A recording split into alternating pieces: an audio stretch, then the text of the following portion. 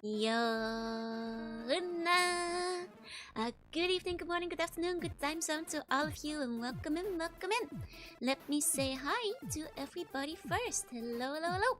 Hey, Theo, congrats on first day, and I boys, I Zoink, I Fenix, I did by your biggest, I Rex, I Umkin. Hello, hello, hello. Hey, News, let's go. Hey, Ketchup, hey, okay, hey, Demon, hey, I'm Rev, sorry to hear about the wasp, hope your foot feels better soon. Hey, Will Whipper, hey, Astrofan, hello, hello, hello. Hey, and Ikio. Hey, SB, hello, hello, hello, hey, Face, hey. Hey, okay, happy time zones, hello, hello, hello, have a great day and good evening. Hi, Amakin, hey, Forsar, hey. Hey, Dip, hey, Annabelle, hello, hello, hello. Hey, Captain, hey, Swiss, hey, Pax, hello, hello, hello. Hey, Falcon, hey, Ersko, hey, Six Shot, hey. Hey, Lambase, hey, CG, hey, Quencher, hey, Epion, hello, hello, hello. Hey, Final, hey, Fake Great, hey, Sneo, hello, hello, hello. Hey, Happy, hey, and good morning. Hey, Quest, hey, go, wait, hey. Hey, Gakuta, konbanwa. And have a good stream. Thank you. Welcome in, everybody. I hope I got everybody there. So, first of all, YouTube says they fixed the issue where half the messages aren't coming through. I hope they did. Apparently one way to get around this is to just like add this or like other random Japanese to your sentence. So if you find your messages are still getting filtered a bunch, then well, I guess that might be a fix. But it seems like things might be better now, so maybe they did fix it. Hey, Whistling, hey, Fluff, hey, Big Buddha, hey, cheeky Civil War time. I mean, at least I see a decent amount of messages coming through, so hopefully, like, the YouTube messages are okay now. Poor Mac Part-Time got completely muted, yup. It sounds like the problem got gradually worse and even started hitting some rather big VTubers, and so people have been experimenting in other places. But so it wasn't just me. Well, we already knew that though. But yeah, you can check if your message went through by either refreshing chat or seeing if it, winds up on the screen overlay. Hey, boss, say hey. Although I just add random words exactly. You can start adding Dutch, You start adding like weetje at the end of the sentence. And then maybe you'll be okay. Hey Loki, hey Zero, hey, howda? No, howda! It has a G. Hey Night, hey Loki, that's the bio. If YouTube's not eating them anymore, may I eat them? Only your own messages, otherwise it would not be fair. And they definitely fixed the audio normalization issue. Oh, that's very strange. But luckily the audio seems fixed then. That's good.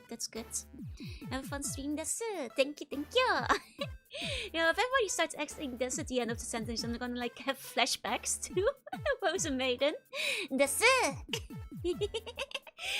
It's gonna bring me back to the old Weep days where, everybody was desuing, Wonder how many of you guys remember that, but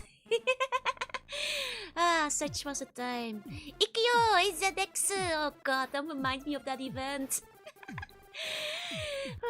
It was so, they really should put an option to either turn off the Overworld, voice lines, or just like reduce them in totality. Because especially in an emotional event, the constant Ikyo is ZX was not appropriate. Quite maddening even. Hey, hey, I'm not old. No, you're not. After all, you're still pretty young, I'm pretty sure, compared to an eldritch creature. Hey, Rakas, say hey. It didn't fix the problem, and sports is virtually non-existent. I mean, it does seem to be that it has fixed the problem so far. So, I was Navi, what was that from? So, Nikkei recently had an event on the train. And whenever you click somewhere on the overworld, it's like characters in Nikkei often like say something, like just a random tagline. But the thing is, to get around that train, because it was quite zoomed in, you had to click quite a lot. And it was quite an emotional event. Very sad. But then like between the stories, you just keep hearing like Ikkyo AZX, Ikkyo AZX, Ikkyo AZX, Ikkyo. And it's drove everybody everybody crazy. Everyone's like, oh my god, I need to do something about this. Hey, Rex, hey. Yeah, I was on par with Navi, worse than Navi, honestly. Need to eat other bundles of fish to keep the competitive edge. Oi! Hey, but hey. That was from an old MNO. No. Not that, though. Like, if we're talking like the Desu stuff, then that was from Rose and Maiden. Which is not anime. Love if they allowed to change the control, but GBF defense is over. I mean, I think like the GB control, it makes sense. Like, they really need to consider the voice lines, because like even in English it's just like, let's go AZX, let's go AZX, it's or something like that. It was quite, or like AZX, let's go. It's just so maddening. Hey, I guess hey, we're definitely more anime on the time with therapeutic characters. I think they definitely stood out a lot more back then. The usual Desu and Aru, etc, etc. Hey, let's say hey, Dr. Bayo. Let's go! More tragedy. That's kind of what it comes down to. Speaking of which, I have actually finally caught up with the story again. For Nikkei, which, by the way, I quite like Neon's new design. Pretty cool. Hey, Nereka, Dekuzaru. Hardcore 3 says Taki fan, yeah. Good choice. And hi, Yafo. Hey. Welcome in. But yeah, I won't give too many spoilers. I do think that they should probably brush up the Live 2D rigging on Anis before they make her a unit. It looks just slightly off.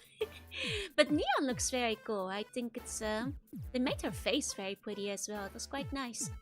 I'm very curious to see where the story goes now. Also finally got like Tochika, like the collab character. Now I still have to get the other one too. But that's okay, there's still like a few weeks left on that event. Hey Frosty, hey, haven't had to use any of my golden tickets yet. No people speedrun event battles and meet later. High chance they kept happy solely to avoid spoiling such an event on the field. Really? Nah, that can't be it, because they've had like mood whiplashes on the field, and like even the other characters on the field will, you know, comment on the things that are happening. It will change the, you know, overall roundings. There's been like, you know, if you look at the anniversary, you know, events with Siren and stuff, there's been like, and Cinderella, there's been definite switches between like moods in the field as you progress. I don't think they're like, you know, preventing spoilers with people's speedrun. Frankly, if you're skipping the story, that's your own problem. That's, you know.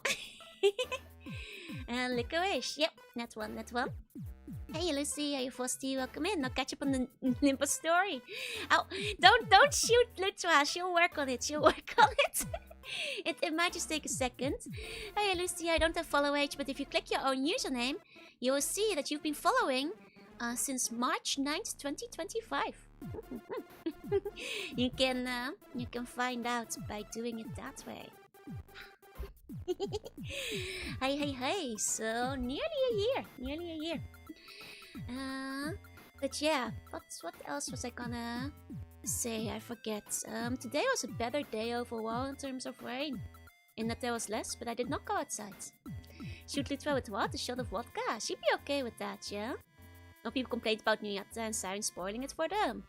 Well, frankly, skill issue. Like, don't just close your eyes, I guess. Like, the game is not gonna, like, you know, compromise on the quality of the storytelling just because some people don't feel like reading. Like, you know, this just...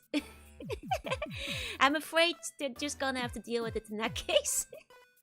How's my voice feeling? It's okay. is okay. Does it sound a bit rough? It was a little bit hoarse yesterday, or rather this morning. And it's been okay overall, you know. It's new immediately as a jet sponsoring Vtuber, of course. Right, frog on toast, following since November 25th, 2024. Nah, I can just click your usernames to see these things. Don't worry. Sounds a little scratchy. Make sure you hydrate tonight. Of course, don't worry. It's a bit scratchy. Mm, like I said yesterday, I still did some recording for a cover for about an hour, a bit longer. And that sometimes takes it a little bit out of my voice. But hey, at least the recording was done. So this is a cover that I'm not personally in charge of. It's one that I was invited to. You know, kind of like Setsunai Omoi. So it won't be on my channel, but it will eventually, you know, appear on somebody else's channel. And then you guys will be able to see it. But because the recording deadline is only this week, so I don't know what the timeline for that is. You know, video mixing, etc., has to be done. So it might not be like, you know, several more months before that releases. But when it does, I'll make sure to tell you guys all about it. You know, I did my best. I gambaru. How's it going? Curse Mermaid indeed. Mermaid took my voice. Hey, Clem. Hey. Speaking of covers, hopefully I will have good news for you guys very soon.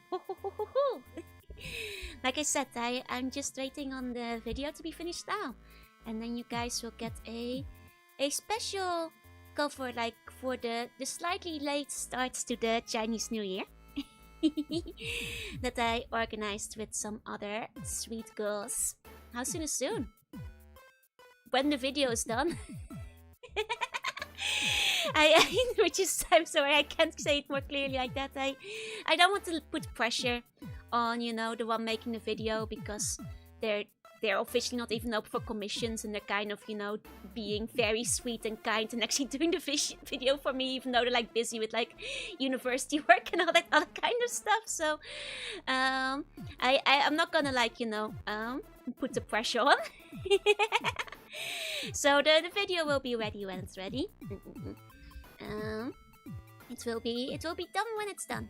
But when it's done, it will hopefully be pretty good. Aha! And so when the video will drop beforehand, of course, we can have the countdown to the cover. I think it will be fun. I hope you guys will like it. It's a, I wonder how many of you guys will know it. It's a somewhat classic song, like among the, you know, Vocaloid classics. So maybe some of you guys will be aware of it. But I guess it's a matter of time. We'll just have to see. But I'll be rather excited when it comes out. So I hope you guys will be too. With a bit of luck, maybe even this weekend. Who knows? We'll see. Other than that, did I have any news for today? No. I'm drawing a blank. That's all the news I had. Teasing, looking forward to it. Well, it's because I'm excited for it too, you know. Hope you got the reference for the final countdown, like the song? Yeah. The final countdown. No cool dream. Usually, unless I make an actual effort to remember my dreams, I kind of forget. I think this is one of those like funky dreams that was set in boarding school, but like not quite. And like at the same time, I'm like, wait, if I'm back at school, then am I not getting fired from my job for which I need to, you know, do my work and check in tomorrow? That's how a lot of, you know how you get those back in school dreams? Like they've started like switching to like me being like back in school for whatever reason, and then also being like, wait, but I have a job. How am I balancing this? Am I still in school? But wait, I have to do my work though. If I'm at school, then who was work? It's usually how those dreams go. You're back to school? I'm not. We were talking dreams. Hey, lollipop, hey. But those too, yeah. And then it's like, am I supposed to like? Do I have my laptop in the boarding school with me? Am I skipping classes to do work from boarding school and living like a double life where I'm like pretending to go to class and also do work at the same time? I'm like, I graduate, why am I here? If I'm work, then who was school? it's I used to have the dreams where it's just like I am back in school for whatever reason because they somehow removed my degree and now I have to do it again because I missed the class or something. But they've kind of slowly developed into like, if I'm at school, then who was work? Those dreams back in high school, even middle school. I've had dreams when I'm back in high school but still in university. Yeah, it's kind of like that because then I'll be like, back in boarding school and I'll be in like the room and I'll be like, wait, I have classes today, but if I have classes, won't they notice that I haven't done my 8 hours of work today? I'm like stressing out, trying to do both of them at the same time. Hey, fucker, where's your toilet pass? Not a thing in the Netherlands or the UK, to my knowledge, actually. I have Mermaid on my screen. Am I cursed? Yeah. Hey, fucker. Hey. The dream stopped after I got my current job. For me, no. It's been not such a long time. I still get school dreams. I guess that boarding school is just a location that works well for dreams or something. I don't know. They are slowly like, from the 2 boarding schools I've been to, last night's dream was neither of them. It was just like the vague concept of a boarding school. So maybe they're like transforming into like a more abstract concept of a school these days. Well, then one or the other. It usually is set in the first one, but it's a dream that I was walking about ended at my old high school. Oh man, you lost your shirt. I was in a weird horror game setting with my dream. Ooh, that could have been scary actually. And oh, that was a mistake. You have to start all school over. I've had those so often. They're the worst. It's like in your dream, it's like, oh, I'm sorry. You accidentally didn't finish this class and you have to redo your entire degree. Or like, you have to go back to school. There was a mistake. You have to do it again. I'm like, no.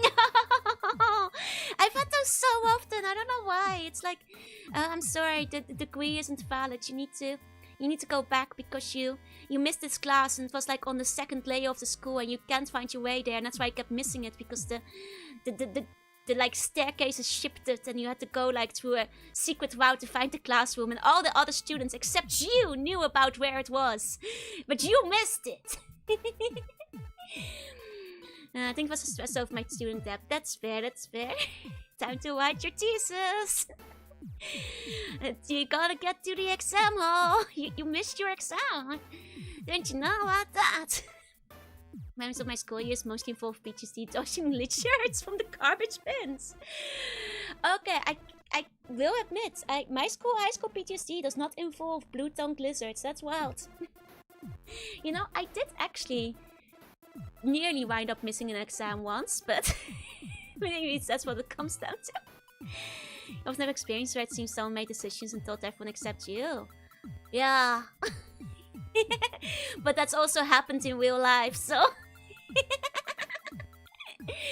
Those nightmares are somehow real tame, but also real evil. The thing is, my untamed evil nightmares, I can usually... I have trained myself mentally to be the strongest warrior in the entire universe.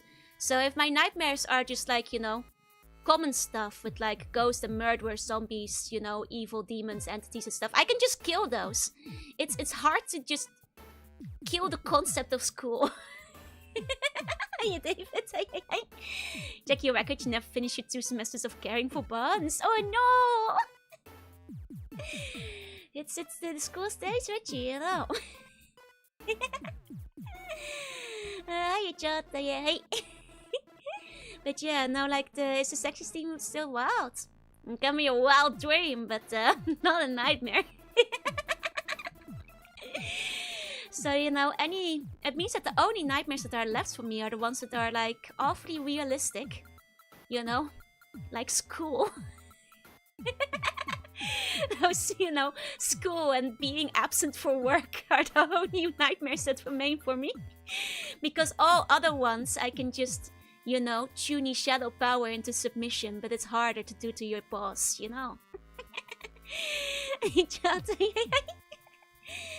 That's the big difference. Did miss work the other week. I called in. What about Snake Jill? Yeah, I did get put into snake jail. That was messed up. That I think, you know, I couldn't fight back against snake jail because that was an authority. Yeah, no, I can't, you know, get into intergalactic trouble with the authorities. Should become my own boss and there's nothing stopping me. Name from being absent of work, the peace place of its own. I mean, isn't that a common, like, dream? It's weird because I barely ever have needed to go into the office, but I still sometimes have dreams of going into the office. But because I've been in the office so little, whenever I go into the office in my dreams, it's like a massive, nearly arena-like building with like crisscrossing, confusing stairs across like hundreds of floors, where I have to traverse elevators and staircases up like these labyrinthine, like interior workspaces till I find the place where like my desk is, and I am like desperately trying to get there on time, which is wild because like I that's not what the office looks like, and I haven't even needed to be there all that often. I work from home. Snake Geo and Fate? Nah, in real life. Hey, Punisher, hey, Space, hey. By which I mean in the Snake universe, yeah? Time to bring back the Snake prison nightmares over white to real stuff. Honestly, better that way, you know. It's keeping us all safe and not stark in war. I didn't want the snakes to attack you guys.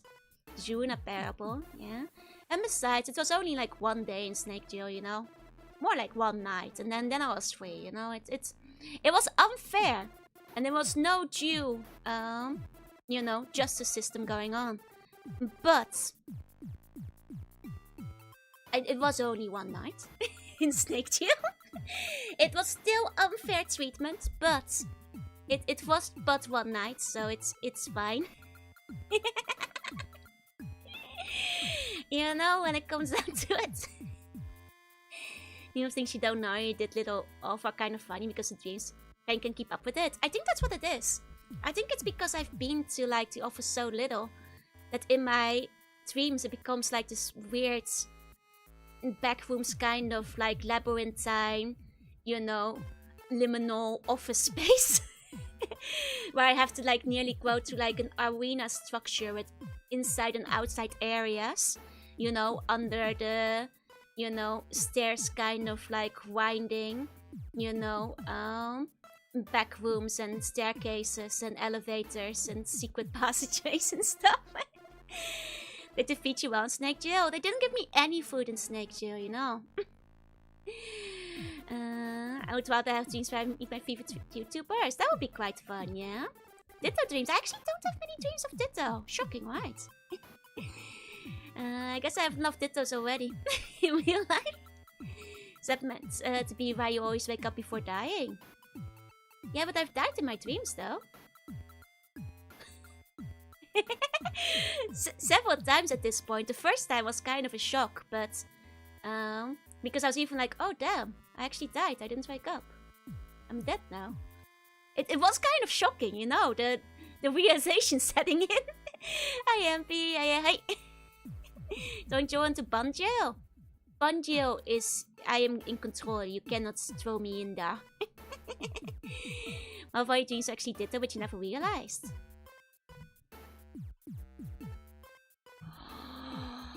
What if? Ever dream about dead games? Yeah, why do you think I'm a 10-time dead game winner?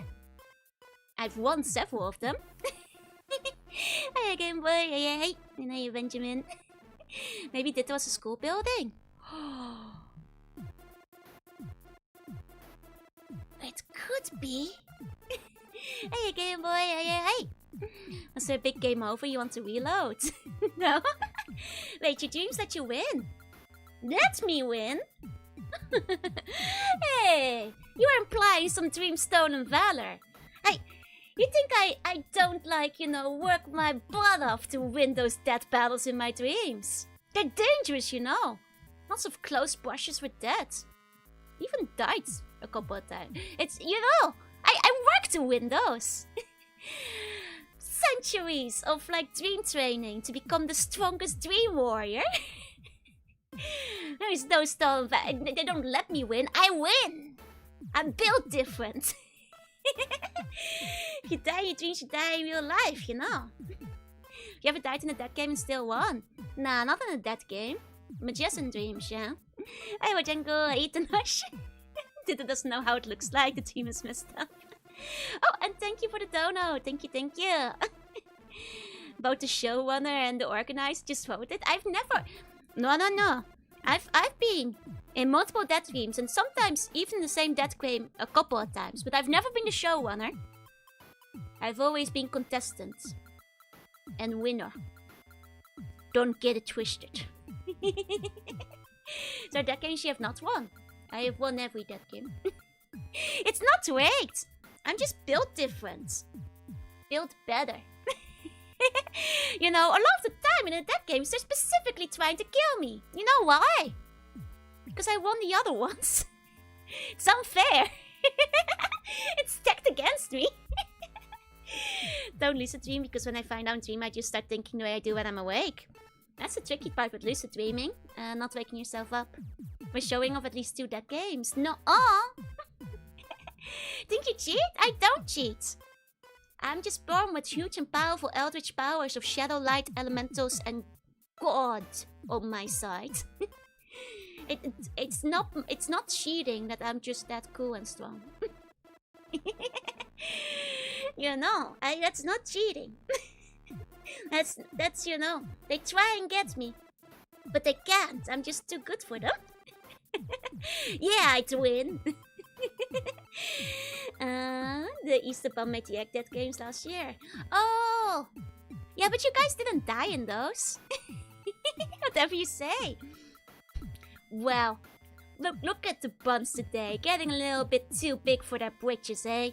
Remember who's keeping you safe. Remember who's keeping you safe from dead games and evil threats from outer space. Sure, it's unfair that compared to the other contestants, I have like God mode powers and like infinite eldritch abilities. But I'm saving the universe, so you should be grateful, okay? We need enough, but the egg did, yeah.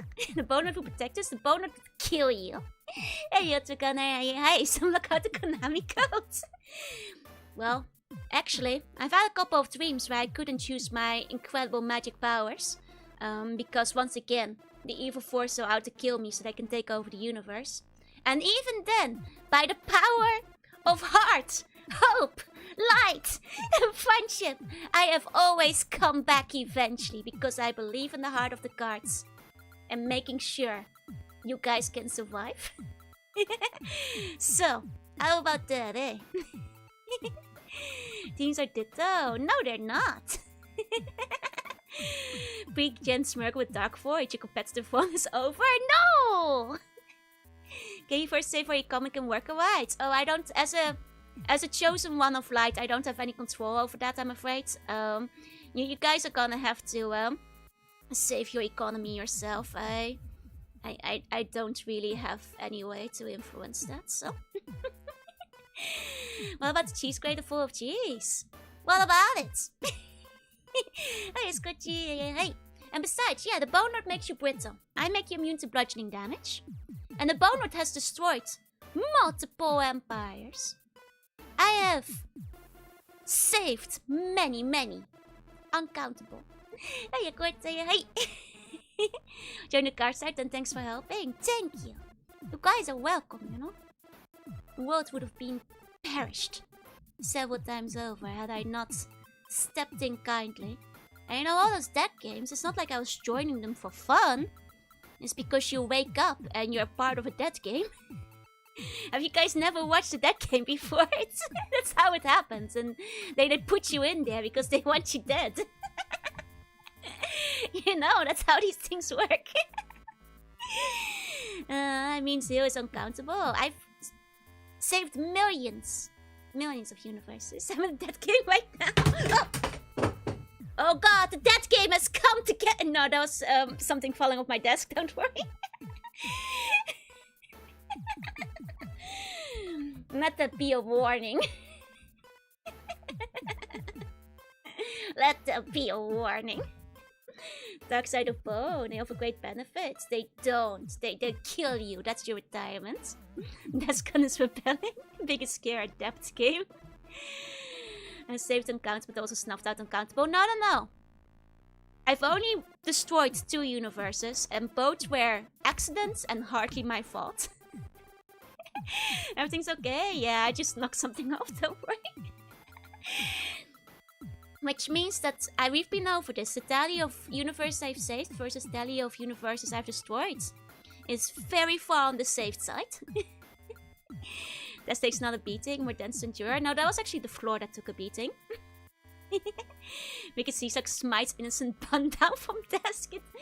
It was it was just the arm that I put like the camera on for like when I did the unpacking of these boxes the other time. I think she knocked over a universe. It was the arm! It was the camera arm that I used for unboxing the lucky bags. You ever gotten in that game while the players couldn't kill you by pure strength? They had to follow the game rules. How far do you think you could make it? I'd win.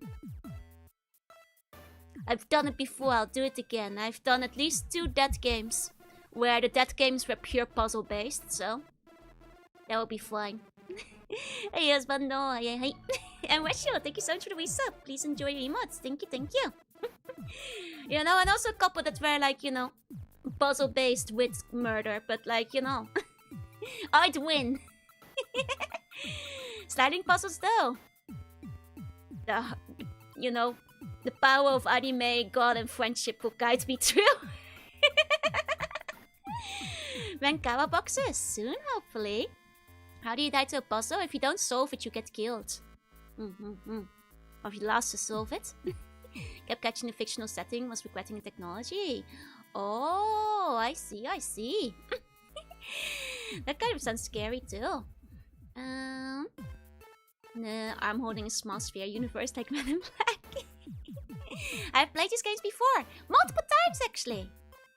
A couple of times. I respawned in the same dead game. I was like, wait, I've been here before. Don't worry, other contestants. I know the way out of here. I know the way through the saw traps too.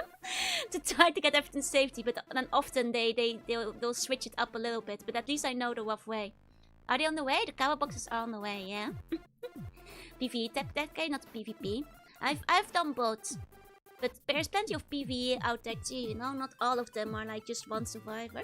But you met yourself in a dead game after being sent through time space. Maybe I'd keys.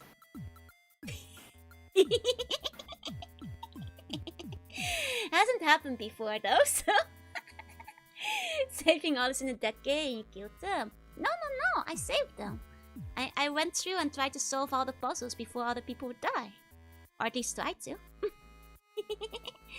You know, not you guys.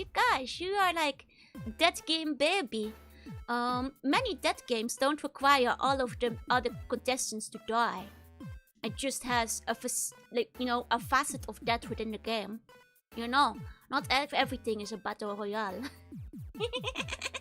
You guys, you are like baby. Listen, many dead games are like a saw trap where you can escape with everybody alive if you do it right. If you already died to me spawn, does mean you're already disqualified. No. When I died in my dream, it wasn't within a dead game. That was just when I was fighting the force of evil. And like one time I got shot in my dream and it was very tragic. And I could see my allies and friends as they were, you know, not able to hold it off. And I was like, no, I'm not done here. I must come back. And then through the power of friendship, I revived. So, hey, Owen, hey. It was very tragic, very dramatic. And the other time that I died, the universe exploded. So that universe was lost, I'm sorry. I had to respawn in a new universe. Always win the dead games because I have infinite respawns. No. That seems so very tuning. I mean, of course. I have a duty to do. She will solve the puzzle. She might destroy a few universes and continuity, but she solved the puzzle. I will do what is necessary to keep you guys safe. Not the main character in my dreams, at least normal character participant. Well, that's fine. You know, it's quite stressful to always have to be saving the universe. You wake up tired sometimes, you know. All the chases, all the running, all the fighting back.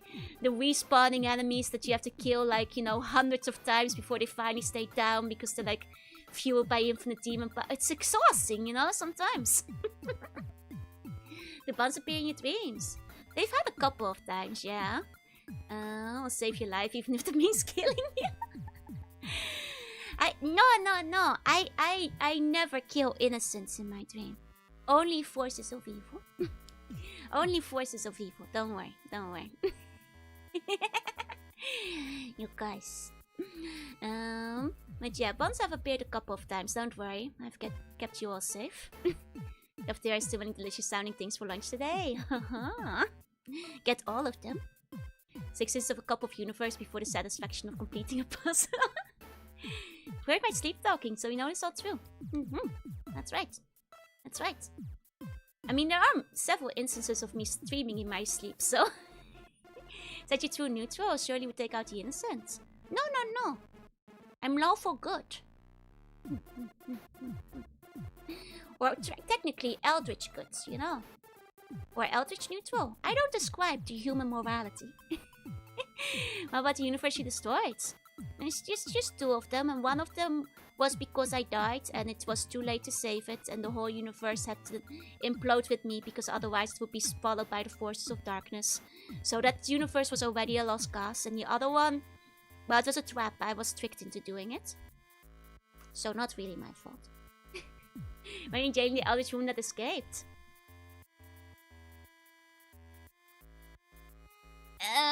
I'm still working on that. You know, sometimes it's like a season, you know, like a season of an anime.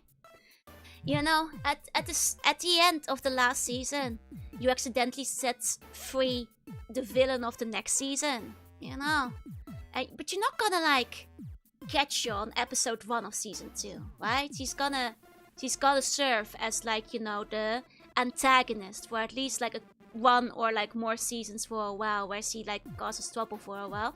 You know, you gotta, you know, wipe out the underlings. You know, you're not just gonna fight the big boss immediately. No. That's bad storytelling. Wasn't there was a big red button? You just had to push it. No. I got lured out into the open ocean where there was a call of evil where, you know, I was told that I had to, like, you know, destroy it. But in destroying it, I touched the big tower, and then the tower reversed gravity. And then everybody flew into the sun. But that was a trick! I thought I was helping save the world. Because big evil was in the ocean, so... Not my fault. It was a trap.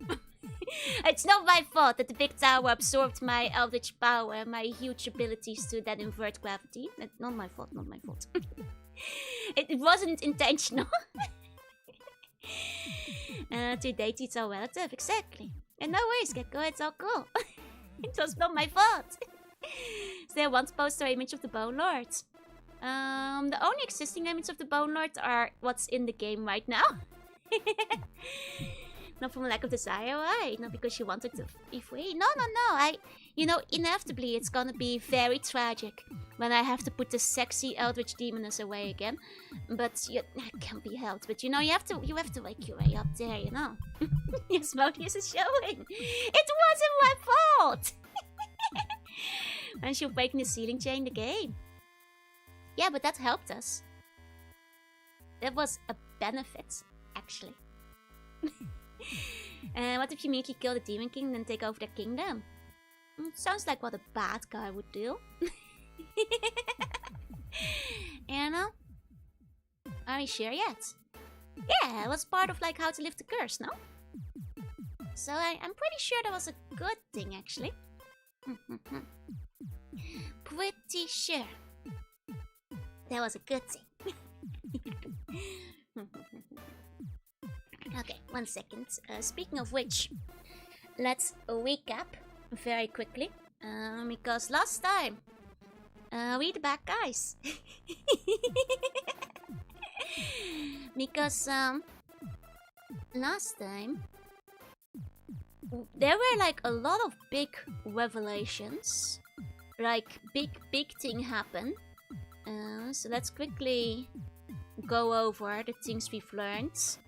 I think most pressingly, Yuza. We've learned big things about Yuza. First of all, he is also immortal. So, 5 years ago, when he died together with his parents and fell off the ship, the mermaid saved him and presumably like fed him some mermaid meat and made him immortal.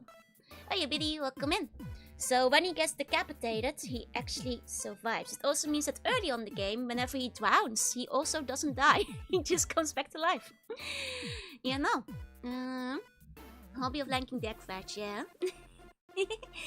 So that's the big reveal from last time. Also, let me think. Because like basically we couldn't. Mother was close friends with the mermaid. Yes.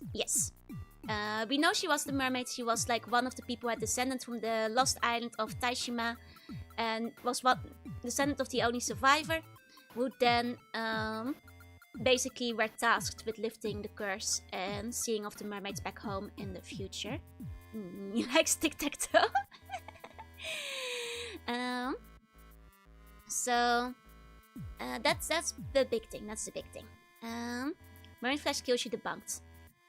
No, it still kills you. It still kills you. So he is immortal. But we couldn't stop the murders, so everybody still got murdered. And it basically meant that he is the only survivor. So at the end of the one bad ending, he presumably gets arrested by the police, made to help lift the curse, and then he'll spend the next few centuries in the eternal suspension chamber. Because that's what they do with immortals. They put them in suspension for centuries till they die. Kind of rough. Hey, cousin, hey. Why is the tic-tac-toe on his shirt? For protection. It's the same endowment symbols. If you just have a big smooch with the mermaid and then bind down, you might become immortal, who knows? Yeah, the reviews we got also we can touchlight the beach thing. Yes, that was probably in the good ending we haven't made yet. And did not even suggest you would have a home theater and James, yep. You're bumped. No, once again, it's the stars of like Seiman and Doman. They're two Japanese symbols that have to do with like Onmyo and protection. And it's not the Star of David, it has a different meaning. In this case, they go over it in the game. It's also a pentagram, does not have 6 points. Hey, Makia, hey. So, next up, Sato! There we go. So our last memory, yeah, because he presumably dies the day after. Sato turns out to be also immortal, and basically 800 years old. She has 2 days left to live, and that's why the police let her go. Turns out that the big guy who's behind the killings is probably her lost lover who shared mermaid flesh with her 800 years ago as well. And his demands were basically that if she doesn't hand him over, he'll kill everybody on the island in a bad ending. She goes together with the assassin who's working for him. The assassin being our tomboy girlfriend, unfortunately. There we go. Unfortunately, our tomboy girlfriend is a terrible, insane murderer. I'm not sure if we can fix her. She has committed many murders. We have a girlfriend, we do in my heart. She cannot be fixed, unfortunately. She killed many people. Sorry, you guys. I can fix her. I'm not sure if we can. She did it because she wants to be recognized. I guess maybe she has a crush on the real killer who's behind it. Yeah, she's kind of yandere for a more evil ancient samurai. So it's a big darn shame. She didn't just kill Sato and Yusa and then take Sato with her. She also killed Azami and Tsukasa. Not very nice of her. And we need to be fixed. It was pretty bad. It was pretty bad, you guys. It was pretty bad. There was nothing we could do. And then finally we did suspect that the evil guy behind the whole shebang was in fact this dude, Ikoma, because, well, the clues are pointing to him.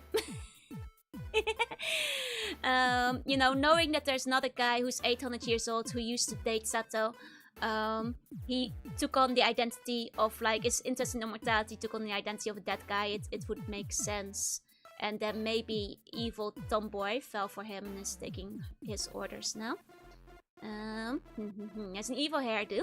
Attempt to Ikemen Waldo. He was very sad as everybody around him started dying, but he hasn't had much relevance beyond saying that he would help Sato. Hey, my friend, hey.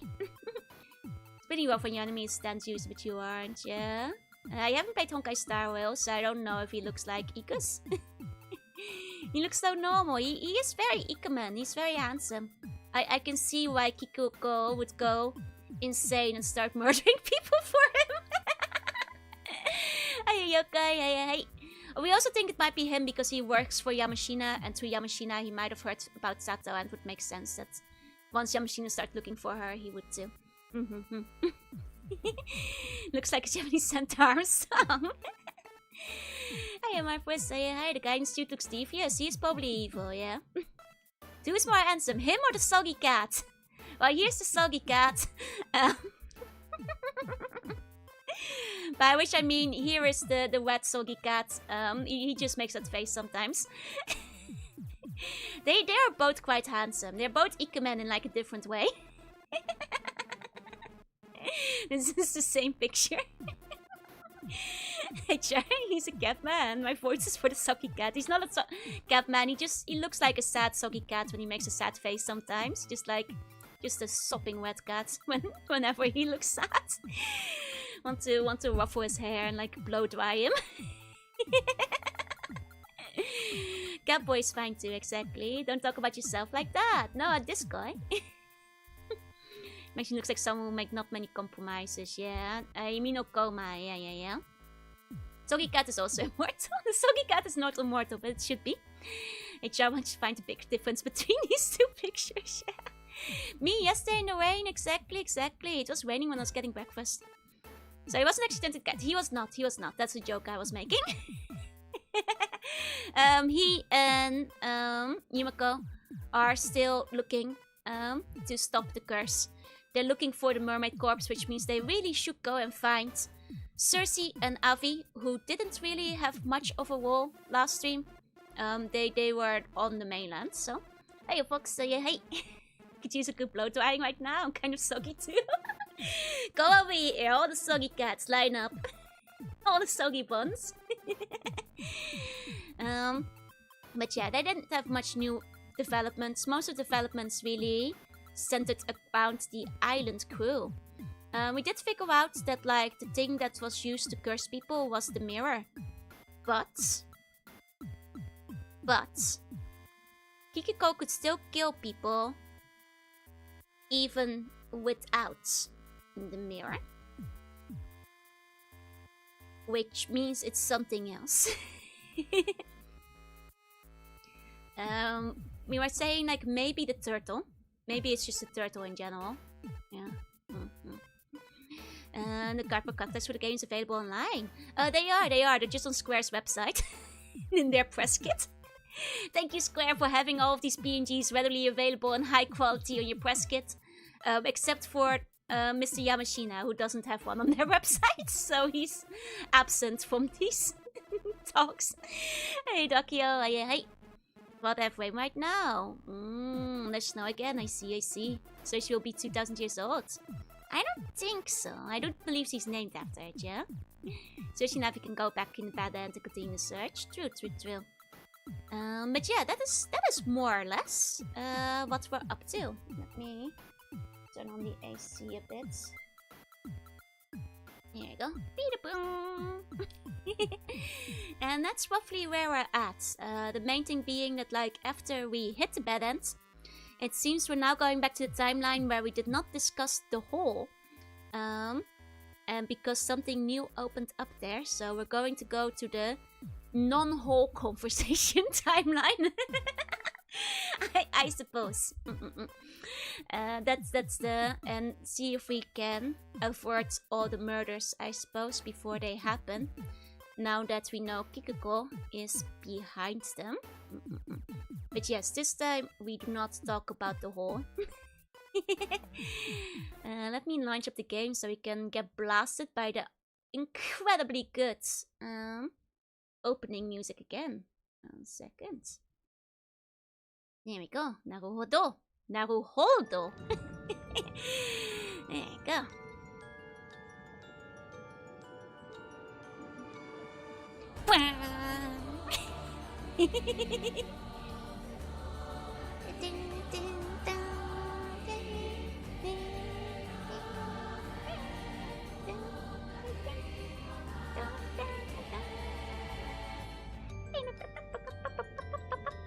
It's so good!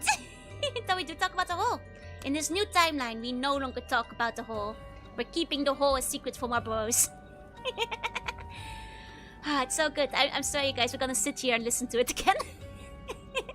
You know, we're just gonna be listening to it one time through. It's just that good, you know. I'm gonna turn up the jams. Here we go. Get ready.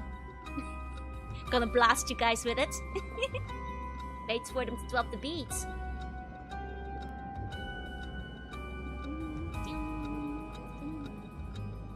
So I can find a positive choir for the music. Right.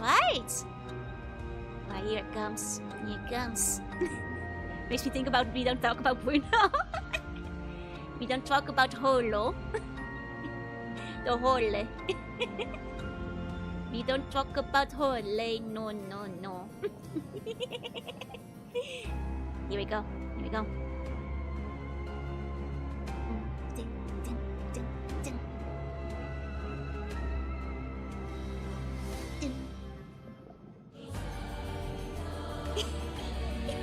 I just love the choir. It's so good.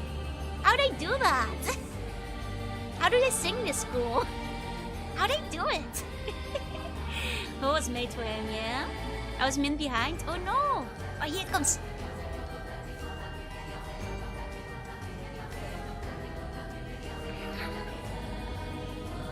It's gotta be a real choir. No, it sounds so good. It sounds so good. Man. Here it comes again.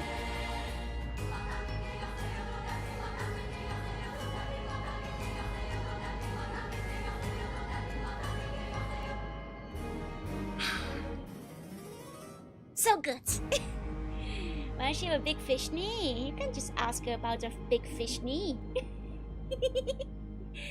Some people did say it sounded like Dark Souls music. She play Artonalikyo. Ooh, that's similar stuff. Okay. Like quite maybe 8 to 12.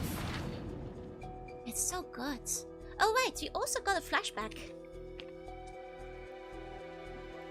We got a flashback at the beginning of the timeline from the looks of it. Of Yusa talking to Sato. Approximately 1 month ago. Oh, okay. So maybe this is their first meeting. Interesting.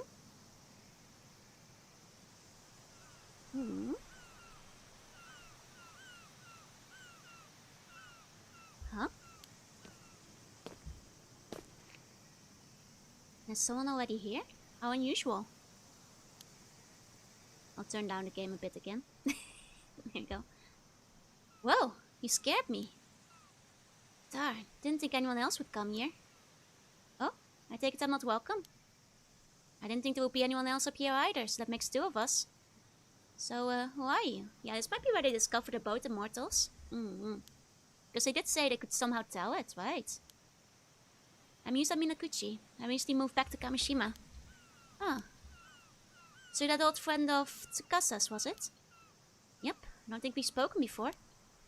You're Satoshi Anami, right? Mr. Wakamura's relative. Nice to meet you. Wait, how do you know who I am? That's kinda creepy. Pretty much the talk of the town. Sure, almost everyone here knows who you are. Is that so? I'd rather not stand out. It's a small island. Word spreads quick about who comes and goes. Sorry, but could you leave me be? I don't feel like talking to anyone. I see. Well, I just came here to enjoy the view alone. I'll just be over here looking at the sea, so I won't be a bother. That work for you? Fine. Got off on a interesting foot together. Okay. You can see all the way across the Hatsumi Peninsula and Aichi from here. I heard this observation post was originally made to oversee Harako on the opposite shore. That makes sense that it will be built somewhere with a clear view of the area. No gatekeeping the view. Gotta go now. Have a good day at work. Thanks for coming by. And we leave off with the 2 investigators at the beach. That was just the end of the route. That's just where it ended. It was like an epilogue. Presumably he then gets put in the eternal suspension chamber. Can you tell who the immortals are? Apparently, yeah. Got to remind you to hide the bump burp sticker. It's okay, I didn't have the time today. And no way, speakers, have a good meeting. You can see all the way from Isabay out towards the NCC from here. It's a great view. Doesn't mean I want to share it with anyone. Thankfully, most of the islanders don't come up here that often, so I sometimes come here to invite.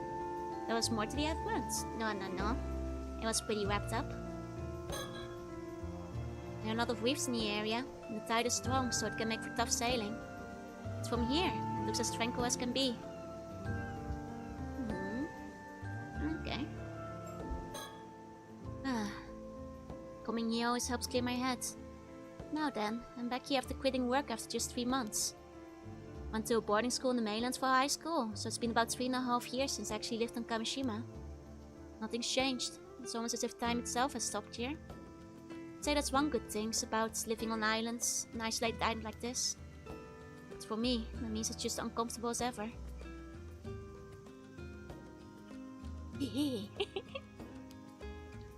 Ever since the disaster 5 years ago, people here haven't exactly been subtle about avoiding me. Maybe it's a good time as any to start seriously looking into my mom. Oh, bird! Bird alert, you guys! Look for birds. Seems like a good place for a bird, but maybe Sato's standing in front of it. Sato Shiranami. I hear she's a relative of Mr. Wakamura's who will be staying with him for a while. Apparently no one's heard of her, so the island rumor mill has been working overtime since she arrived. Things have calmed down a bit now, but when she first showed up, she knew so little about how things worked that the gossip was that she was some sort of sheltered princess. Had she been raised by animals? Even now, she spends most of her time cooped up at Wakamura, so the mystery has only grown. Guess it doesn't really matter though.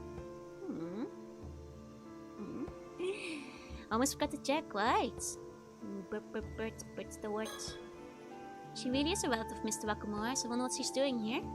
She's 17, just like Tsukasa, but doesn't seem like she goes to school. Guess doesn't really matter though. I guess like a small island like this might not have a school, and that's why everybody goes to school off the island. Hey, Otter Black, say hey. Now to have a better look at her, she's really tall. Maybe even taller than Azami, and he's 173. By the way, you guys, I saw an interview. Hi, Adam. Her official height is 175, which is as tall as I am. And also apparently the game dev likes tall ladies. Based, by the way. And he originally wants to make her 180. But the rest of the dev team was cowards and told him to make her shorter. So we were cheated out of 180 centimeters. Sato.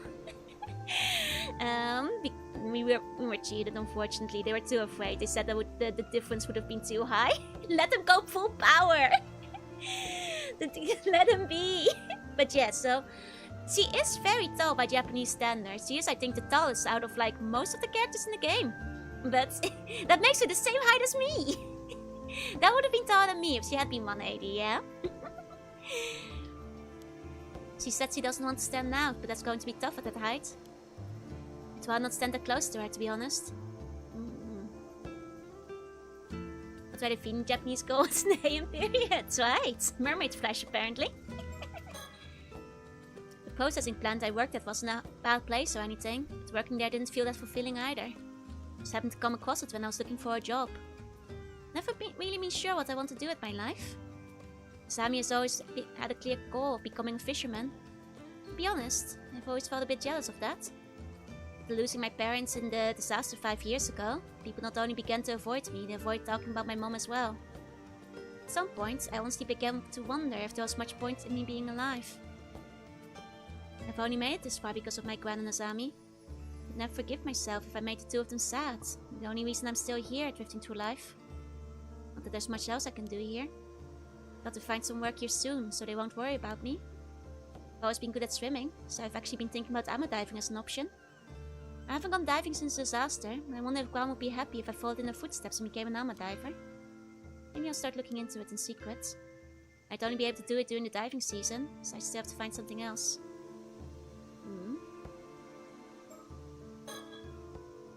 She's been staring at the southern sea this whole time. Could be she sees something out there. Hey, bully. I mean, she was imprisoned back there, so don't magnify her cakes. I'm not. Would have checked the top of the pole. I mean, there's no climbing in this game, so that I don't. Oh wait, there is like we can look at the west spot though. They build a west spot for any tourists who come up here, but doesn't see much use. I'd go to this west spot as a tourist. Seems very lovely, actually. Hey, woman, say hi.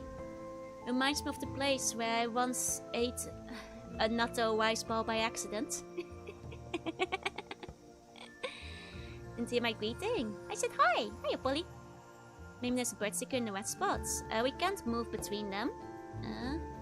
The game moves us, we don't move ourselves. So if we don't see a bird in our direction, then we cannot go to it right now. Much like we cannot like climb the tower or anything. Okay. I said I wouldn't bother her. I should stop staring already. Elgo is basically imprisoned on the sea for 800 years. You see Jorunna. You should ask if she's me. Jorunna isn't imprisoned. I'm the one who hid from humanity. After the Bone Lords destroyed my empire, hey! I originally came back here to take care of Graham after her injury. But her condition improved a lot recently. She can walk around by herself now. She has even been handling the cleaning and laundry. I'd be surprised if she said she was planning to go back to diving. The Mishima women sure are made of sterner stuff.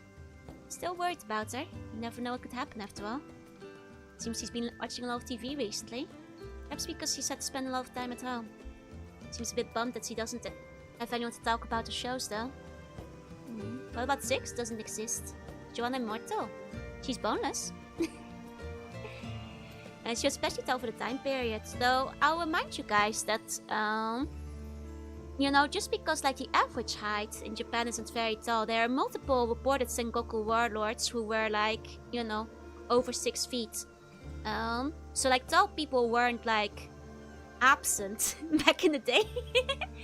You know, there are several, you know, that have been recorded to be in like, you know, the 170 to 190 range. There's some tall people of the era too, and she was a princess, so she would have actually been well fed. Her father was likely a huge man, exactly, especially among like the warlords and the royalty.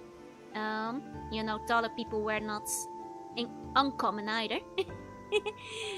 You know, it would still not be common, but it would not be absent, you know. People forget, you know, sometimes. Should of course bone it with osteoporosis. That's what we should do. She even got a piece of mermaid flesh, yeah. And Jorunna has never been punished. Azabi was really happy to hear that I was coming back to Kamishima. He even helped make sure my return would go as smoothly as possible. Can't thank him enough. He's a true friend.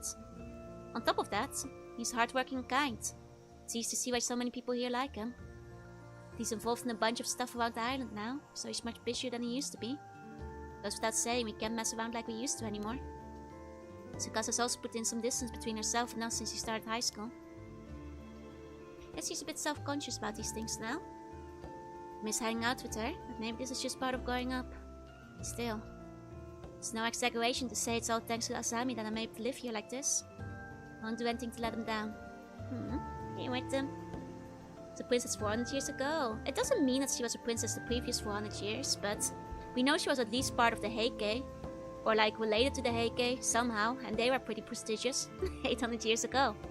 Is Genshin a tall Bashonen or a short king? He's actually pretty tall. Not the tallest, like, there are taller ones, but... Hiya, Devil, hiya. His last dream, it sounds like she's that beautiful princess from the old story. Yep, that's been confirmed, that she was indeed Princess Hatsune that was sacrificed to keep the seal away. Now you got bored, hiya. Right then. Time to think of how to make my own way through life from now on. Sure, I have plenty of time, but I don't want to be a burden for any longer than I have to be. On the contrary, if there's some way for me to make a graceful exit and draw the curtains on it all, then that would be for the best. The same thought's been lurking in my mind ever since that day. What's the point in living if I'm just going to cause trouble for Gran and Abasami? I wonder, even if it's not outside stated, I wonder if he might have tried to kill himself and that's how he realized he was immortal. Because otherwise you wouldn't find out. Time to think of how to make my own way through life from now on. Like it could be very subtle that they're hinting at that here, but... Imagine living 800 years and still being directionless. It could happen. Could happen to you. It's not gonna get shorter exactly. Your spine won't get compressed. Oh! Oh my god! He's right there!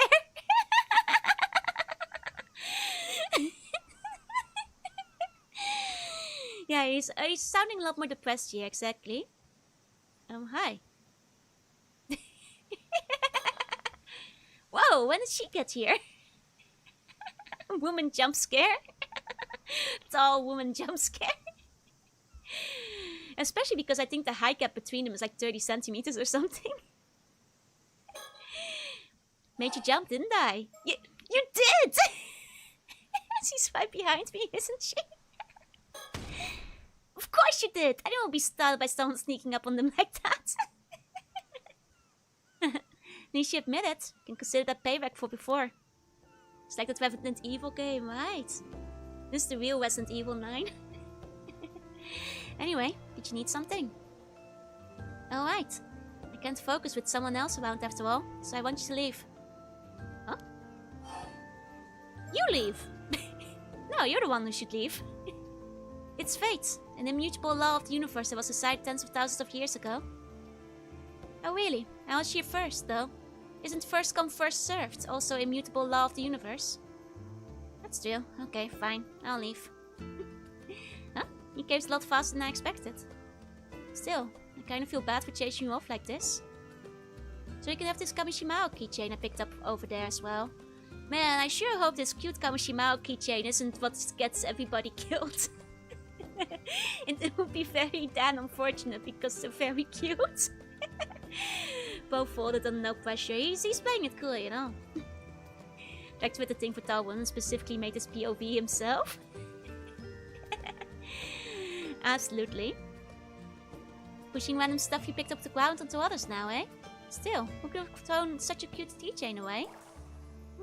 Oh, she picked it up from the ground. Nah, you didn't do anything wrong. But since you're offering... Okay. It means he kept it close the whole time, though. That's true, that's true. I'll be on my way as promised then. Sorry for the interruption. Sure. Huh? I see. So that's how it is. Is something wrong? Oh, she can tell he's immortal, right? No, I was just thinking it must be pretty rough. Yep, pretty rough, alright. It's none of my business, though. Bye. Whoa. How am I supposed to just walk away after you say cryptic stuff like that? If no answers are forthcoming, I'll simply have to be on my way. Later. Completely harmless turtle. Is the turtle harmless, though? Okay, so that's when they first met. So you can at very least tell he's immortal. They're kind of cute together, though. I'd ship it. Okay. And just went peace out. Meet himself walking away. Yup. He's fading out. Okay. Well, the thing is, this one at least ends in a nice summer holiday. So this might be the good path to go upon. They are both oddballs, that's true. Okay. The storyline where we do not talk about the whole. So, what's this important thing you have to do, Yusa? Sounds like it must be a pretty big deal. It is. I just hope you'll believe me. Listen. And don't fly off the handle. I mean, it would be double tragic because they're both cursed immortals. Oh. Please forgive the interruption. I have an important announcement to make. The moment you have been waiting for has arrived. Everything is ready for you to proceed. On August 7th, upon returning to Kamishima after his dive, Yusa Minakuchi embarks on the fight of a lifetime.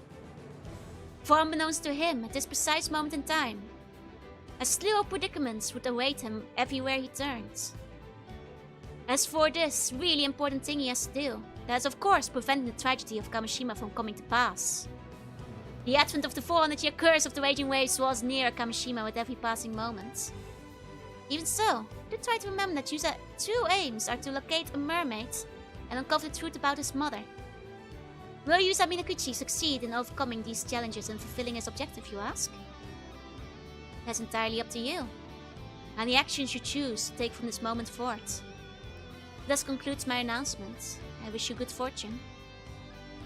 Okay.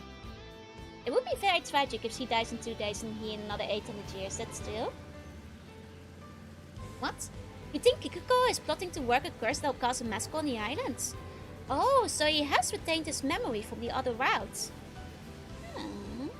He's the Windows update. One of the storytellers, the husband of the psychic detective. Oh, that could be quite interesting, actually. Considering her husband is supposed to be very powerful. But more interesting, this guy. He remembered from the other routes? Huh. You think Kiko is plotting to work a curse that'll cause a massacre on the islands? Yes, you might find it hard to believe, but I'm sure about this. You're going to have to give me a second to take this in. It's way heavier than I was expecting. I mean, a curse? I know I told you about the Tomokazuki and all, but... Oh wait, this is the route where I tell him about the hole. Okay, so the bad end is the one where we didn't tell him about the hole. Okay. Here's a shifter after all. Okay, wait. This is the whole timeline. Do you think the ghost told him? Do you guys think the ghost told him? Like the Tomokazuki, because the Tomokazuki was him. Right. Well, if the Tomokazuki is him from the alternate timeline, from the future where the bad end was. Yeah, the first bad end was us not telling him about the hole. So now, okay, so maybe the Tomokazuki, yeah, he saw the flash forwards.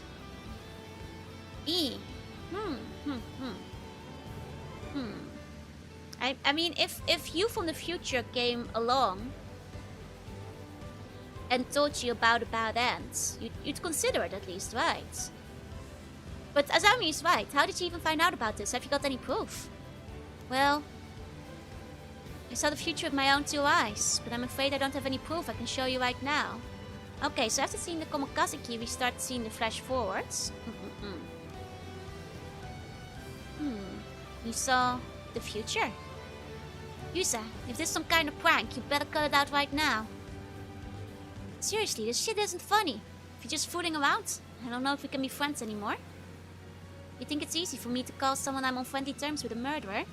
Couldn't say something like this unless I was that certain. I need you to trust me on this, Azami, before it's too late. Oh man, you're not making this easy, Yusa. No, I understand. I won't ask you to believe me until I can present you with solid proof. Until then, I still need your help. I can't just sit back and let this happen. Okay, I won't try to stop you, but I'm not doing anything drastic till I'm sure we're doing the right thing. So I need to hear. Thanks, Azami. It's for real. What's coming into you, Yusa? What do you mean? I know you're headstrong and all, but this is way beyond what I'd expect from you. It's like you're a totally different person. Oh, what a sneaky little smile. Come on, you're exaggerating. I'm the same old Yusa I've always been. Did the Tomokazuki replace him? Hey, Ovaria, say hi. Mermaid's Hunt is going well. It's getting intriguing. The music should convince you, right?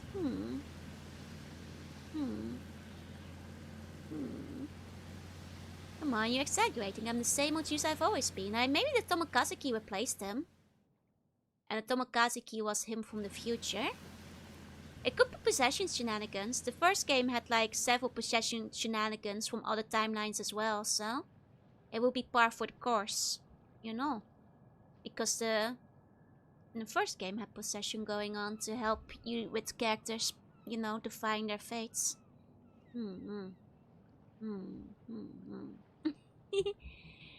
not preventing the curse. I mean, sure, his goals are to find a mermaid and find out what happened to his mom, but I'm sure he would still like if all his friends didn't die. You know, I'm sure he'd appreciate that too. Huh? What are you two doing here? And what's with that get-up, Yusa? Don't tell me you've been diving. Yeah, exactly, and by removing the curse he can get to the mermaids and probably find out what happened to his mom. Who's intertwined with it. Kiko, do you have a minute? I heard you were heading out to the northern shore to fish in the bay today, so I came out to find you. Why'd you hear that? How did you decide that this morning? Didn't even tell anyone? Suspicious. Not safe. Feel like she might kill me. I mean, he did say, like, Yusa, you don't seem like a different person, so it could be a possession thing. Yeah, I think, like, Epilogue Yusa's consciousness might have been sent back instead of being fought. That's possible. Maybe the police have, like, abilities to send, like... They are psychic, after all. On the northern side of Kamishima, not many people come here to fish. No birds. Oh, hey! He's got one of them too. Now we're gonna stop her from becoming crazy by marrying her, yeah. Wait, you saw a bird? Where'd you see a bird? Bird! Oh, well spotted. Well spotted. I overlooked that one at first. Mimicum minus. Minish. Nice spot. That one's in a sneaky position. Good looking. Okay. I can tell Asami's trying to believe in me. It's a good start at least. Yusa, are you sure about this? Just so it's clear, I'm leaving the talking to you. Don't worry, I know what I'm doing. Tomokazuki came from a deep hole. What if that's also a place where the government buried sealed them? Could be. If that's like where they sealed him away. And then he came back to like warn him. It's not impossible, honestly. Kiko is looking at us suspiciously. Guess that's to be expected. Be surprised they're here alone after all. Well, what's this all about? I just want to talk. If you just want to talk, I can wait after I'm done fishing.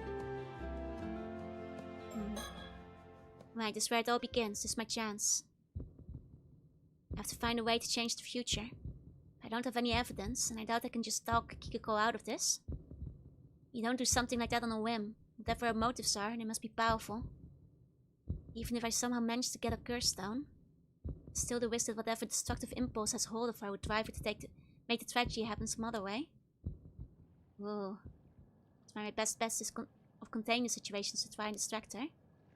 Going to change the future, one step at a time. It's no rush.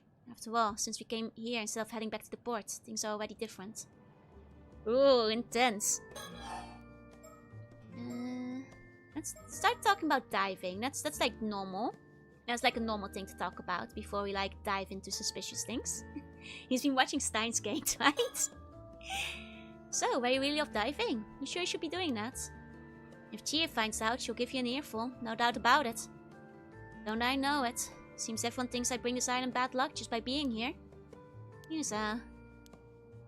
Well, sure, some folks might say that, but it's not as if you've done anything to deserve that kind of talk. I don't see a problem with you becoming an ama diver myself. I appreciate that. Just today, plenty of folks told me not to go diving because a storm's on its way. When they don't talk sense, I just ignore them, and so should you. I might be wondering, are you unhappy on the island, Kiko? Huh? What makes you think that? I don't know, I just get the feeling you're not planning to stay here as an ama diver forever. You normally play the fool, but turns out you're pretty sharp, Yuza. Truth is, I can't help thinking of the future. You can earn a decent living as an amateur diver if you know what you're doing. All these old rules and customs tend to get in the way. I've been trying to change them here and there, but it's no good. Everyone's too stubborn to listen. I see, no luck, huh? Mark my words, nothing's ever going to change around here. And just between you and me. As much as I love being surrounded by nature on this island, the culture here just isn't for me. So that's how you feel. Honestly, I'm about ready to break ties with this place. Not anyone else needs to know that. Don't go spreading it around now. Future involves a lot of murder for the guy she wants to acknowledge her. So how's the multiple timeline thing work? You can pick the different story jumping in points from the story chart. Frankly, I had no idea you were so interested in diving, Yuza. You've been passing Kamishima Maru hand mirrors around to everyone, right? Yeah, I have. Sounds like someone keeps their ear to the ground. So, how many have you given out? Who's got one already? I don't know. I haven't kept track or anything. If I had to guess, I'd reckon it'd be about 20 or so. Why though? You want one too? If so, I'll get one to you later. Oh, no thanks. Don't worry about it. Yeah, bit of overreaction to murder everyone. Turns to murder because he can't get enough for missing. No, she turns to murder because she wants the approval of a guy. So, and probably that guy might be promising her to get off the island or something. Marry her, make her rich, I'm not sure. Was any use for the diving level so far, apart from the 2 gifts we got through diving? There's a lot of different dialogue. I presume that diving is obligatory to lift the seal, which seems to be a requirement for lifting the curse. There are 4 stickers on the ocean too, and it's at least on the ludo narrative level. It was also an indicator to make you figure out that Yuza was immortal. It's also where you had to find the Tomokazu key for story reasons, and that's the main things. You don't want a murder mirror? I kind of do. It's kind of cute. Suit yourself. They're pretty sweet little items, if I do say so myself. Okay. So Kiko, when you left the island, she did some kind of office work, right? Oh, that's true and all, but why are you asking? I was wondering if you might have preferred your life back then. I mean, you must have had more opportunities to meet people, go out on dates and all that. Stop right there, as if I don't hear enough of that as this. What's it got to do with you anyway? Sorry, I didn't mean to pry. I was just wondering if you still kept in contact with anyone. Sure, a few people, just a few. Would you say any of them had a big influence on you? Huh? Seriously, what's all this about? Nothing, really. I was just curious. Trying to see if, the other guy might have seduced her, I guess. I was getting hung by a samurai for a little cute accessory, right? Listen, working for a company wasn't exactly a huge break in my career. All I did was pour tea and answer the phone. Anyway, Yuza. Did you really come all the way out here just to chat? Something like that. But I've wasted enough of your time. Thanks for hearing me out. Come on, Azami. Let's go. If you're sure. See you later, Kiko. Is he onto us? He's not very subtle about it. Is she onto us?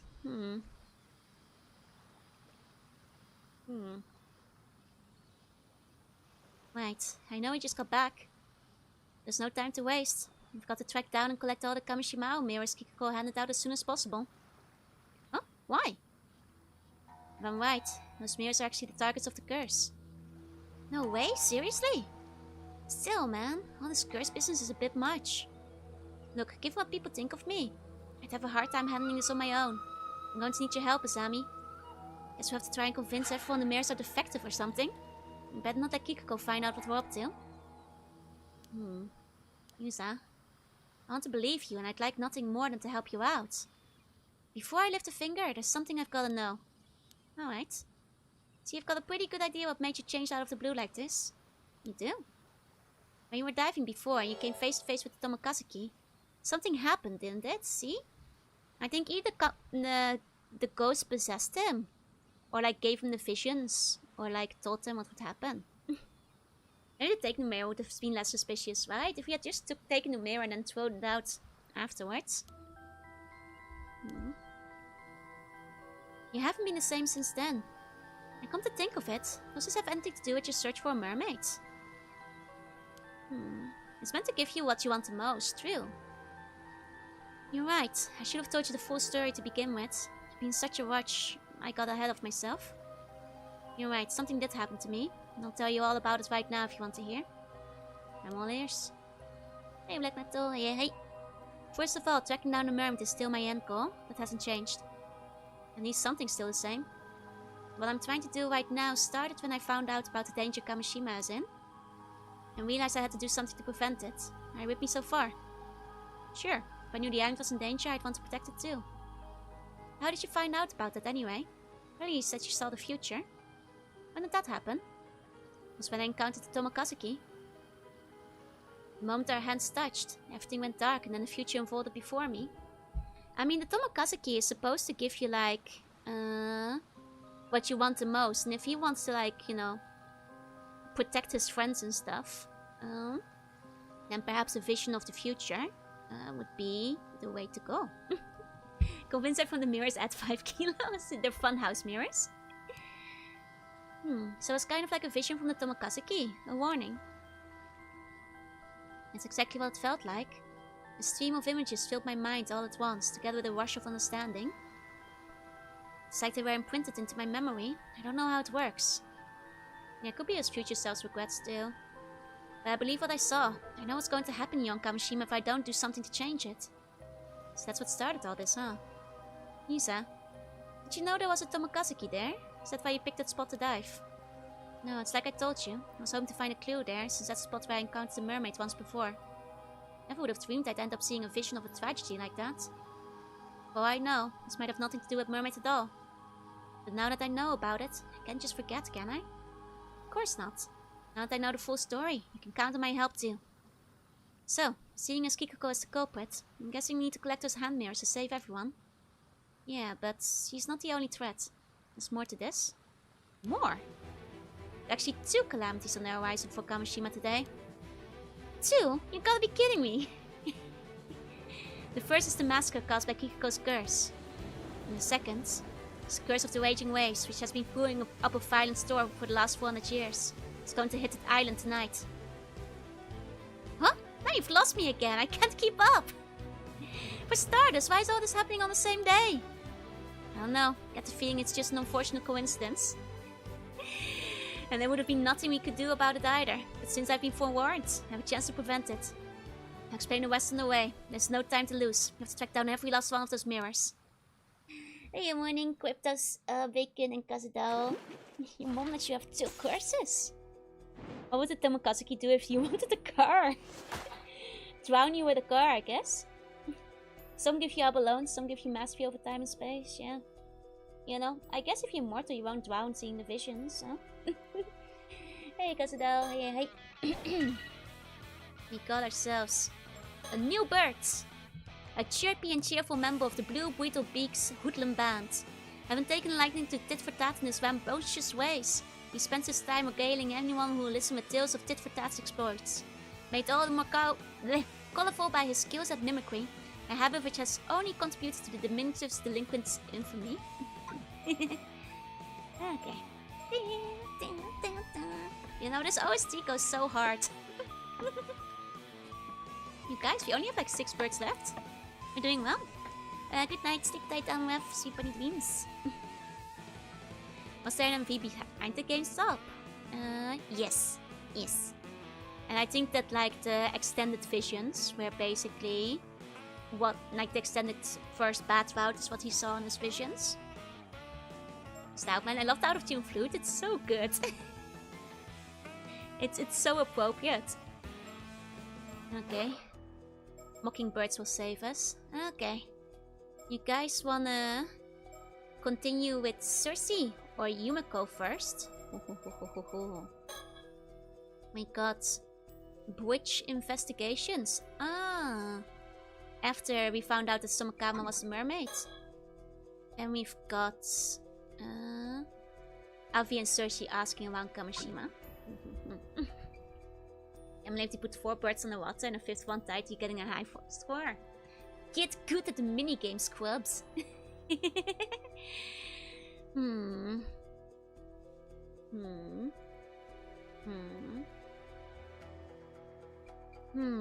Both good. But I'm Team Avi and Cersei. Okay. Let's continue from there first.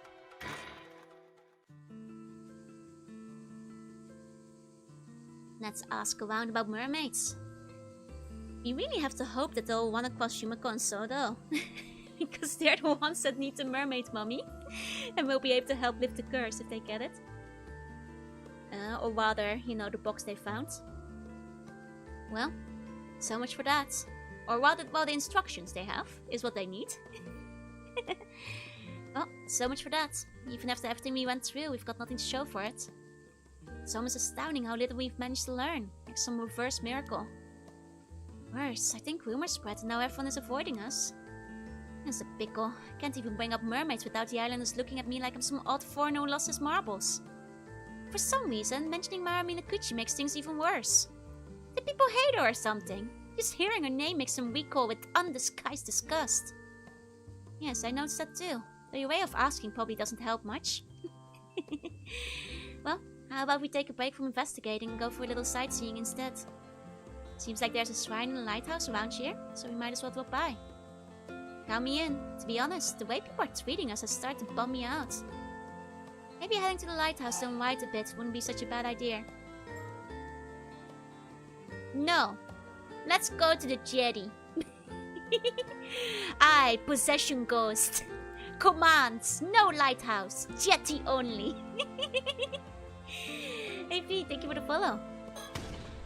No, we must go to the jetty and that's that. What? Don't scare me like that. What's gotten into you all of a sudden? The waves of my yearning soul keep crashing against my chest, insisting I seek out the shore. Right, sure. The usual then.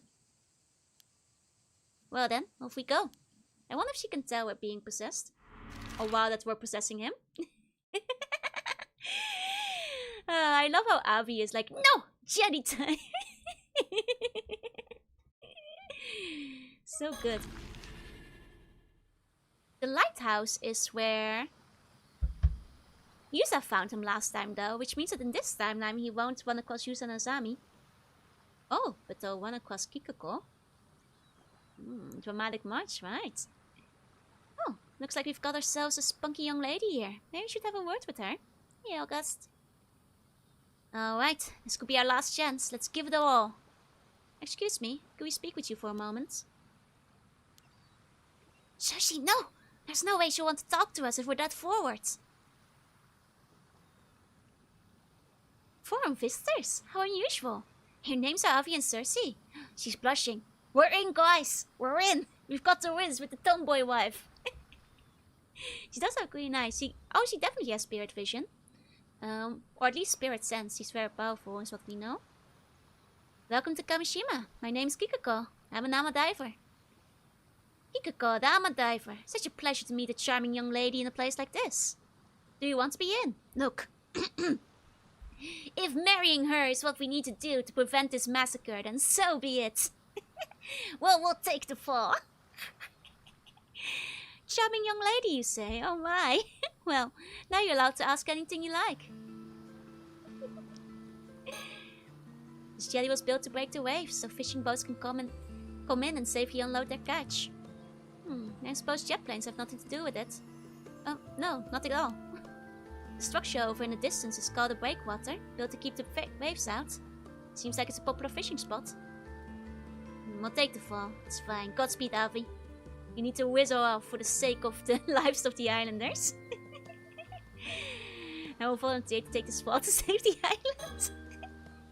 Would have thought. Seems like just bluntly calling out to her was the best approach after all. The image of a polite and reserved Japan I've been holding on to for so long is starting to falter. That's because Avi was a bit too old, but her crush is in like the 800s, right? It's fine, it's fine. She's the most approachable of all the people we've talked to by far. Maybe this time we'll actually learn something. It's a little sad to be this happy just because someone finally agreed to talk to us. Wonder who's to blame for that? What? You're saying it's my fault? Hey, where's the tea? And thank you for the follow. Oh wait, I should have changed my category. You guys forgot to warn me. Let me put it up real quick. There we go. Okay. Why did I feel the sudden urge to go to the jetty earlier? Thanks to that, we ended up running into Kiko. Oh wait, we can use our items. Looks like we made a solid first impression. She seemed genuinely excited to talk to us. After all the lengths we went to, I refused to leave this place without at least a few answers. Okay. Ah, our stone and stuff. The cursed stone bear and the curse of the forsaken fish. Should I really be carrying this around? The Tama Tobacco. Sacred treasure of the mermaids. Haven't had the courage to open it yet. Misty Coma's business card. Figured I might be able to use it later, so I held on to it. Okay. This may be a bit out of nowhere, but you don't happen to know anything about mermaids, do you? Huh? Mermaids? Oh, so you do know something. When you say mermaids, you mean mermaids, right? The mythical creatures. Precisely, the very same. Rumor has that this island has some kind of secret connection to mermaids, but I haven't been able to ascertain whether it's true or not. So tell me, any mermaid secrets about? Are you saying you really came all the way out here to look for mermaids? More or less, so any information you may have would be a huge help. Sorry, I don't really have anything for you, but I do happen to be a little interested in mermaids myself. Fantastic, another fan entranced by the mysterious. You said eating the flesh of a mermaid will grant you immortality, right? That's right. Could you perhaps be interested in immortality as well? I guess so. Not for myself, though. Aww. Not for herself. Oh? Oh?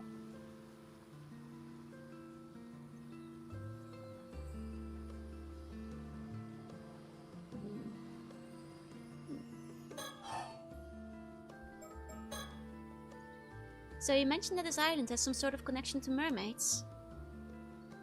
Yeah, her crush is likely to die soon, so maybe she wants to refresh his lifespan by getting stuff for him. She might also want to sell to the old rich guy. I guess that's possible too. Like her crush works within the same company. I guess it's like assuming she knows her crush is immortal. More than just a little interested, are you? Well, in fact, right here in East Bay, there used to be... Wow, so mermaids used to live on this Taishima place. So you think there may still be some clues here in Kamishima that will lead you to the mermaids in Ryugu? Nail on the head, right on the button. Unfortunately, I can't say that I've heard any mermaid stories on this island before. Ah, pity. What if she just wants to make some random guy immortal like the girl from the first game? That's true. I love Hokusai girl. She's so good. She was so real for that, you know. So, you're an active armor diver then? Are there many young armor divers these days? Not really. The younger generation doesn't really go for diving anymore. It just makes more sense to pursue higher education. I see. It's a real shame to see such a long-standing tradition slowly fade away. Well, this is quite dangerous after all. Can't really blame them for choosing safer options. Just the other day, I heard 2 armor divers went missing around Toba. Oh. Yeah, that's right. You killed them. And does she have a brown-blue mixed eye color? It does have like a slight shimmer coming through it, yeah. I'm not sure if it's just for special effect though. Speaking of armor divers. I heard armor divers have a legend that if you go diving around here, there's a chance that Tomokazuki might emerge from the depths. Ah, Cersei, enough with the ghost stories. You sure know a lot, don't you? You're right, it's a well-known legend.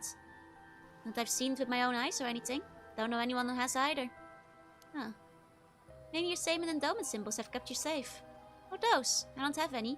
I don't really go for superstitions like that. Are you really okay without them? I think it's no more than an old tradition, meant to remind us not to forget our gratitude and respect towards the sea. All those old-fashioned rules and traditions, don't you think it's about time for a reform? But isn't freediving close to Shinto ritual and spirit? Isn't showing reverence and offerings to the sea god crucial? Oh, you're pretty devout for a foreigner. I'm impressed.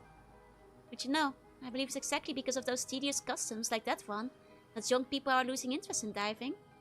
You should keep up with the times, otherwise there's no way this tradition will survive. Well now, that's very level-headed thinking. Maybe it's because I'm part of this so-called new generation. Some people don't like my attitude, but I get the job done. It does amuse me knowing that this is in the 80s, so the new generation, like Sodo and Kiko in this game, are the boomers. Technically, in the modern time. Hey, peace, hey. Some of the young men divers go to high school on the mainland, and then work as ama divers when they return home. I guess there's also that guy who just started working as an ama here. I saw him earlier. I didn't realize men could become ama divers too.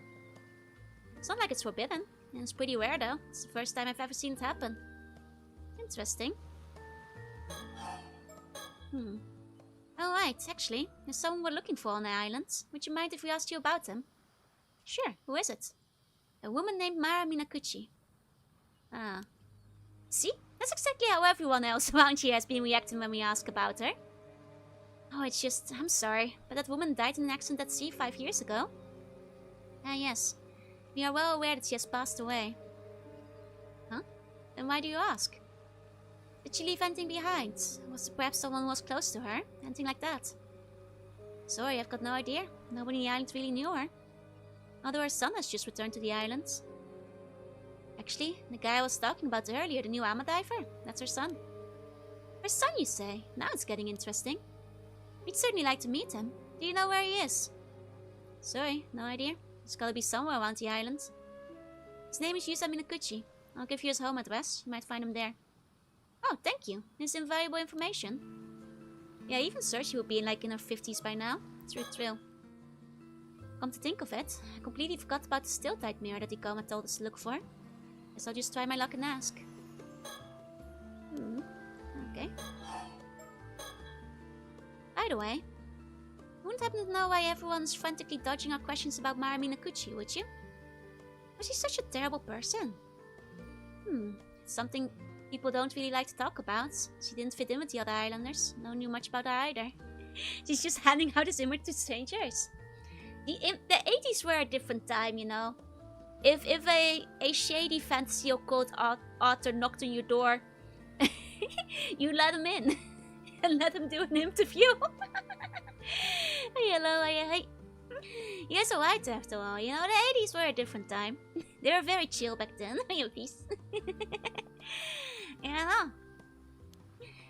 Why are you so interested in her anyway? Well, it's kind of a secret, but it seems that Mara Minakuchi has some sort of connection to the mermaids. Oh, you don't say. I see, so that's why. Oh, did you remember something? Not really, it's just that I always thought she was a little off. Almost as though she wasn't actually human.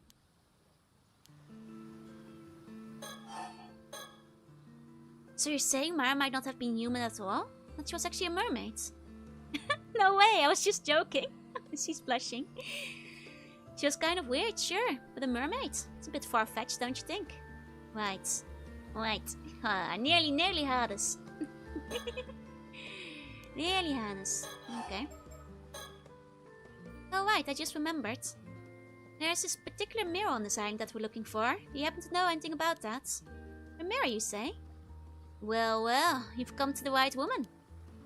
Oh, you know it. Luck's finally on our side. Could it be that you're talking about this? Ta-da! Goodness, that's the cutest mirror I've ever seen.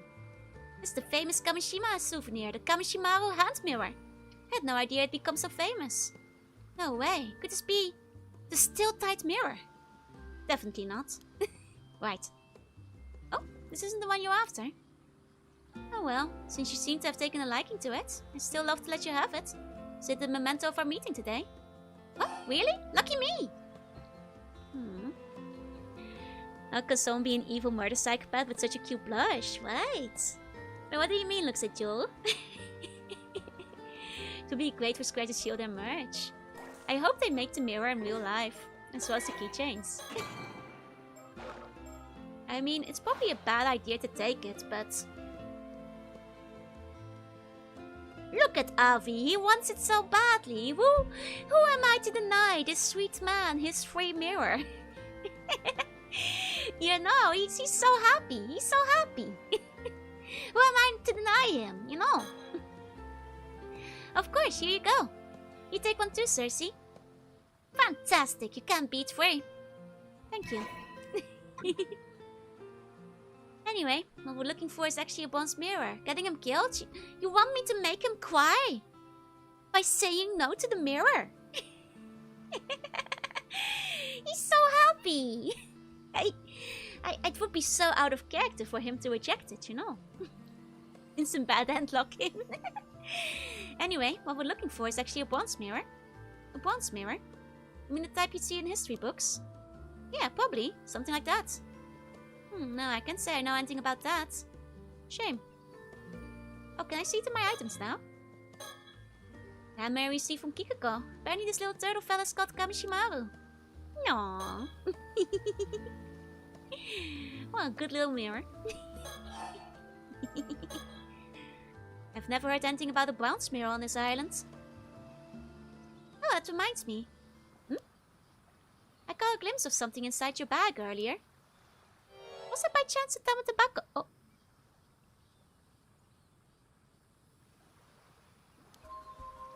What? Sorry, I just happened to notice. And judging by your reaction, I'd say I'm right. Damn it, I didn't think it'd be that noticeable. A glimpse alone shouldn't have given away that was the tub of tobacco. My initial guess was just a bluff, but Avi's reaction confirmed it. Oh no! Oh no! Is this because I checked my items in public? I didn't realize I was removing them from my bag to look at them. I didn't think she'd see. Am I supposed to be careful when I take my items out? Oh, okay. Oopsie. Cersei is just looking at him like... I'll be shaking out. Oh, I might have fumbled. Cersei, I'm sorry. Cersei's on high alert. The supernatural may be involved here. Must be because she took the mirror and he put it in the bag, showing the box. Oh, that might be it too. True. Game does get very meta. Oh dear. Game doesn't progress until you check your inventory. I see. And until she sees you taking out the box. Gotcha. Well, nerds, feels like the air completely shifted. Even the waves look heavy with tension. Oh, the meaner shifted in the instant he realized I had the tub of tobacco. Dang it, could she be after too? Be careful. Of course. Be careful. Of course. Got a bad feeling about the way she's looking at us now. She's furrowing her brow. Kiko, why the interest in the tub of tobacco? It's some kind of ancient mermaid treasure, right? Ah, you're well informed. Would you be willing to hand it over to me? I'll make sure it's worth your while. Huh? You see, I know someone who's ridiculously rich and in search of eternal life. They'd be willing to pay a small fortune for that thing. Hey, Casey. Oh, that must be Mr. Yamashina. I was stuck here for a bit because I'd interact with everything and nothing new was happening. Oh, so you were stuck because you hadn't checked your inventory? I see.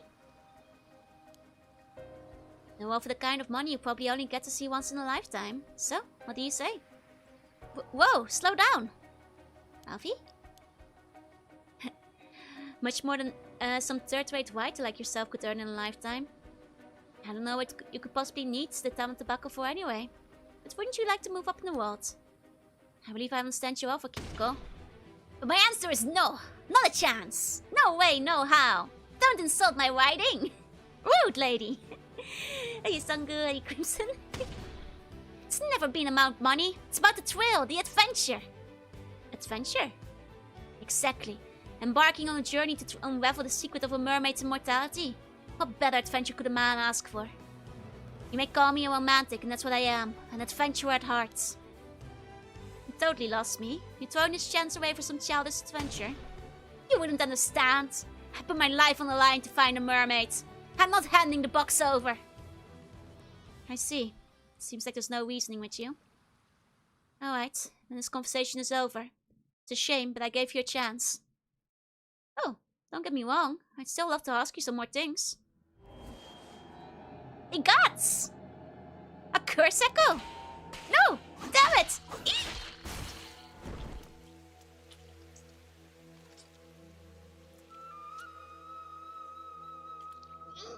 It hurts so much for talking. I can't believe taking the super cute mirror would do this to us. Out of Barnum is dead. Man, you guys, why would Kamishimaru do this? Can she really be fixed? Only Avi had the mirror. Cersei had the mirror too. She gave one to both of us. Man, should have just made Avi cry. But the free mirror! It would have been so sad if we didn't take it. Oh. Oh my, it seems you've met with a rather unpleasant fate. It's merely conjecture on my part, but things seem to be going quite smoothly right up until Kiko's true nature was exposed. The only one who can stop Kiko from committing those murders is Mr. Barnum, after all. But it appears you are holding onto something that gave it the upper hand. Okay, I get it! I'll get rid of my mirror! I would recommend you dispose of that item before incurring her wrath. Not fret, you may start anew from the moment the standoff began. You knew the mirrors were bad news. I want to see what would happen. And also, Avi was so excited to get a free mirror, you know. I objectively. Oh, man. You were sneak. Okay. I'll get rid of my mirror. It was so cute. Hey, Jessie. Cersei, pass me the hand mirror you received earlier. Huh? Oh, sure. Take that, and that, and some of this. Ah. Oh.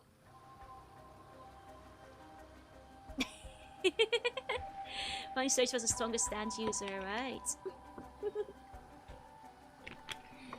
Okay. Haha, what will you do without my mirror? Very rude. Maybe a little. That hand mirror fought before. Could it be dangerous? What? No way. Unless... Huh? He doesn't even know why he threw them away. Don't worry, that's just the possession setting in. Don't worry about that, Abby. Hey, business. It'd be so much easier if you had it. Huh? I just suddenly throw away the mirror. This would have been so much easier. Oh, huh? The mirror? I don't know. Just felt like the right thing to do. Why you ask? Everything's not going as planned. Not sure what's going on, but I feel like we might have just narrowly escaped danger. Sounds like if we had the mirror on us, you would have been able to steal the Tam Tobacco. I'd like to get more information out of her. It seems as though she's plotting something. Then go lose her head? Oh, the game alpha screen just now. Don't worry, we're in the point before that happened again. Me trying. The part with all materialistic possessions, yeah. You're currently possessing the cat. There. It might be implied, yes. Much like in the first game. But possession in this game is not full possession, it's influence into something a character might do already. But you cannot go against their nature. Isn't your insert character while getting dinner? Are you missing the good stuff? There's no doubt about it, Kiko wants to take the Tam Tobacco from us. Even so, the Tam Tobacco won't grant immortality without the flesh of a mermaid. If she has other information about mermaids, we need it. So, why don't you enlighten us? Who taught you about the Tam Tobacco? Who knows? Think you'll get it out of me with that attitude. She still hasn't given up on the Tam Tobacco. Inasu. Except when you're accusing someone, then you can bend their nature a lot. Well, the thing is, Sato is a silly girl who makes jokes, so... You got that? Like making them pick the wrong answer repeatedly, for example. So, why don't you enlighten us?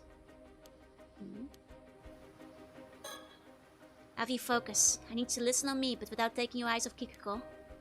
Huh? Oh, got it. I'm pretty sure she... has a curse stone. What? What's all this about? I couldn't tell right away, because it was masked by the heavy veil of cursed energy that's all over this island, but... on close inspection, the cursed stone's aura is impossible to conceal. Sorry, I don't know what you're talking about. Half the condition to activate a curse was holding onto one of those mirrors. And we can relax, right? The condition is mad. Only if the mirror was all there's to it. As long as we don't know for sure what the condition is, we need to stay on high alert. Also, I told you not to take your eyes off her. Still, you keep glancing in my direction. Do you have a death wish? I'm sorry.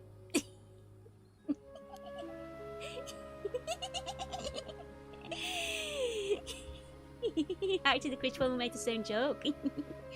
Hey, Jorunna. Was one, only one though, you had the main character dude with the Who's the Mermaid section. Yeah. Because he's silly too. They're all silly. Okay. Love when it talks you out. I love when the game gets meta. Looks like between the stream and today I missed a lot. There's a lot going on, Jorunna. Things are getting tense. There's no doubt about it. Kiko wants to take the Tama tobacco from us. Okay, it's still the same. Hey Kiko, I'm going to let you in on a little secret. Yeah? Ta-da! What are the odds? Turns out we both got curse stones. This one's called the Curse of the Forsaken Fish. When its conditions are met, it transforms you into a fish and kills you. Pretty messed up, huh? What? Avi, are you sure? You were planning to use your curse stone on us to steal the Tama tobacco, weren't you? But your curse stone requires us to have one of those hand mirrors, am I right? On the other hand, I can use my curse on you whenever I so please. Bluffing. Your curse stone must have a condition too. Yeah? Who's to say it hasn't already been met? Now cease your scheming and tell us what you know. Is Sato dead? No. She was presumed dead in the bad ending, but not in any of the other timelines. Why is she losing immortality? Because there's an 800-year deadline on all people who ate mermaid flesh, and she ate it roughly 800 years ago, so she has only 2 days left. That is just the way mermaid flesh works. So she's not really losing it, it's just expiring. Okay, and the lunch was good? Hell yeah, let's go. Do you really have to resolve to kill someone with a curse? Well, I'm not exactly keen on it, but I'm prepared to defend my life if necessary. Really, I was expecting that from such a kind gentleman. You look like you wouldn't hurt a fly. Indeed, my heart is pure, but trust me, I'm quite capable. Experience has hardened my resolve. Eh? You're saying you've actually used it before? At this point, what difference does one more death to the tally make? My hands are already stained. He has killed 2 people. Damn, so you're a proper criminal. Maybe I should report you to the cops. You my guest? I wonder which is faster, my curse or your phone call. What about your lady friends? Well, are you okay with this? I'm afraid there's no restraining, Avi. I've pretty much given up on him at this point. So it'd be great if you could just give up and hand over the curse stone. What the fuck is this? You guys are absolutely insane. Oh, come on now. I think we can agree that we both have our issues. Good, we're at stalemate. I can try to extract some information out of her. Good job, Cersei. Making her believe I've lost it. Very convincing. Actually, maybe a little too convincing. Does she really think I'm that crazy? Whatever. Got more important things to focus on now. Great. False immortality. I guess to agree, but 800 years of like being completely invincible is still pretty long. Got a bad feeling about this. Maybe we should retreat. Even if we did, we'd always be looking over our shoulders, afraid she might come after us. We need to get her to surrender somehow. Ideally, we take away her curse stone too. Alright, look. Seems like you're just as dead set on the Tama tobacco as I am. This standoff won't get us anywhere. Why don't you tell us your motivation? Maybe we'll be able to find a compromise. Compromise? Say, for example, if granting your wish were to stir the spirit of adventure within me. I cannot hand over the Tama tobacco, but perhaps I'd be willing to let you borrow its power of immortality. I've got no romantic tale for you. I told you, I just want to get that rich person what he's looking for, so I can see how important I am to him. That's all there's to it. Oh? Important, you say? How is that? Oh. Because I'm his illegitimate child. Okay, wait. Wait. That means it's probably not a crush on Ikoma. But she's trying to get Mr. Yamashina to acknowledge her. It was not a lover. It's trying to get her dad to... Oh, that explains why she hates Tsukasa. Yeah, why she was especially vindictive towards killing Tsukasa as well. That explains enough. That explains a lot. How many legitimate children do these rich guys have? Too many. Causes a mess like this. Buns, you still have a chance. She's not in love. She just has daddy issues. You still have a shot. Because I'm his illegitimate child. Oof. He simply refused to admit it. Whatever I do, he won't even acknowledge my existence. I mean, just look at me. I must be a disgrace in his eyes. But a woman like me shouldn't be wasting her life away on some backwater island. I was born of noble blood. I wasn't meant to rot in this miserable place. Yet he cast me aside and refused to even acknowledge my existence. It's humiliating. So your father's some witch man? Yeah, there's hardly anyone in Isashima who doesn't know the name Yoshiatsu Yamashina. Hey, Felio. Tsukasa died in the island. He died in the other one, yeah. In this ending, nobody is dead yet. Except for the corpse at the beginning. Okay. It's not Ikoma. That's her dad. It's Yamashina, as we thought. Okay. It's a noble bloodline stretching back centuries. And here I am, stuck in this wretched life. Yamashina, eh? I've done everything in my power to earn his recognition. I gave it my all to make it to the big city, and for what? Nothing I tried worked out. In the end, I had to come crawling back to this island trying to make ends meet as an armor diver. I still kept telling myself that someday, somehow... I see. So you figured that since Yamashina is seeking immortality, you could leverage the box to get what you want at the same time. Yeah, I used to work at this small company. The young CEO of the place is basically Yamashina's protege.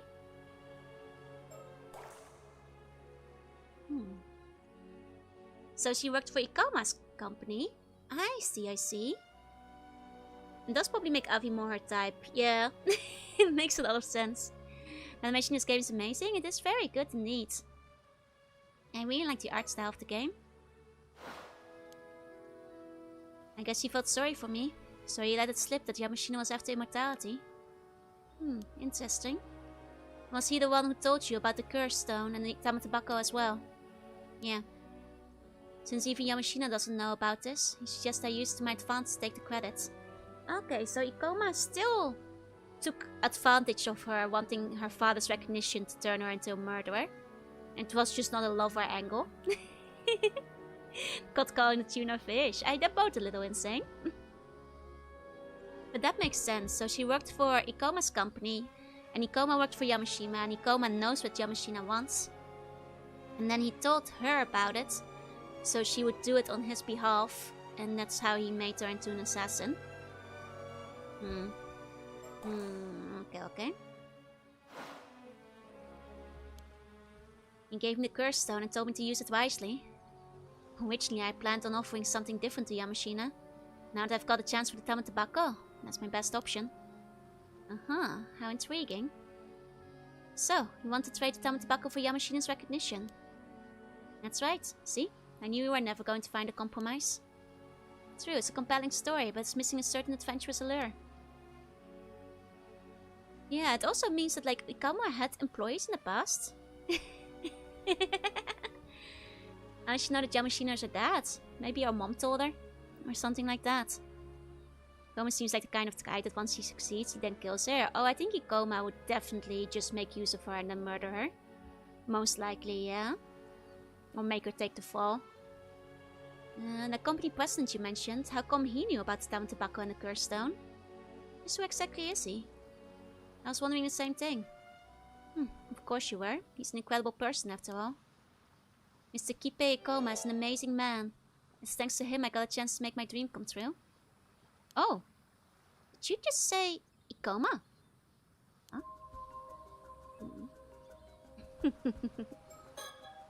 Think, Avi, think. There are 3 things that have the utmost priority right now. 1. Above all else, make it out alive without triggering her curse conditions. 2. Get a hold of her curse stone. Leaving it with her is too risky. 3. Get her to give up the common tobacco and surrender to us. If she has any information about mermaids, we need to get it out of her too. I guess that's 4 things. Anyway, need to extract whatever information I can while we're locked in conversation.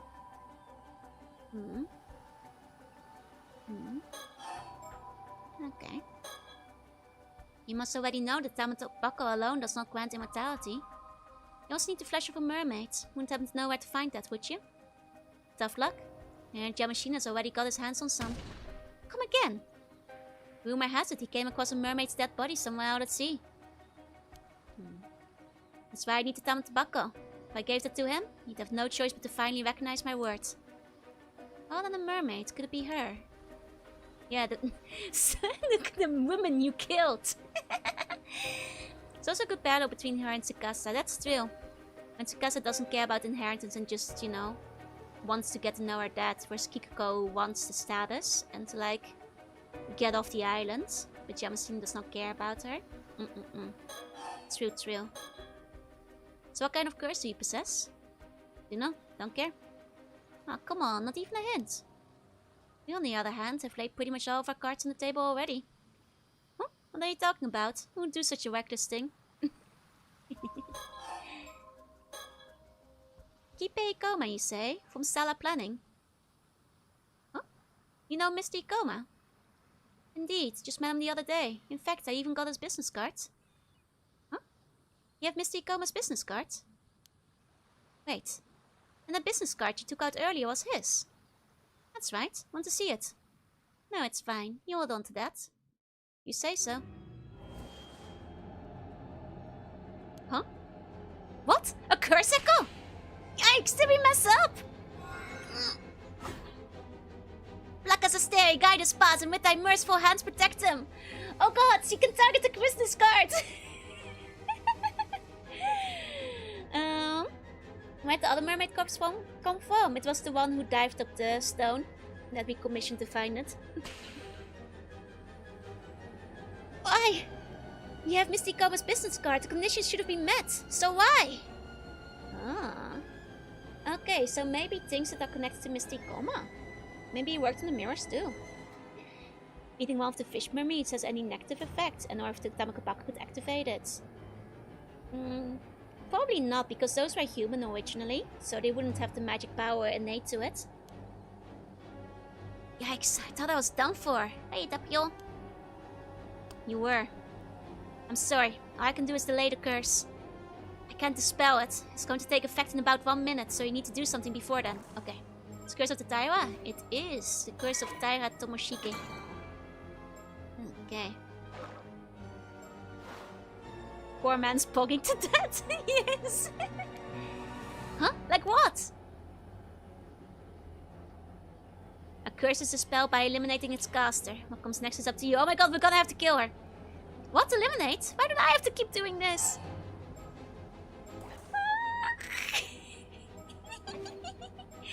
Time to push her into the ocean. Actually, let's see if we let the minute pass. Let's let the minute pass and see what happens. Let's see what happens if Abi dies. Having something touched by him. That could happen, yeah. Something like that. Any of this timed? I'm pretty sure this is gonna be timed. If we hesitate. Because the first game had some timed sections too. If we wait. It's 1 minute. Killing Abi twice. For the dialogue. Me with the 2 combo characters. Yeah, we're gonna have to kill this guy. Damn. Hold on, I just wanna see what happens if we run out of time. Just wanna see. Just wanna see. It's a long minute. Abi doesn't deserve this. Look, I just wanna see what happens if Abi dies. You know, Crazy Dead Zombie, some thoughts are inside thoughts, you know. Something triggered in Tsukasa even if they threw out the mirrors. That's true. Because the chrysanthemum child. Mm-hmm. It's, I haven't seen her kanji, but presumably that's probably what she has. Well, I guess maybe it doesn't activate. I guess we can just wait it out. It's been more than a minute at this point, right? So...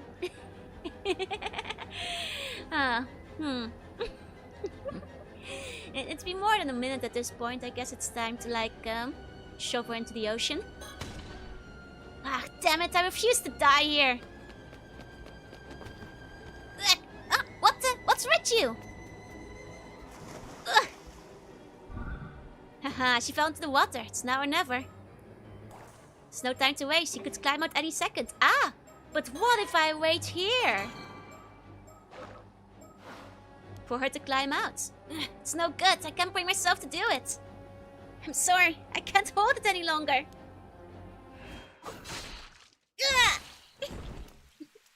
Okay. So we can wait it out here. For her to climb back out of the ocean. I couldn't do it. Damn it. My dream will forever be left unfulfilled. Avi! Just want to see Avi die. I just like to see the bad endings, you know. Have you truly finished the VN without seeing the bad endings? Do you guys just play games without looking at the bad endings? Often quite interesting, you know. Oh my, it seems you've met with a rather unpleasant fate. It's merely conjecture on my part, but... once conditions for the curse are fulfilled, there's no choice but to accept what must be done. Rest assured, you may start anew from the moment Kiko uses her curse. He's sure she survived this time. Yeah. It would take 70 years to climb back up, right? Okay, time to push. Time to push. I'm gonna have to kill this guy, Avi. Can we get deaths intentionally caused by Joe? Oh, most of them. Here we go. Yeah, there hasn't been much post to saving and reloading. They're very kind with just letting you try again.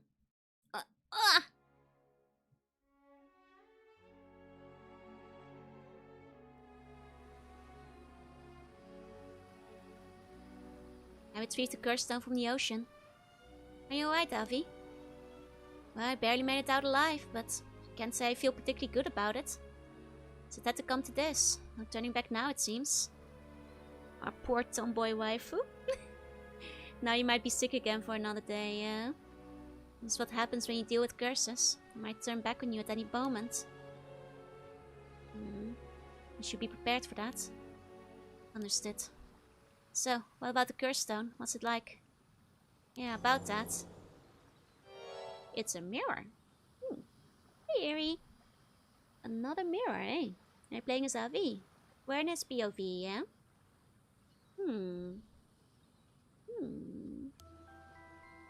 That's right, a palm-sized bronze hand mirror. Wait, don't tell me the steel-type mirror was actually a curse stone all along. The curse stone's resentful memory doesn't seem to indicate anything like that. So this curse stone had a resentful memory too. Huh? What did you learn? There's so much information, it's hard to make sense of it. Here, take a look for yourself. Don't just toss it like that. It's a curse stone, not a baseball. She's not gonna look? Of course I am. Let's see. Whoa, so this is the real deal. Oh, a mermaid. There's a mermaid on it. Okay. Okay. A poor mermaid tomboy waifu. That's now. Would you accept a half-fish tomboy mummy as your wife? Wait, the biography of Tomoshika. What is his curse stone? Taira no Tomoshika was born as the son of Taira no Kiyomori's younger brother, Yorimori, in the latter half of the Heian period at the height of Taira clan's power. Although his father Yorimori was the only child born of the official wife of Taira no Tamori, part of the main lineage of the Taira clan, he maintained a deferential attitude towards Kiyomori. A stance that made Tomoshika regard him with contempt and fueled his ambition to one day stand at the head of the Taira clan. Okay, and if this truly is Ikoma, then this is his biography. He eat the cursed mermaids. Well, Yumiko said it would have no effect. Sato, At around the same time, Sato was living a simple life in Kusawa village, the place of her birth. One day, she happened to encounter visiting Omoji, and was offered the chance to work at the Bureau of Onmyo in Kyoto. Sato readily accepted, having already always felt out of place in the village due to her faint spirit sense, and left Kusawa to work in the Bureau of Omyo as a maidservant. At the end of a certain year, Taira no Kiyomori's daughter, Noriko, gave birth to the Imperial Prince. Although Tomoshika visited the palace with his father to celebrate the birth, he soon grew bored of the proceedings and left, only to encounter Sato, who was attending to odd jobs nearby. Tomoshika was intrigued by Sato, who made no attempts to curry favor with him and whose thoughts he found difficult to read, and he frequently visited her from then on. She was like a metal manga like JoJo. Especially in the first game, it's very stand-like with all the conditions going on. There's the half-fish tomboy Mermaid, who gets instantly mummified when the moment lights touch her, and yet bonds with gladly weather. Really? Yeah, they're like massive fibers, so they wouldn't taste good. Okay, so she was basically working at the Bureau of Omyo as a maidservant. Okay, and that's where they met. I see. Not yet having an official wife, it was not uncommon for Tomoshika to spend his time on dalliances with women, with Sato being the latest among them. However, as their interactions continued, he found himself becoming particularly drawn to her. He eventually had a pair of bronze hand mirrors made and gifted one to her, telling her to carry it with her at all times as a sign of their vow to each other. Okay, so like, it does mean he kept it, like for 400 years, and then like, used as a still-tight bronze mirror. So there are two mirrors, yeah. Hey, Gabriel. In 1185, the Taira clan was defeated at the Battle of Dan-no-Ura, spelling its ruin. Tomoshika had fled from the place to place as if desperately to avert his eyes from the Taira clan's decline. Ultimately did not participate in the decisive battle at Dan-no-Ura, and came to know of the Taira clan's downfall while he was laying low in a remote village in Ise with Sato. Maybe they have to be brought together. Here, Ghost. Although initially terrified of being hunted down by soldiers of the Minamoto clan, Tomoshika regained his senses upon seeing Sato's unbroken composure. Now believing that it lay with him to restore the Taira clan as one of its sole survivors, he swore an oath to his fallen clan that he would see it rise again one day. He was a coward. An opportunistic coward. With the survivors of the Taira clan being hunted down across the country, Tomoshika continued to search for a way to turn the situation to his advantage. In the process, he suddenly remembered the box that his grandfather Tadamori had left the family. A tam tobacco proffered by a fisherman was said to contain the flesh of a mermaid. Although Tadamori had refused to accept it, the member of the clan had secretly hidden it in a storehouse back in the homeland. It was said that eating mermaid flesh would grant eternal life to whoever ate it. Legend also had that the meat was highly poisonous, with even a small bite being fatal. No one had wanted to eat it as a result, and that ended up forgotten as the years went by. Were there any important revelations? God, Joanna fan, I'm afraid there were a lot of them. Like basically non-stop, the game is really heating up right now. Believing that dying due to poison would hardly be any different from their fate if they were caught and killed, Tomoshika located Tamatobacco and pried open the lid. However, all that was inside was a white sliver of meat, so shriveled as to resemble a splint of wood. Dubious, Tomoshika pushed his misgivings aside and ate the meat, but felt no different than before. Believing that long years had robbed the meat of his power, and seeing the Tamatobacco as his only clue to find a mermaid, he boarded a small boat with Sato and set out to sea. Blackjack, is mermaid flesh highly poisonous? Of course! Yeah, at this point I think you're better rewinding, sorry Joanna fan, because there is a lot to catch up. I might as well be reiterating everything that happened. Like it's just an ancient tank container, it really is. Believing that a mermaid would surely come to reclaim the Tamatobacco if it was truly linked to them some way, Tomoshika continued to row the small boat into the Sea of Ise. At the time, he was clad from head to toe in the armor of a warrior and had with him the famed sword Nukumaru, and a heirloom he had seized from his father Yorimori, whom he had only scorned as a disgrace to the clan. Sato, meanwhile, wore only a light kimono. The ancient Japanese Tupperware, yeah. Tried to be lost and tried to pick up the parts. You know, in a way, that will make it a bit of a mystery to you as well. To piece together. After they had rowed for a while, a sudden mist descended over the sea around them, obscuring their surroundings. As Tomoshika and Sato looked around fearfully, they heard a small splash. Turning to look, the two gasped as they saw what appeared to be a human hand reach up from the water before grabbing onto the boat's edge. In a rush of water, a being with human features from the waist down and fish-like features from the waist up and fish-like features from the waist down emerged from the sea. A mermaid? Oh, so a mermaid actually found them in the middle of the ocean. Maybe because it realized they had like eaten the fish. Yeah, interesting. Interesting. The tomboy hag is evil. Fortunately, the tomboy hag is so evil. I'm sorry you had to find out like this, Garuda.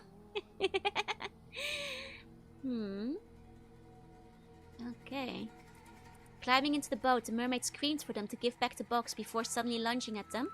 Too stunned to think clearly, Tomoshika drew his sword and slashed at the mermaid. There was a dull sound of the blade slicing through flesh, and the mermaid let out a piercing cry before diving back into the water and fleeing the area.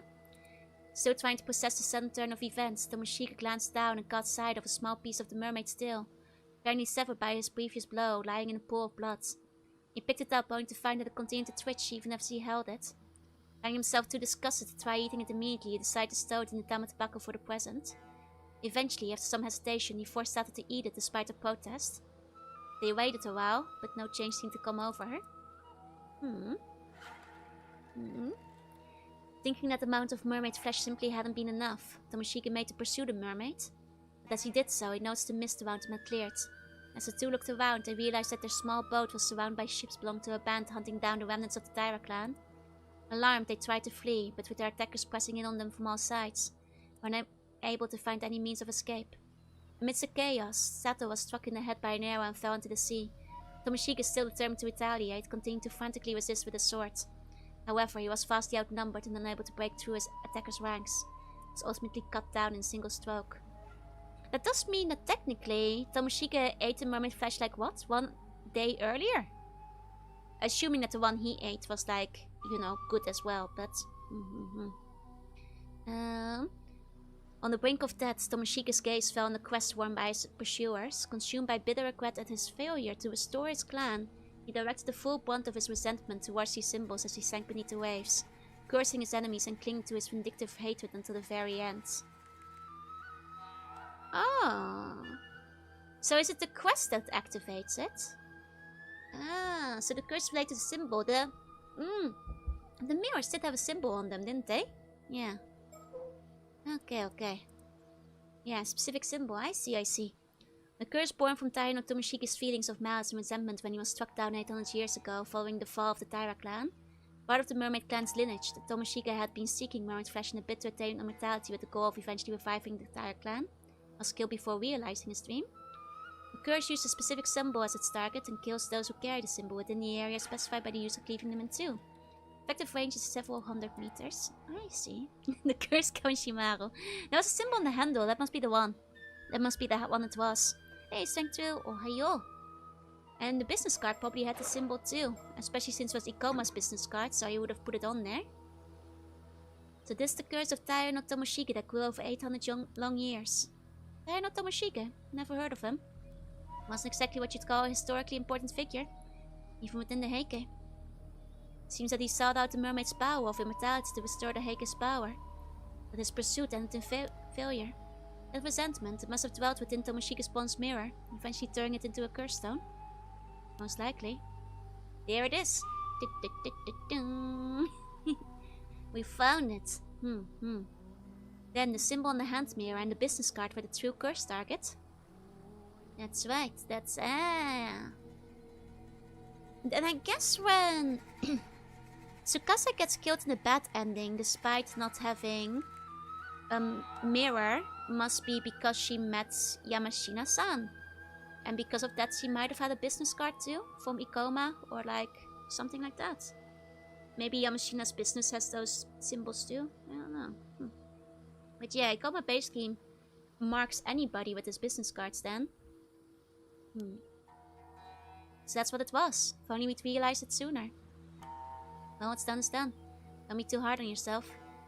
Kiko mentioned that she got a curse stone from Ikoma, right? Exactly. I think that slippery snake was sneaky enough to put the curse markers on his own business cards.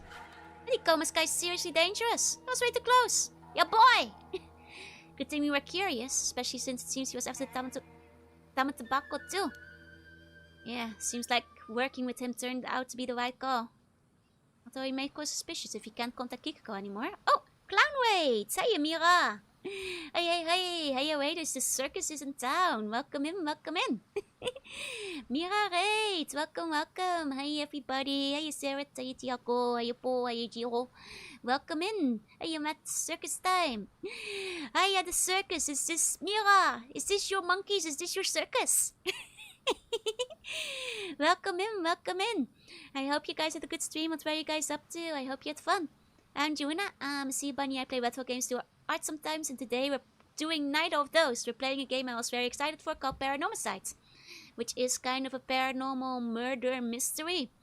Quick heads up, we're pretty far into the game. Things are happening a lot.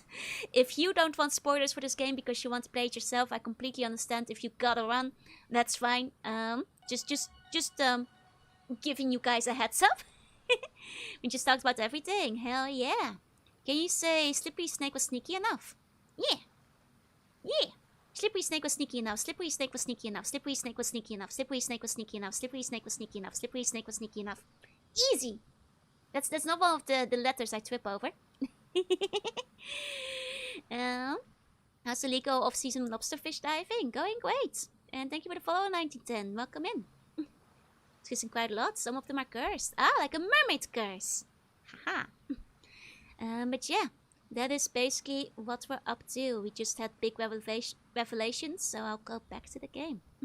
I think killing potential business partners is not good for business. I mean, he probably uses it as a backup, you know, a plan to kill people he meets, but not like actually saying it. Now say Irish wristwatch. Now that one's terrible. That one's really tough. Although he may grow suspicious if he can't contact Kiko anymore. Considering he's after Tama Tobacco, there's a chance he might still chase after us. Need to keep our guards up. I think it's safe to assume he already knows about Miss Somakawa and Tama Tobacco. Do wonder why he told us to go look for the still-type mirror too. Well, it's not this mirror. We've got no reason to follow his orders anyway. Well, let's try and find out more about the Mermaid as soon as possible. Alright, we didn't learn anything from Kiko. Looks like we've got no choice but to continue our investigation of the island, shall we? Joey no longer plays retro games, nor makes art sometimes. Who's the handsome burly uncle? That's Avi. Think Avi will have to be arrested for double homicide. I think the cops are here right now. I think the cops are here with us this very moment. Could you hold on for a moment? Huh? Someone's there. Yep. I think he's about to be arrested for triple homicide, actually. Let's not forget he killed 3 people.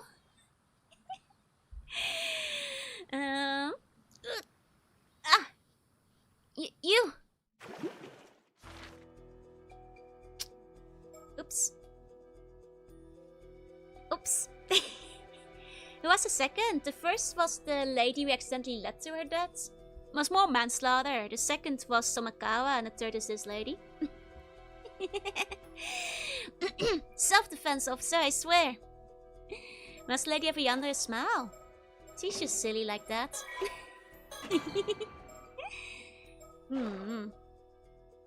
Okay. The editor could be self-defense. It's not the main timeline, it branches down there. It's true. I wonder if yeah, clearly there's current say Kiko has been killed. We can probably try not killing her then. All these votes playable characters? Yep. Guy collecting the paper recycling keeps getting attacked by the curse, right? Then let's start from the standoff again. Because if we trash both our mirror and the cards, here we go. First one's even manslaughter. I mean, it's unfortunate in our overall track record, but it's the least murder out of all of them. Here's how the secret supernatural police enforce lots also secrets. Secret supernatural department. Self-defense officer, I swear, she was after me bones. You gave them to me voluntarily.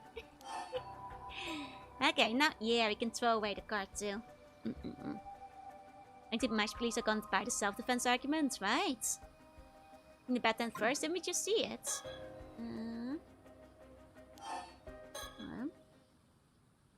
Hmm. I mean, the thing is, there's like no track after this. Won't this just like make another branch? Anyways, though, can't say why, but I've got a bad feeling about this business card. I'll just sneakily toss it. I don't think anyone noticed. Okay. And then if we go through the dialogue again. Okay.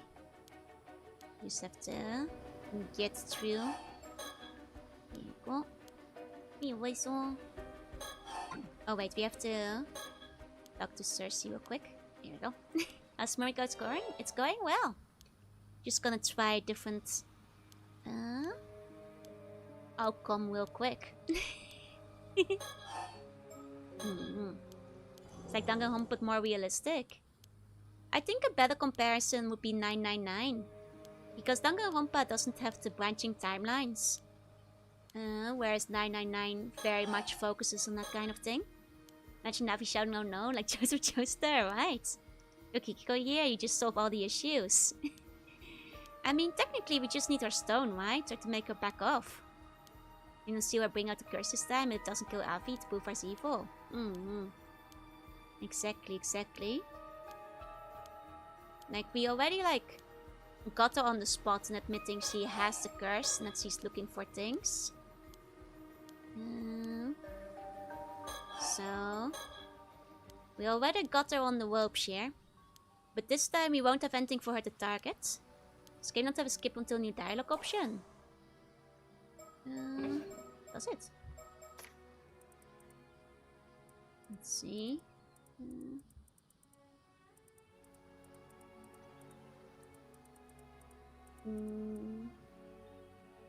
No.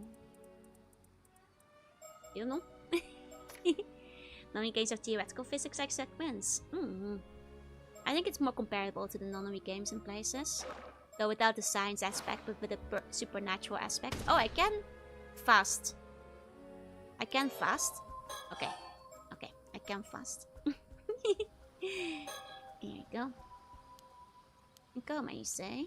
Yes. Oh, you have Misty Coma's business card? Oh, never mind. My bad. Must have left it at the inn.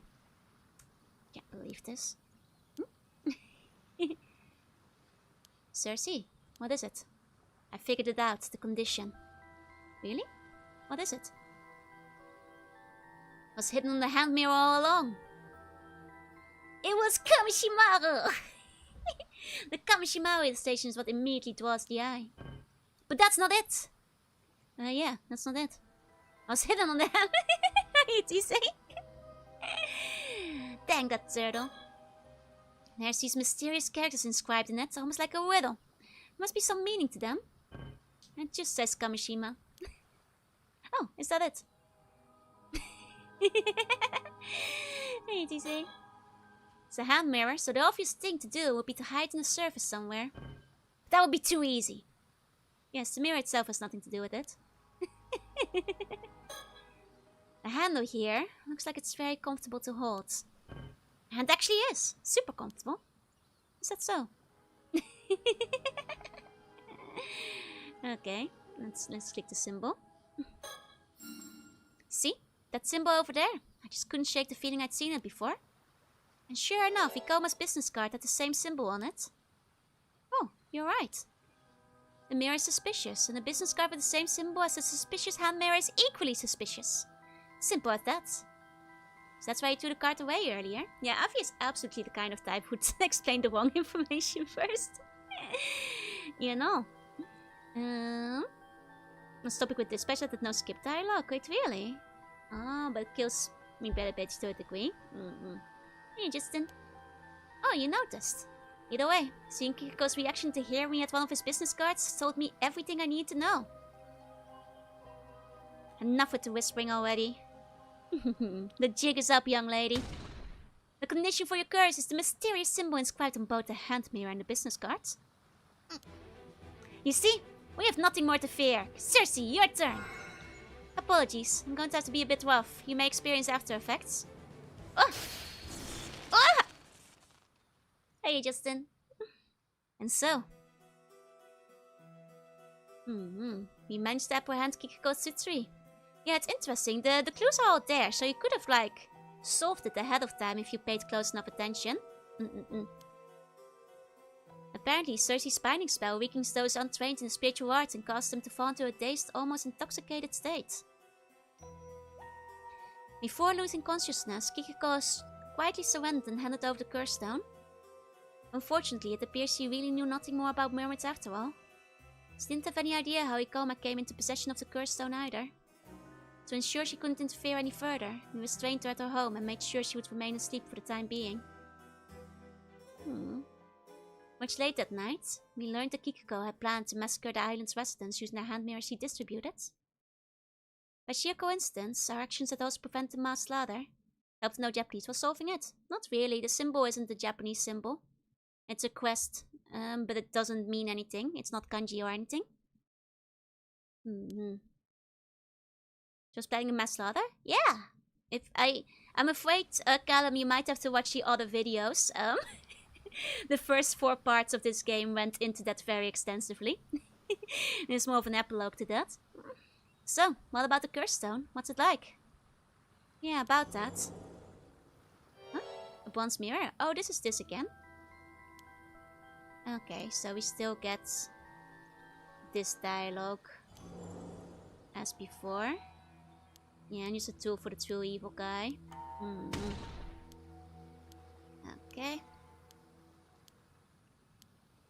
There you go. People not knowing Japanese would likely dismiss as unfamiliar symbols. That's true. I guess if you're not familiar with Japanese, you might just think it was something like that. But you might have, like, considered them to be the same, though. You might have still matched them up as being identical. Okay. The cops come for him regardless. But now, Kiko has been subdued. So, we can change the state of that ending to subduing or murder. I'm guessing that might change what happens subsequently. Love his shocked expression, right? One of the correct rest. I mean, this game seems to have done a lot of research. I'd assume so. I think Bombing Kills was a better game. Well, that was a great game after all. Okay. Let's go to Yumiko again.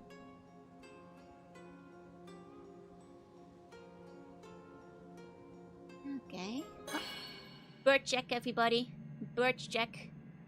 Check for birds. Bird check. Wasn't the button time? I expected to unlock a new one here.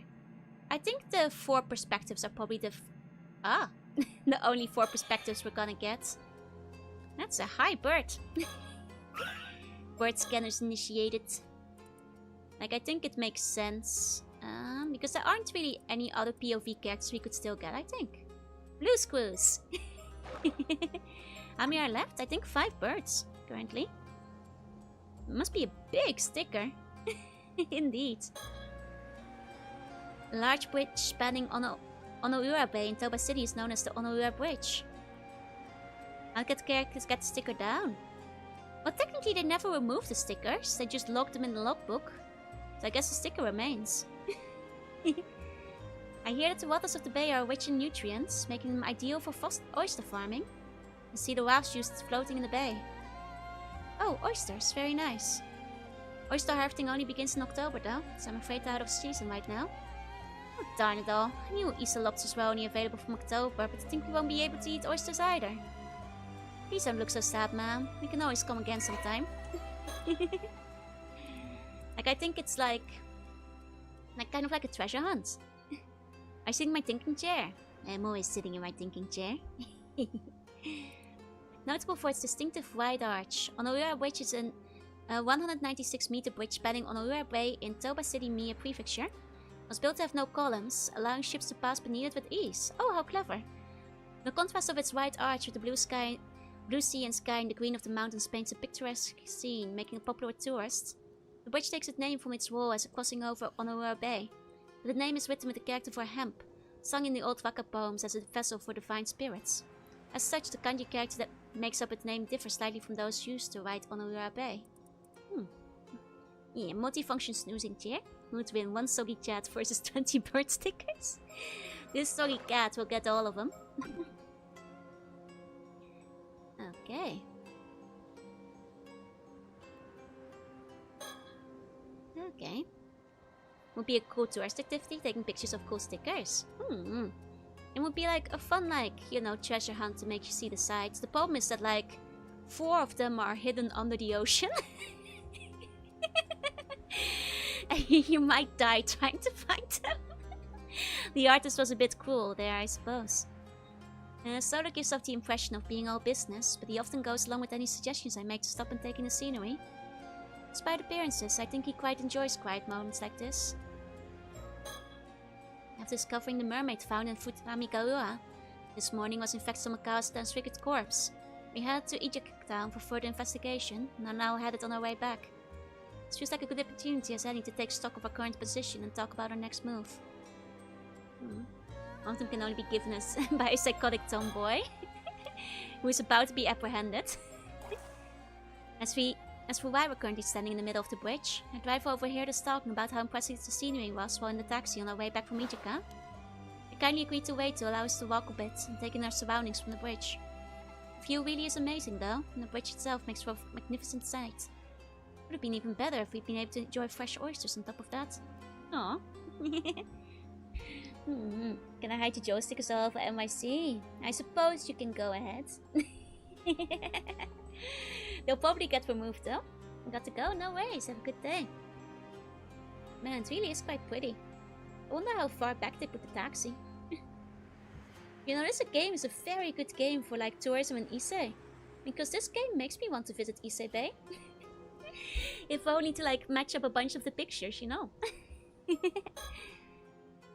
The view is really amazing though. The bridge itself makes for a magnificent sight. Can we hide stickers on Joru? Like on my tail? That's so sneaky. And now then, as much as I'd like to relax and enjoy our surroundings, shall we take this chance to review the current situation and talk about our next move? A sound idea, yes. First, Detective Vita contacted us this morning, informing us that the mermaid corpse had washed up in Futagamiura.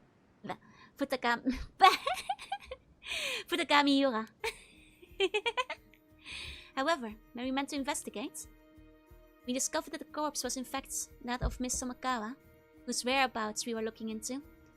She had been transformed into a fish by a curse. Quite a troublesome development. She was shaping up to be a key figure in a number of incidents. With that in mind, the most likely culprits are the 2 foreigners we ran into the day before yesterday in Ijika. Yes, one of them was seen taking Miss Somakawa out to sea by a boat. I regret not doing more to pursue them at the time. It's possible we could have saved her if we had. I'm sorry, it was poor judgment on my part. Then, I'm trying to move you guys to be a bit more visible. Then the other half of the pair was a young exorcist with ties to the paranormal affairs. I believe her name was Cersei, yes? It's also quite worrying. I wonder what she could be up to. It was just some Kawa. Hey gosh. It's my favorite MILF dating sim. But we haven't been very successful so far. It turns out that she's been using curses on ordinary people. We at Paranormal Affairs will be probably held responsible. Though I doubt the Bureau would agree to act as custodian for someone who behaves so recklessly. I like to believe some matter of circumstances are at hand, yes. I suppose if anything happens, I can just get the higher-ups to take responsibility. That's what higher-ups are for, aren't they? Being responsible for their subordinates. I think you'll find that's a saying used by superiors as a goal, not by subordinates to shirk responsibilities. And that Joe, but she hasn't found the stick I hit on the underside of my flapper during stream earlier. Oh, how naughty. Despite their abilities, I doubt that girl will be able to use the curse of the Forsaken Fish. Regardless of who wielded it, I think it's safe to say Kirsten was involved. So a guy or a girl? A guy. Agreed. We have 2 people from the same town falling victim to the same curse after all. I think it's reasonable to assume this was due to overzealous use of a curse stone. Yes, the first victim was Tamiko Suma, who succumbed to the curse 2 days ago. The second was Miss Somakawa from yesterday. The state of her found in hasn't been publicly disclosed, so they're still being officially treated as missing. Still, a curse stone housing the curse of the Forsaken Fish, eh? Something wrong.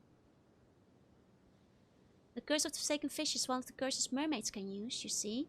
Would you happen to know this, Yumiko, because you are a mermaid? Hey, Gemstone. For it to have become a curse stone, the mermaid in question must have experienced overwhelming resentment. An example might be if they were killed while bearing a powerful grudge against someone. Sounds like it would be a rare event indeed. Why do I get a feeling there was a mermaid that died like that, though? Who was it? Like names on the tip of my tongue. Could be a memory from that time. But I imagine many of your older memories have faded by now. Let's try and remember. What's the name of the mermaid who died while harboring strong feelings of resentment? Okay, I feel like this kind of confirms that she might have been a mermaid. I mean, she has just suspicious eyes. I think she's the mermaid that turned human. And because it happened like 400 years ago, her memories are fuzzy, but... it was Hayase, wasn't it? The one who died? MILF Daving Face, you can always invest in future MILF, too. Unfortunately, one of them was a psychopath. Hayase. That's right, her name was Hayase. Oh. I should have saved. I'm actually curious what would have happened if I had put in one of the other names. Like, Nagame was the one who turned into a human, which would be her name then, no? I'm gonna go back here and see what happens if you do the other names after this chapter. Staying distant, boldly staring. Oh, that's right, her name was Hayase. Can't believe it, I completely forgotten, but it just suddenly popped into my head. Oh, so there was a mermaid who died like that, was there? There was, I finally remember. One of the mermaids who lived near Taishima 400 years ago was called Hayase. She was captured during the invasion of Taishima and died after being brutally tortured.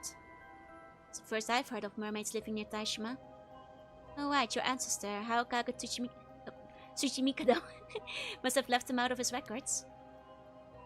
The reason Taishima was invaded in the first place was to find those mermaids, you see. I see. I wasn't aware of the exact reason for the invasion. It's understandable. A deliberate effort was made not to mention mermaids in any of the records left after the fact. I suppose hiding the map inside of a mermaid mummy was intended to be a metaphor of sorts. Can't believe I forgot something so important. The curse stone is related to what happened on Taishima 400 years ago. Likely has some link to the curse of the raging waves as well. We can view the memories contained in it. We might be able to learn more about the curse of the raging waves. I wonder. Could the keepsake Haokage left behind using the map have been the curse stone housing the curse of the forsaken fish? I see. That's certainly a possibility. In that case, it's not unthinkable someone might have gotten hold of it recently. There's a high chance it was those two foreigners. Alright, we've narrowed down our focus. Seems a change in priorities needed. I mean, it's honestly so true, R2, when you say that like these two are so competent compared to Avi. Like, look how quickly they figured it out. Like, they realized that, you know, the foreigners probably had, you know, both the curse stone and the map and all that kind of stuff. Let's find the curse stone for the curse of the forsaken fish as soon as possible. It should be the most efficient course of action, I think. Agreed. It's looking increasingly likely that that pair of foreigners has a curse stone. Yes, we did just go to Ichika to see if we could find any leaks on where they could have had it. Fortunately, we weren't able to find anything promising. I wonder where they could have gone. It is their job, that's true. We also still don't know why they approached Miss Samakawa. Could it be after the mermaid's relic? If I'm not mistaken, that girl, Cersei, did mention the relic. Are they looking to take it for themselves? But where would they have had it afterwards? Kamishima. Kamishima, that's where they are. What? Kamishima? I thought we decided we weren't going there today. We failed to find any promising leads yesterday, after all. No, something's telling me they went to Kamishima. I have the feeling this is a hunch I shouldn't ignore. Alright, let's head to the port in Toba City. We'll catch a ferry to Kamishima from there.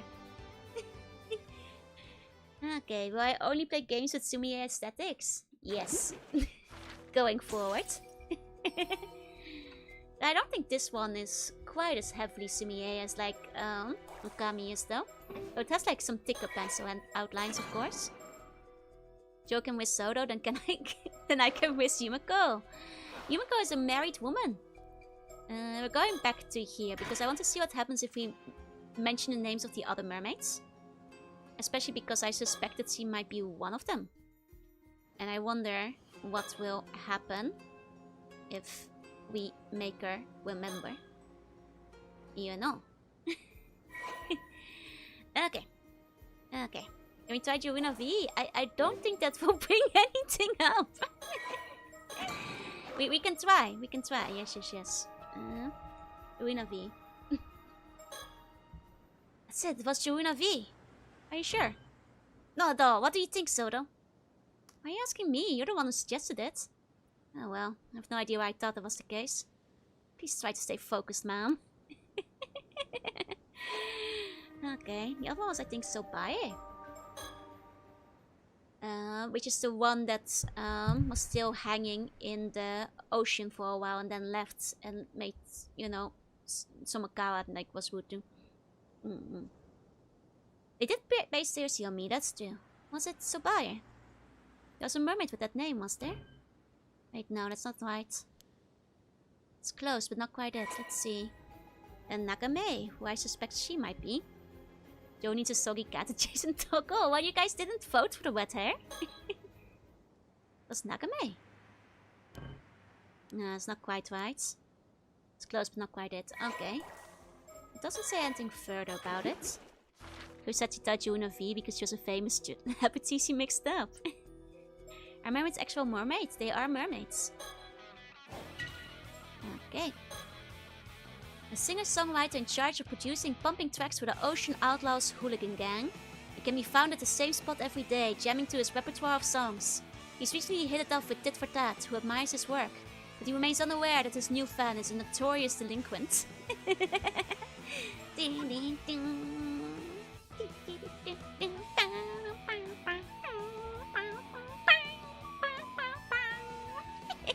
Ayakas. Only 5 birds left. They're coming together. And we haven't unlocked the bird jury yet, though. Okay.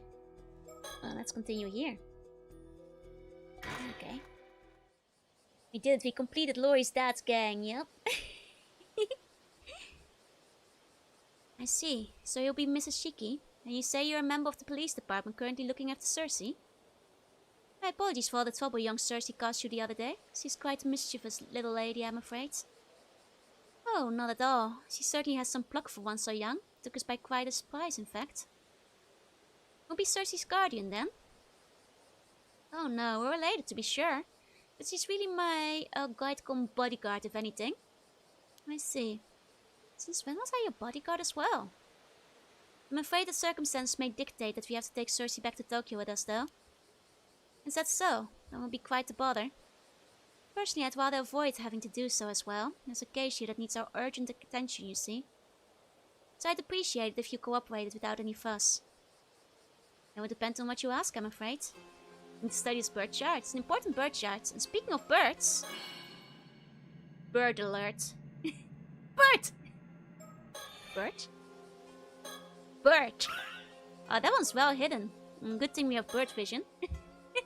Because that one would have been hard to find otherwise. Tangoing turkey! Look at this Yakuza shirt. Okay, 4 more birds. That one's sneaky. Like, oh my god, you would not see that without the bird vision. Like, look at that. You would not be seeing that. Good thing we have bird vision. We currently stand in front of the Torii at the top of the hill. The elevation gives us a beautiful view of both the town and the bay. People are starting to gather at the jetty, so we decided to move our conversation here. So this is immediately after the conflict with Kiko as well. I see. So she's currently meant to be in the care of paranormal affairs, but has been shirking her training to travel around the country instead. She's very talented for one so young, and has a lot of guts too. Can't help but root for people like her. More than anything, I know how they feel. I'd like to leave her be as possible. Take away my jouwtie en blijf pretend je bad so I can hear gobble gobble. Gobble gobble!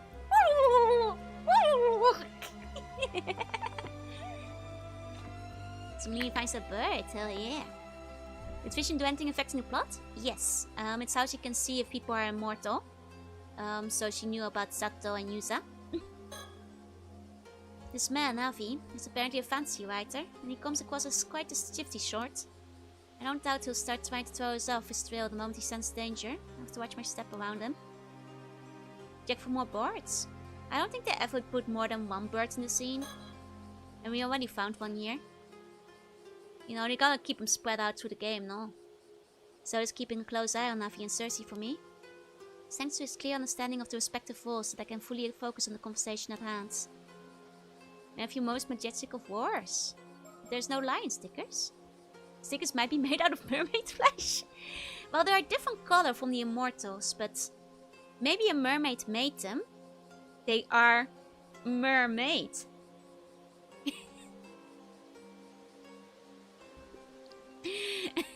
and perhaps that's why they show up. +2. -1. Oi! Hey, Governor. Soda, what do you make of these two? And glad my bounty grew. It was really good. I can sense an ominous spiritual energy lingering around them. I will delete my previous matches to oasis from memory.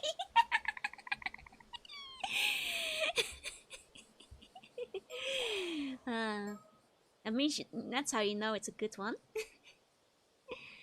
It's all but certain they have curse stones. I see. We don't have time to play games then. Seems like a direct approach will be best here. Wait, you mean both of them have curse stones? Yes, both of them.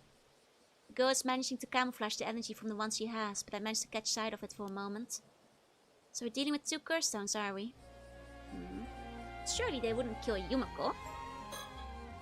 Never imagined that both of them would have curse stones. The energy from the curse of the raging waves is currently permeating the island. It's so strong I almost missed the energy from their curse stones. How much were made per mermaid? Well, that's the question. Okay. By the way, Cersei, I was told to tell you to return to Tokyo at once if I saw you. What? But I don't want to. I thought you'd say that. Well, I was only asked to tell you, no more, no less. What you choose to do with the message is up to you. Thanks, I think. Ah, that's pretty kind. If you want to know what happened, ask Avi. I will, thank you. Made of mermaid by mermaid for mermaid. What were you doing down at the jetty just now? Oh, so you didn't see anything that happened before that then? Would it be inconvenient for you if we had? Nonsense, my hands are as clean as my conscience. Not a spot inside, I assure you. At least in this timeline where we didn't murder her. Never mind that now, we don't have the time. There are several things we want to ask you. Oh, and what would those be? First, I think we should talk about the incident this morning. Miss Somakawa was discovered washed up on the Futamigaura coast as a corpse, with half her body having been turned into a fish. Well, I'll be. To think she would meet such a fate. I'm truly sorry to hear that. This wouldn't be your doing, would it? We have eyewitness reports that you were seen 2 days ago heading out to sea with Miss Somakawa by boat. Ah, well. We did indeed head out into the bay for a little chat, but turning her into a fish? Not in a million years. What did you discuss with Miss Somakawa then? Why, what else? Mermaids, of course. Mermaids? Indeed, Cersei and I are here in Isashima on a grand adventure to find mermaids. We just happened to find out that Miss Somakawa was a member of a clan with a strong relation to them. Of course she would catch our interest. I see. So you knew that Miss Somakawa was descendant of the sole survivor of Taishima? Oh ho, so you knew that too? I suppose I should expect nothing less from a member of the Paranormal Affairs Bureau. Wouldn't happen to know anything about the mermaids of Taishima as well, would you? Maybe I do, maybe I don't. Did you learn what you want from Miss Somakawa then? Oh yes, we got quite a haul of lucrative information from her. Knowledge that one of the Taishima mermaids lived hidden in the depths of Isabei until a scant few months ago, for one. What? Oh, that got you interested, it? I see. She must have been able to go back to Ryugu when the seal broke 3 months ago. So you even know about Ryugu? You seem quite well versed in these matters, Miss Shiki. Maybe just a bit. That's what a mermaid would say. We did kidnap, but that's probably not under magical jurisdiction. I mean, that was kidnapping in self-defense to like keep her restrained so there's no massacres, you know. I think that's probably still fine. So, Now that you know there are no longer any mermaids to be found here, have you given up looking for them? Hardly. There should be one more mermaid out there somewhere. We're here today to see if we can glean some hint as to where her whereabouts, in fact. I see. Hey Blue, hey, the game's been good. How much more would a mermaid mer if a mermaid could have made mer?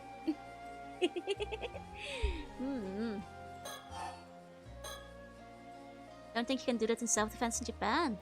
I think if they come out with it, honestly, they'll probably forgive them and arrest the lady. Do you know what Miss Samakawa did after you finished your talk? No, why would I? We parted ways immediately after we got back to shore. Haven't the foggiest what happened to her after that. How'd you learn that Miss Samakawa had a link to mermaids? Very sorry. It's against my policy to reveal the identity of my informants. Is that so? It would probably be useful if they knew about the coma, but... Do you know what Miss Samakawa did after you finished your talk? No, why would I? We parted ways immediately after we got back to shore. Haven't the foggiest what happened to her after that. Fine this time, but would not flaunt it in front of the non-magic cops. That's fair. I mean, it's the 80s, you know. if you help apprehend the criminal, you get a medal. Okay, it's the same dialogue. It's no use trying to play innocent. You know you have the curse stone housing the curse of the forsaken fish. What's that, the curse stone? I'm afraid I haven't the foggiest what you're on about.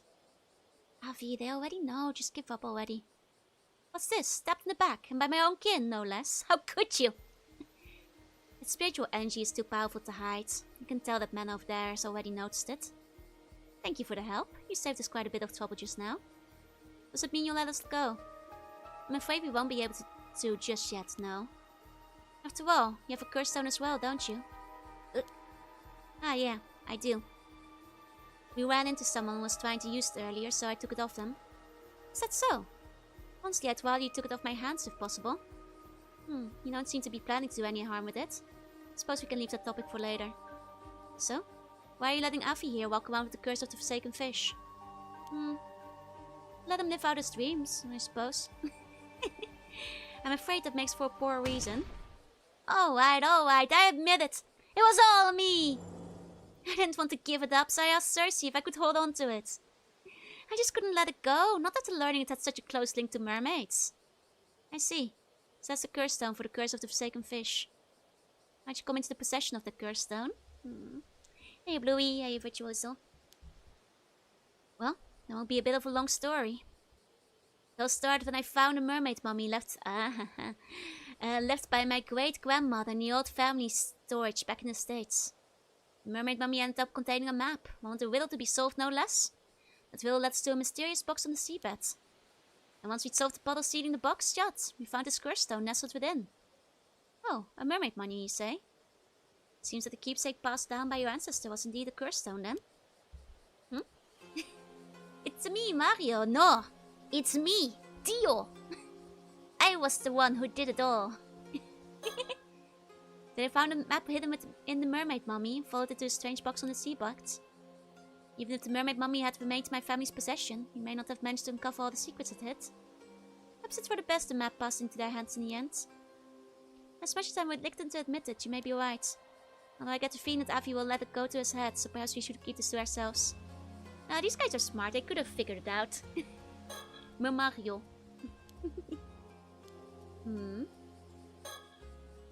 Now, putting your return to Tokyo aside, the biggest issue at hand is whether or not you are complicit in his use of the curse stone. Curse stones are dangerous things, and should be viewed in the same light as bombs or poison gas and treated with the same amount of care. Allowing one to be used in your presence is also naturally forbidden. You're currently in the care of the Paranormal Affairs. If you're found guilty of misconduct, you'll be subject to punishment under our rules. That figures, yeah. I'm glad you understand. Either way, it's the higher-ups who will end up taking responsibility, so I'm happy to leave things there up to them. If you explained the whole story, they'd seem more innocent, right? I gotta go, no worries. Have a good rest of your day. Okay. They might be in trouble. I mean, in the end, I mean, she was only complicit kind of in one of them, but it was kind of self-defense. She wasn't present for the other two. There's no doubt that Miss Somakawa was transfigured into a fish by the curse of the Forsaken Fish. It's looking extremely likely that you have the curse stone that would make that possible. No more excuses. Tell us what really happened. Ugh. Alright, you got me. I'll talk. Don't blame me if the tale ends up being too incredible for your ears.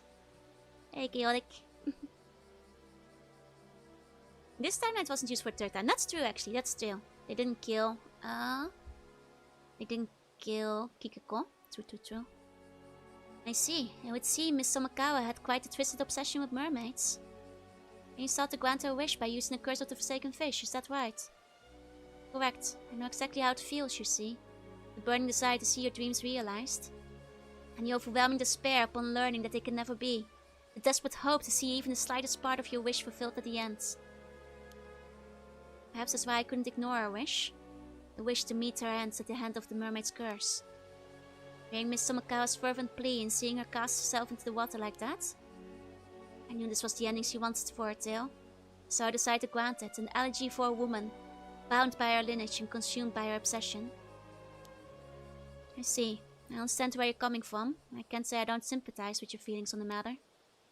The fact that she entered the water of her own accord must also be taken into account. I imagine it would have made rescuing her quite difficult. Oh, then you're willing to give me a pass, are you? I'm afraid it isn't my decision to make. Once we finished our business on Kamishima, I imagine you have to come along with us to the office back in Tokyo. I'll do my best to see if some arrangement can be reached, though. Oh, how kind of you. Good thing I thought to ask.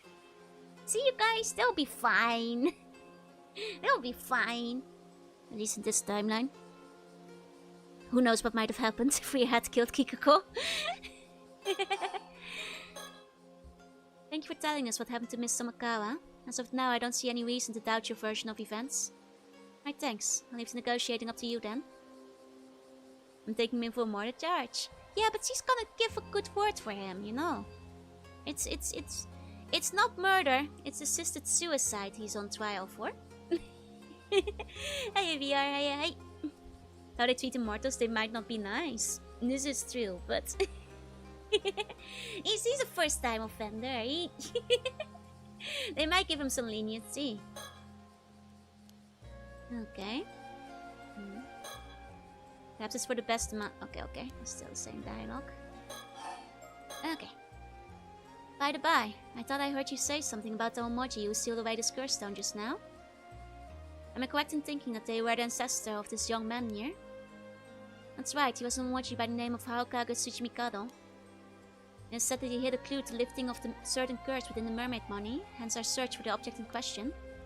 I see, and that mermaid money ended up crossing the Pacific, passing from hand to hand until it reached my great-grandmother. It's quite a miracle that this curse stone is here with us today. Almost romantic, don't you think? I suppose you could say that, yes. It's just murder in the 80s. Yeah, the first cast was caused by leaking curse energy, exactly. So, like, he's only really on the books for assisted suicide at this point, which is still not great, but they might take into account the extenuating circumstances. You know. By the by, did you happen to glimpse the resentful memories contained within the curse stone? I did indeed. A veritable illusion of information, and 400-year-old information at that. Was the way to lift the curse of the raging waves included in that information? It certainly was. Oh. That's it? That's what we've been looking for. I see. So you're searching for the way to lift some curse or other, eh? It's long and short of it. Will you let us have that curse stone of yours then? It's too dangerous to leave unaddressed as it is, so we can't leave it with you either way. But that just feels so unfair, you know. I was the one who found the map and solved the riddle. Why, the curse stone would still be on the bottom of the sea if it wasn't for me. And it's hardly being cheap running back and forth like this. I don't know if I could just give you something so important for nothing in return. Looking to take the advantage of the situation, are we? Yikes. Huh, judge me all you want. I'm at the end of my rope here too, you know. So, what is you after then? Money. Well, first of all, I'd like you to turn a blind eye to the fact I used a curse stone. I'd like you to spill the beans on any knowledge you have of mermaids as well. Doing a blind eye might be a bit much, I'm afraid. I can promise there's an attempt to reach some sort of deal. In any case, we don't have time to mess around. I really would appreciate if you cooperated without any further fuss. If you don't, we may end up having to get a bit rough. Aha, intimidation is it? If you think your boorish threats scare me, think again. My trusty bodyguard here will... Sorry, but no, I don't feel well. I'm at a disadvantage here anyway. Oh, for before it even began. A wise decision, long lady. So that's your game, is it? Abusing your authority to seize the property of defenseless, powerless civilian? State violence, I say. State violence! Ugh. I do have a curse stone, though. I doubt anyone would object to use of force against an opponent carrying a lethal weapon. They did compare curse stones to, like, guns or gas bombs or, like, equivalent threats earlier. What? Seriously? This really is the end of the line, then? Well, if it's really just information on mermaids you want, I'm not opposed to telling you that much. Only within the bounds of what I know, though. Would that be acceptable? What, you mean it? Really? Huzzah! Now that's enough for our canned reviews. Consider this deal done and dusted. Ma'am, it's best we can get things settled without a fuss. Besides, I don't think it should be a problem now. Yes, you want to become a mermaid, so happy this is not America. It would be more efficient distracting the other mage, Avi or Yumiko. I mean, Avi is a very good distraction, and Sodo is a sopping wet cat, so you might be more easily distracted. Is Curso still considered lethal if there are no currently alive targets that meet his conditions? I think it would be considered lethal at all times, because you don't know what the other curse stone's conditions are, unless you are told or find out yourself, so they should probably treat all and every curse stones as being lethal, until proven otherwise. You know, because the conditions are only known to its owner, otherwise. Yeah. Like, the thing is, you know, it's like if you have a gun, but the police won't know if there's bullets in it or not. So if you start pointing it at other people, it would still be considered a threat nevertheless, I think. I guess the same goes for stir stones, but in this case the curse stone is on a higher level than a gun even. They considered it like a bomb or like poison gas.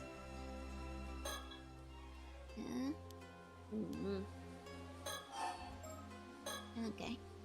I'll tell you what you want to know about mermaids. In exchange, you'll hand over your curse stone. Do we have a deal?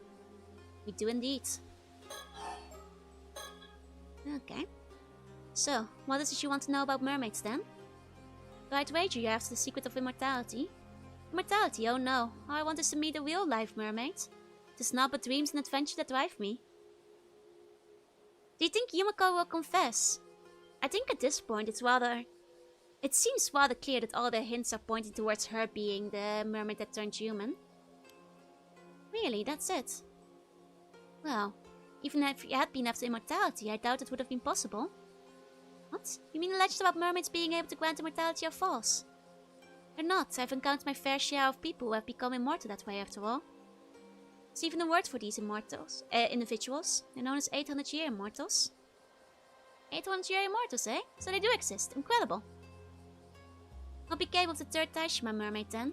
The one known as Nagame? She hasn't returned to Ryugu, has she? Slow camera zoom on Nagame. Ominous camera zoom. I do think it's her. I do think it's her. One can kill someone with the trace, and I can kill a whole island's population one night. Exactly. She hasn't, so Bai is the only mermaid who returned to Ryugu in the end. So she's still out there somewhere, roaming the mortal world as we speak. You could say that. You could also say she's no longer here. What do you mean? Don't tell me she died? Well, that also wouldn't be entirely accurate. Oh. I think Cersei figured it out. What is it, Cersei? I think I've got it. Figured it out, have you? What? Really? What do you mean? Think back on what we heard before. Before? Well, there's not much point in dragging it out, so I'll go ahead and tell you. The mermaid known as Nagame, became human. You guys pay attention, right? Nagame gave up her existence as a mermaid long ago. She no longer lives as a mermaid, but as a human. Now that you mention it, that does sound familiar. No, You mean to tell me that story was true? Oh? You'd heard of these events before. I suppose Miss Somakawa must have heard about it from Sabai. But could a mermaid really have become human? Mermaids are originally from another world, right? You said this basically. I mean, that's because the game has told us that constantly. But yes, I've been including it in my summaries too, because it seemed important. Normally, it would be unthinkable, yes. It seems a certain talented psychic managed to make the impossible happen.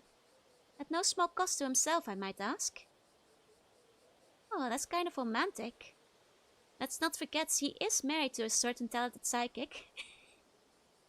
Oh, is that why he retired? He used his power to make her human so they could marry. And then he retired from the force. That's a bit romantic though. And she gave up her mermaid's, life and immortality in exchange too. Human turns mermaid from eating mermaid's flesh. Maybe a mermaid turns into human. Humans don't turn into mermaids from eating flesh. They become 800-year mortals, but they do not become mermaids. So coincidence. Wow, that's amazing. Sodo quietly looking away, not commenting. I mean, earlier it did seem that Sodo was aware as well when they were talking on the bridge. I can't say, it's quietly hinting at all of it. I can't say I understand why she would do such a thing though. Why not remain a mermaid? Seems like a bit of a waste to me. Well, Nakame was a bit different from the other two mermaids, you see. They were serious and dutiful, but Nakame was strongly drawn to the mortal world, and to the humans who lived in it. I suppose you could say that she was the opposite of Miss Somakawa in a way. You don't say. More than anything. It seems she was particularly drawn to the idea of becoming human. Finding the person of her dreams and marrying them, and getting to be their bride. That's a pretty cute dream to have. I guess not all mermaids are the same, huh? Indeed, to think a mermaid could harbor the same hopes and dreams as humans do. I must say, she sounds quite relatable. Perhaps. I imagine she was viewed as quite the odd soul among her own kind, though.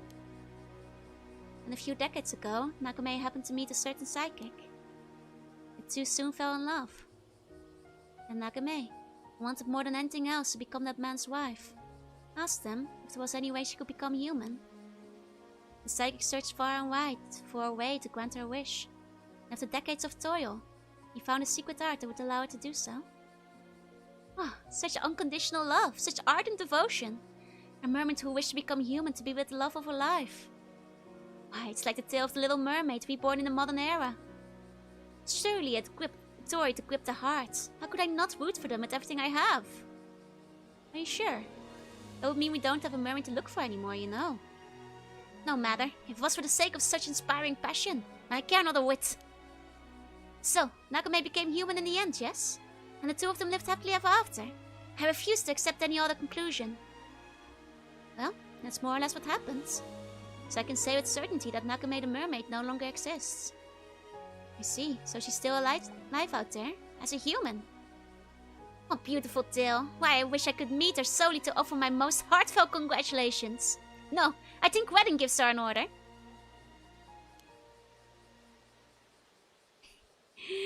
I don't think Avi has realized he's talking to the mermaid. The former mermaid, I suppose. Avi seems to be enjoying himself, but this means there's no chance of us meeting a mermaid anymore, right? Yeah, now that you mention it, that is a problem. I thought so. A question, Miss Shiki. I don't suppose there would be a way for us to go to Ryugu and meet the mermaid there, would there? I'm afraid not. It's impossible for a flesh and blood human to cross over to the eternal worlds. Indeed, you'd have to be dead to have any chance of getting there.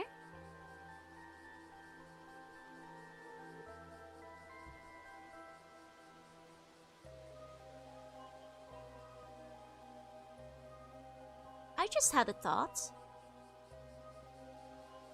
I just had a thought. I'm gonna sound a bit like the guy with the conspiracy pin board, but hear me out. The Tomokazuki. What if the Tomokazuki was ghost? I mean, okay, hear me out, hear me out. So, what if... Because you guys remember when people eat the mermaid flesh, right? When people eat the mermaid flesh, their old body dies and they gain a new body, right? Right? So what if the old body that was Yusa in the past did die, and the Tomokazuki is his ghost, but he went to Ryugu, which is that cave, because we know that's the cave from the earthquake, right? And the passage to Ryugu is very close. That's where dead people go. But maybe he's been watching to like help or something, and then he like came out to warn Yusa. I guess it might not be Yusa from the past. It could be Yusa from the future where he died too. But what I'm saying is, what if Ghost? Because Ryugu is that cave, and he came out of the cave. Dead people. I think I'm onto something here. Hi, Fancy Dan. I'm not sure if like all the lines are connecting up yet, but it would explain why the Tomokazuki wasn't holding an abalone or anything, but it was still Yusa. I think we're missing like a critical link or something, but this feels right. You guys just play an important role in the story, yeah, but it's been brought up quite a bit.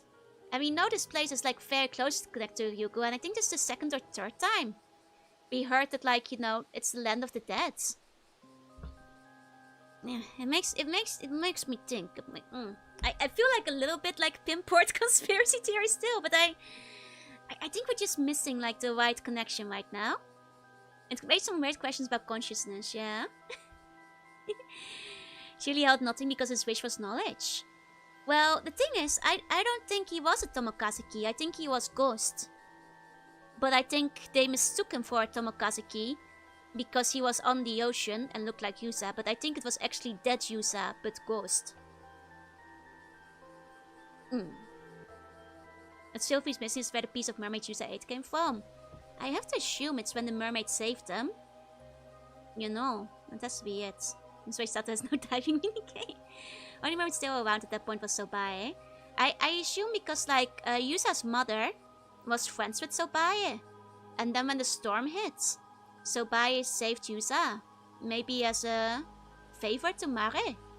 And then like maybe Yusa was about to die, so she fed him the mermaid flesh so that like at least her son would survive. Like did Yusa split into two when he ate the mermaid flesh? That's what I'm thinking. Because apparently, like, hold on, I'm looking, we're going back to the files. We're going back to the files. Yeah, because once the individual body is lost, and a provisional body is reconstructed, and then the soul is transformed. Do I guess the soul is transferred? But, does it, but maybe the ghost of the body? Okay, maybe this is too far-fetched, but maybe it's like I'm cooking nothing here, but okay, maybe I'm overthinking things. Now. I'm just spitballing. I'm just throwing it out there. First thought that came to mind. We'll keep going. We'll keep going. There's clearly still a lot of stuff we're missing, so we'll putting the brain cell to the side. We're gonna keep that one safe, put it in a box for later. So whole body, soul, mind split. There was a whole body, soul, mind split in the first game, which is why I'm wondering if maybe the body of Yusa persisted. Or maybe the soul or the mind persisted. I don't know, you know. I'm just thinking. It did not have an abalone. Still better having wrong theory than nothing. True. And besides, it's fun to spitball theories. Indeed, you'd have to be dead to have any chance of getting there.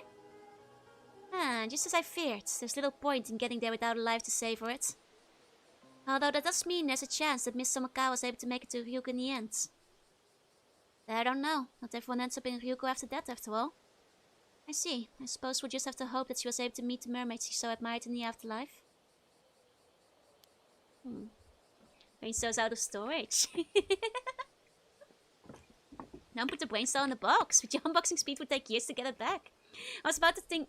I thought you were gonna make a joke about putting it in the tamatabako for eating. Talk about there's two souls. Yeah, the soul is the person's soul that moves the body. So maybe there's second soul that is ghost. That's all I'm saying. Maybe second stroller is good. That will be all I can tell you there. Are you willing to give us your curse stone now? Well, knowing that we have no chance of meeting a mermaid now has thoroughly dashed my hopes and dreams. She did share with us a most charming tale of mermaid love and longing, so I suppose I can't complain. Here, the curse stone. Thank you. Toto, could you take a look at it for me? Very well. I see. If you don't mind, there's a few details I'd like to confirm with you before continuing. Very well, go ahead and ask anything you like. I'll even give you the map we use. To originally belong to you and yours, after all. Thank you, in that case. I see. I think I know how to lift the curse of the raging waves now. Finally, it certainly has been a long while to get there. Finally gotten hold of the Forsaken Fish curse. I can focus on the main issue at hand. Okay.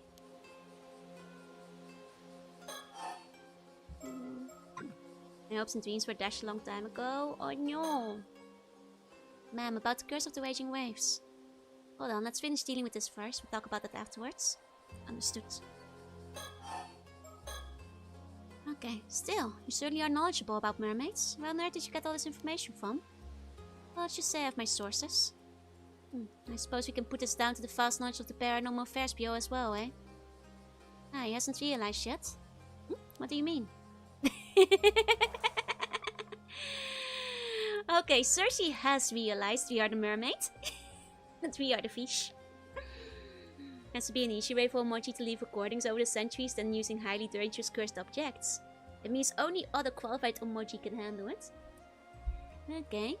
Where'd you get the information on? I have my sources. He hasn't realized? Okay. Well, the game is all but flat out stating that Yumiko is the mermaid now.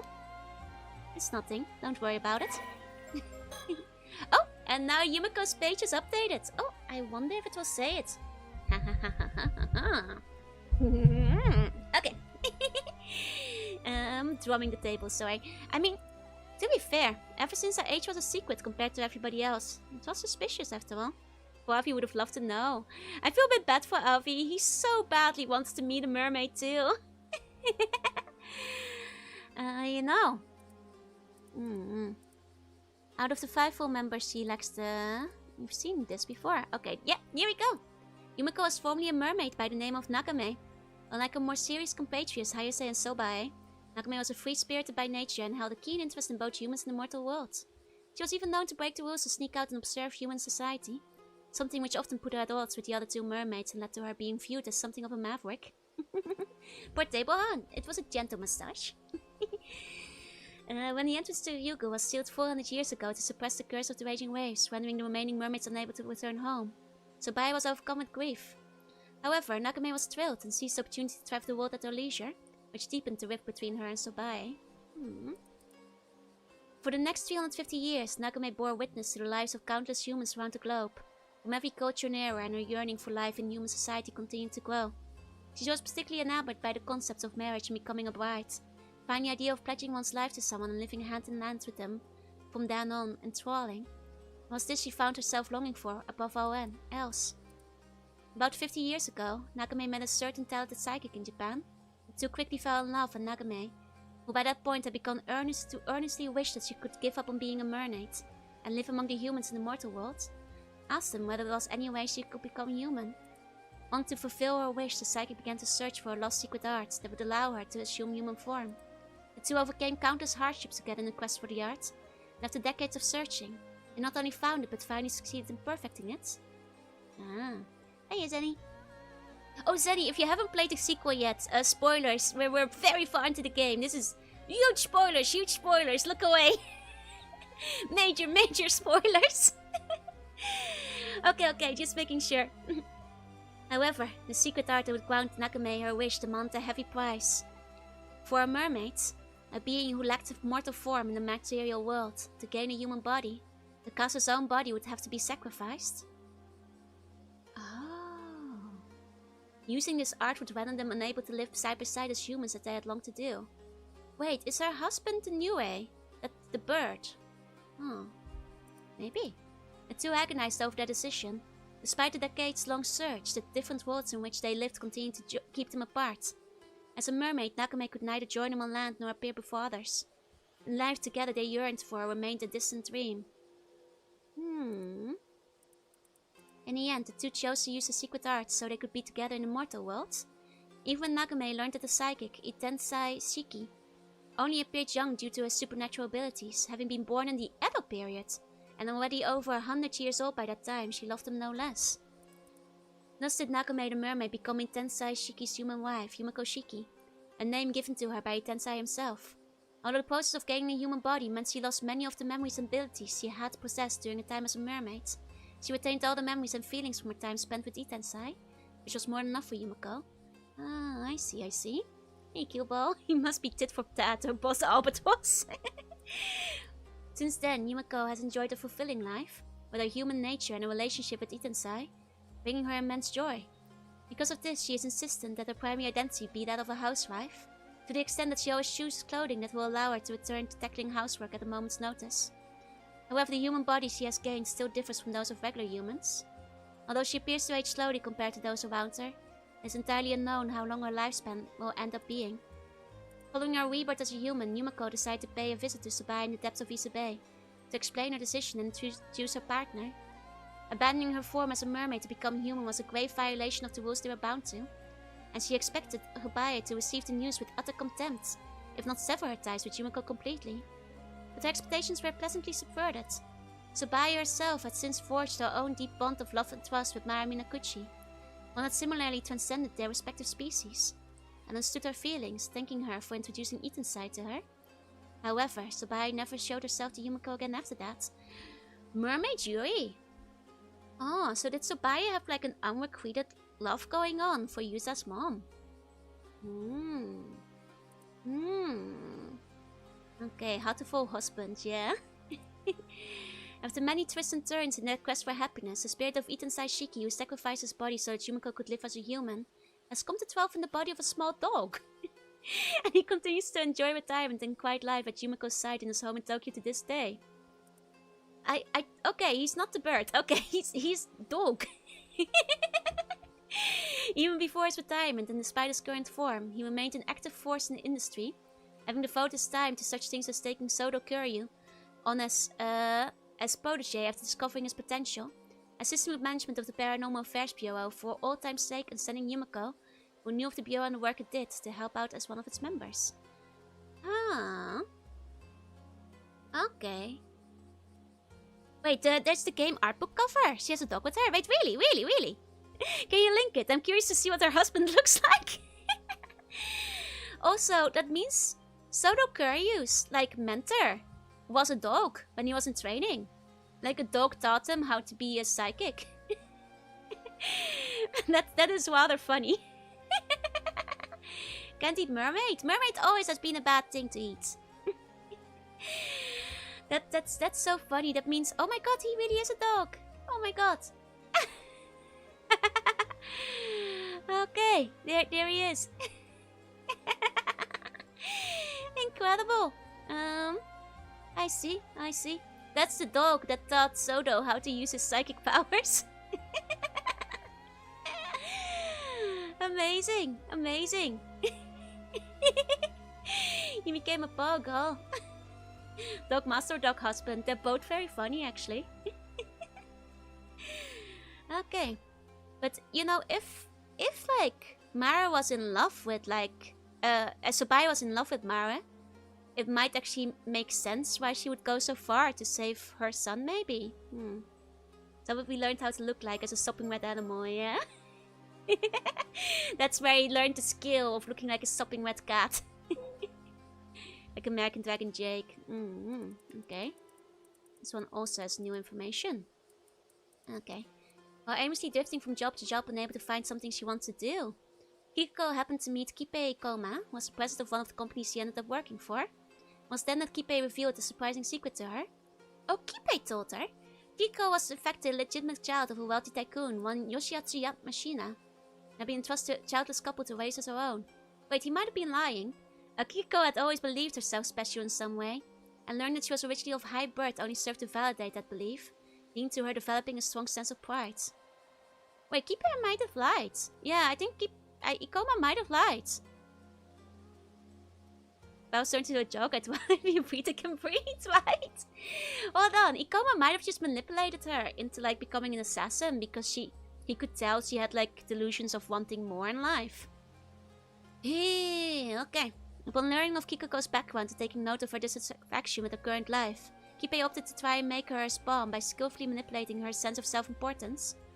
This never paid off, tired of what she perceives as a stifling, monotonous life and driven by both her admiration for Kipe and desire to be recognized by Yoshiatsu. So she could live the life she believed she deserved, Kiko agreed to return to Kamishima and act as his agent there. Fueled by her ambitions and accelerated by the sense that she had become the star of one of the spy movies that had been so popular in her childhood, Kiko's mind was set. She no longer cared if people died or her hometown was destroyed as long as it meant she could fulfill her goals. You know, considering Yamashina was quite open to finding out he had an illegitimate child with, like, Tsukasa, maybe the reason he didn't, like, acknowledge her is because Ikoma straight up lied to her. And Tsukasa. In truth, Tsukasa secretly tracked down her father, a wealthy man who owns multiple companies in Ise and knows that she is his illegitimate child. She has apparently even gone out to dinner with him several times, but keeps this a secret of her mother.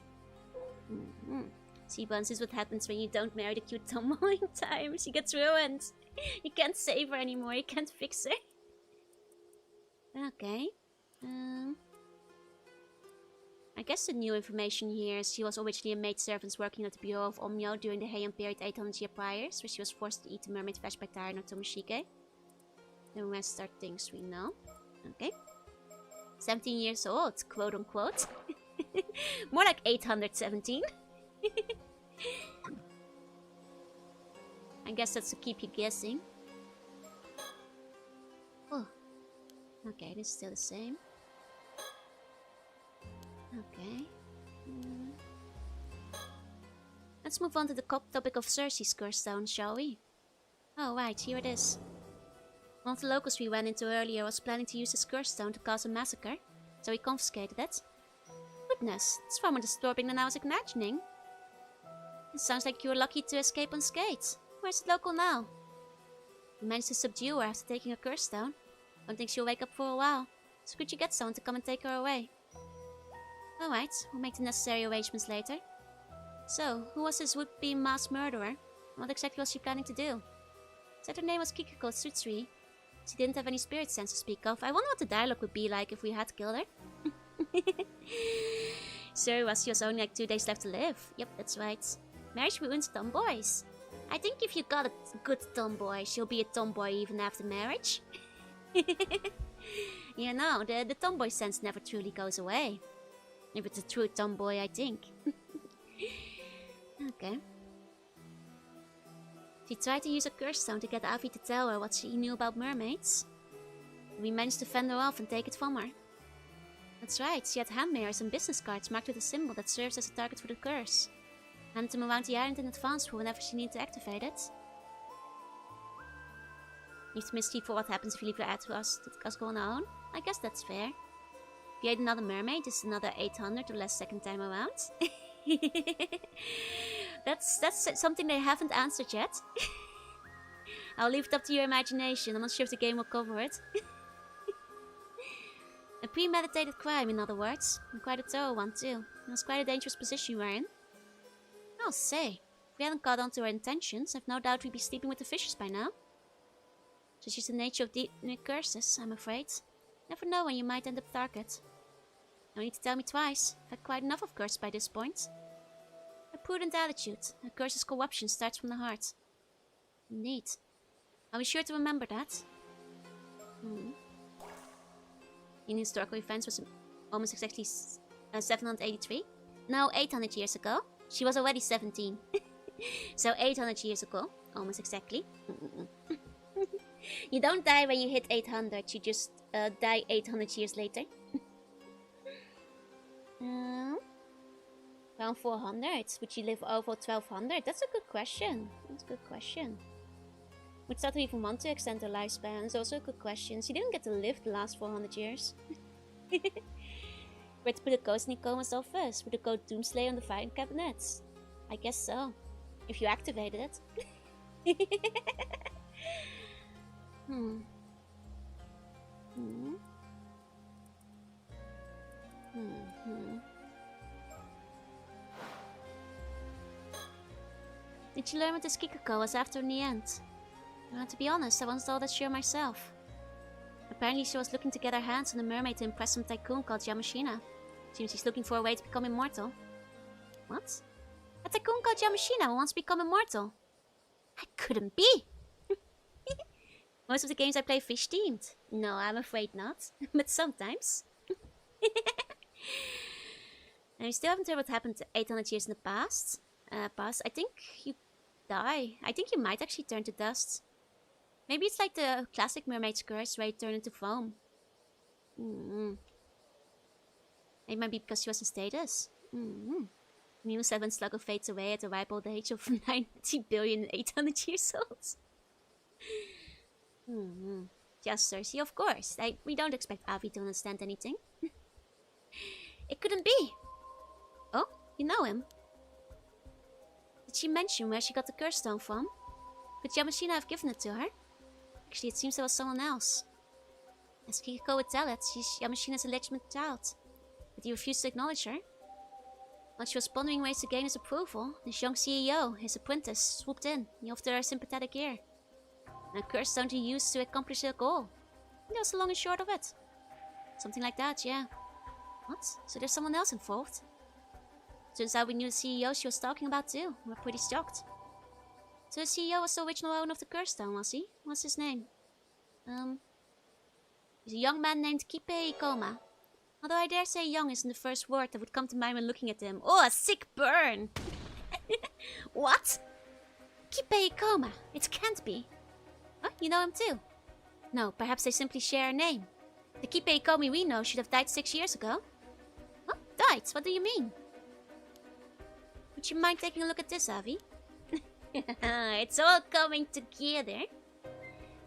A portrait sketch. Who might this be? The Kipe Ikoma you know wouldn't happen to look like this, would he? Kipe Ikoma? Oh no, he doesn't look like that at all. Yep, this isn't him. I see. Could you give us the curse stone you have, Cersei? Sure, here you go. Soda, would you mind taking a look at this one too? Of course. In the mermaid kills you right and then gives you a mortal body. Would you be able to refresh it by killing you? I don't know. It's a good question. I have no idea. I don't know how it works really. We'll only find out, I think, if the game elaborates on it. I do like how they're trying to reconcile the mermaid legends and stories from around the world. Exactly, it's nice how they overlap. And hiya, Ian. This is... the curse of Tomoshige. And that's the power to cleave the target in two. Ma'am, this is it! The curse from the Toba case! I thought so. Curse that killed him? What's gotten everyone so excited all of a sudden? Right, I suppose we should explain. The name of the man in the sketch I just showed you is Kipe Ikoma. He was killed 6 years ago and his skeletal remains were recently found in Toba. The cause of his death was a curse, one that kills its victims by slicing through them, bone and all. In other words, it's highly likely he was killed by the curse within this curse stone. The curse of Tomoshige. Huh? Wait, but wouldn't that mean... telling me this Kipe Ikoma was killed 6 years ago? By a curse wielded by Kipe Ikoma?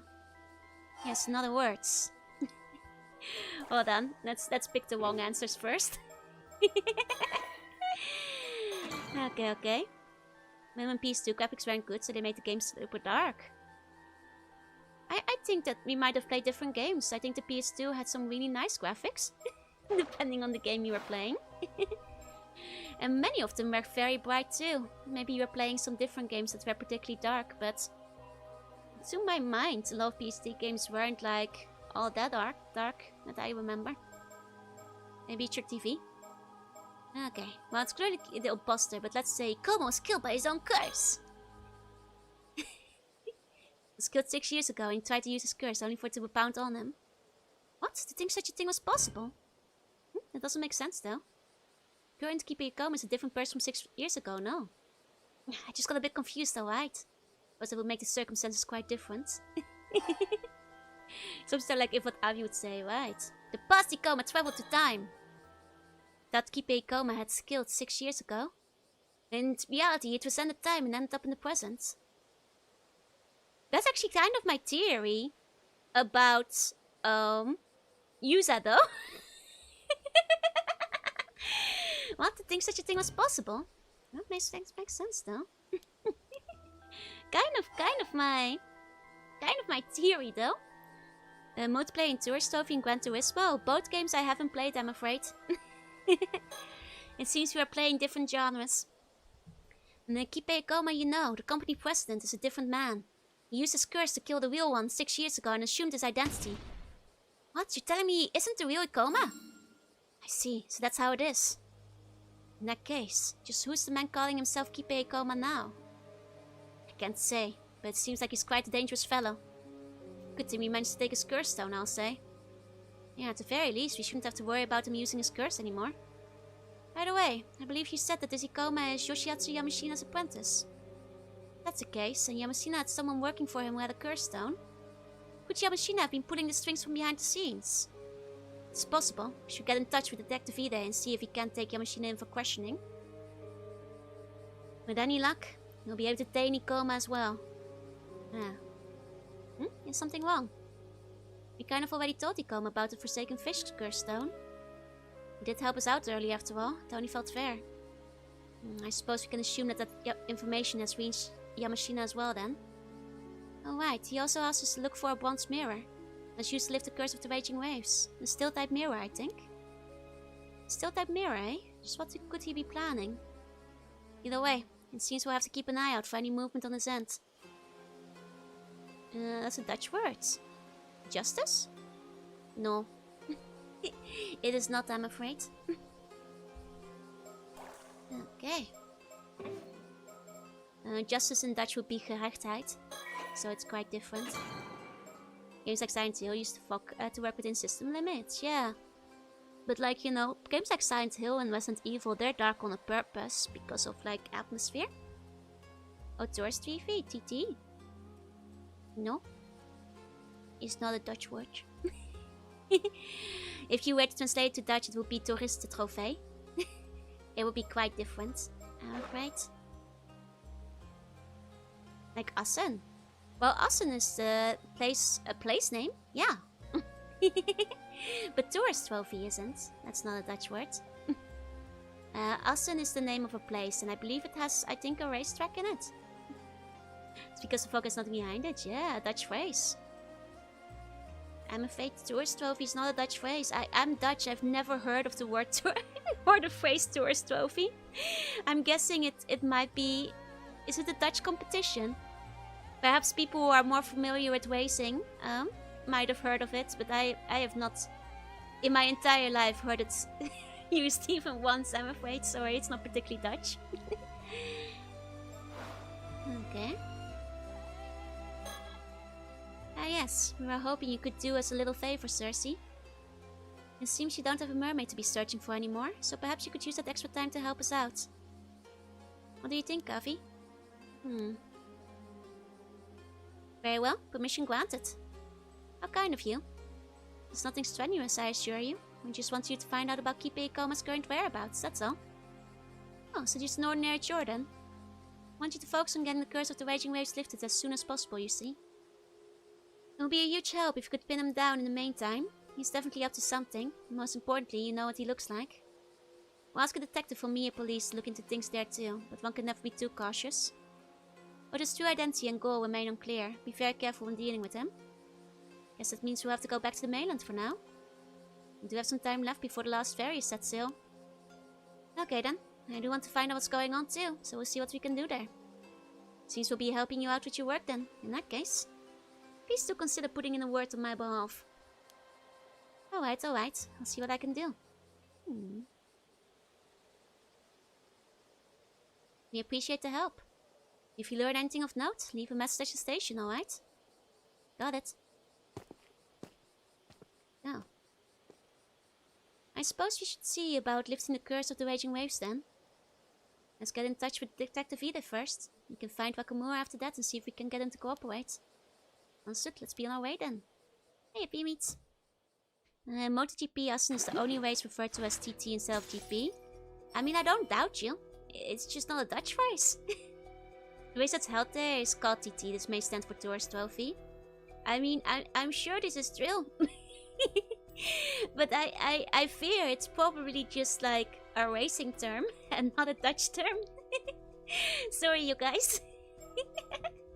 Sorry to disappoint.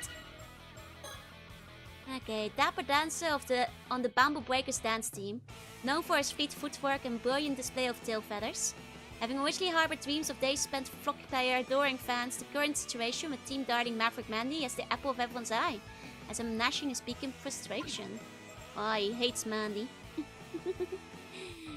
And Urbit means road racing or close course street racing. I mean, I do believe you. It might just be a European regional difference, you know.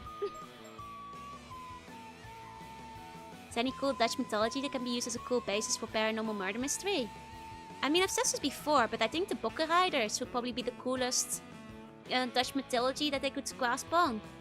I will not, you know, I will also note that like there's a lot of mythology in the Netherlands that is like Faustian, including a straight up Faust story, with people selling the soul to the devil and all that.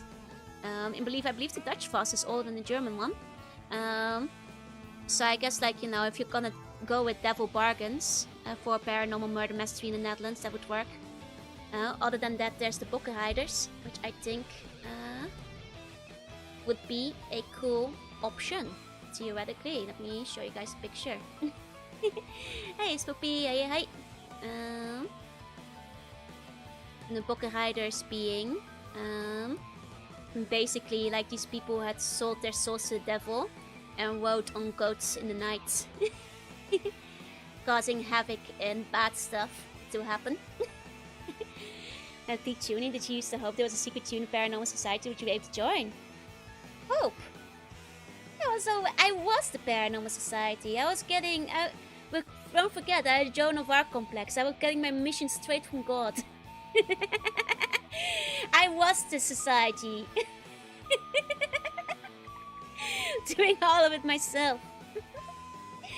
Hey, Boca. Hey. Use the Sasuke and Whisker version. Okay. Sasuke and Whisker. There you go. They're a bit sillier though. I only see the cover. Blue Spot is complex. No, Joan of Arc complex. Much older than that. Secret Society members. I actually used to imagine that like there were others spread across the globe that were also doing work like across multiple continents, and that like, you know, there would, you know, and that like for every continent there was like one, and that, you know, they were doing the same things I was, and just like spiritually I could connect with them. I just would find them one day, you know. Guys are pretty cool for Goat Riders. You know, Goat Riding does them a disservice in terms of coolness, but a devil version of Ghost Rider. How went out? What did I miss? Was there an interesting new bird? This bird hates the harlot. That's the main thing. Other than that, we got a lot of mermaid lore. And Avi and Co meeting the cops and handing over their, you know, stones. Jorunna complex. I have that. This is turning sad. Look. I knew there were other warriors of light out there, and they were working just as hard as I was. I could sense their presence. Okay, so here we go. Let's think back to what has happened. It wasn't sad, it was a noble duty. After coming down to Casa, who had the wrong idea after seeing me with Shotaro by the beach.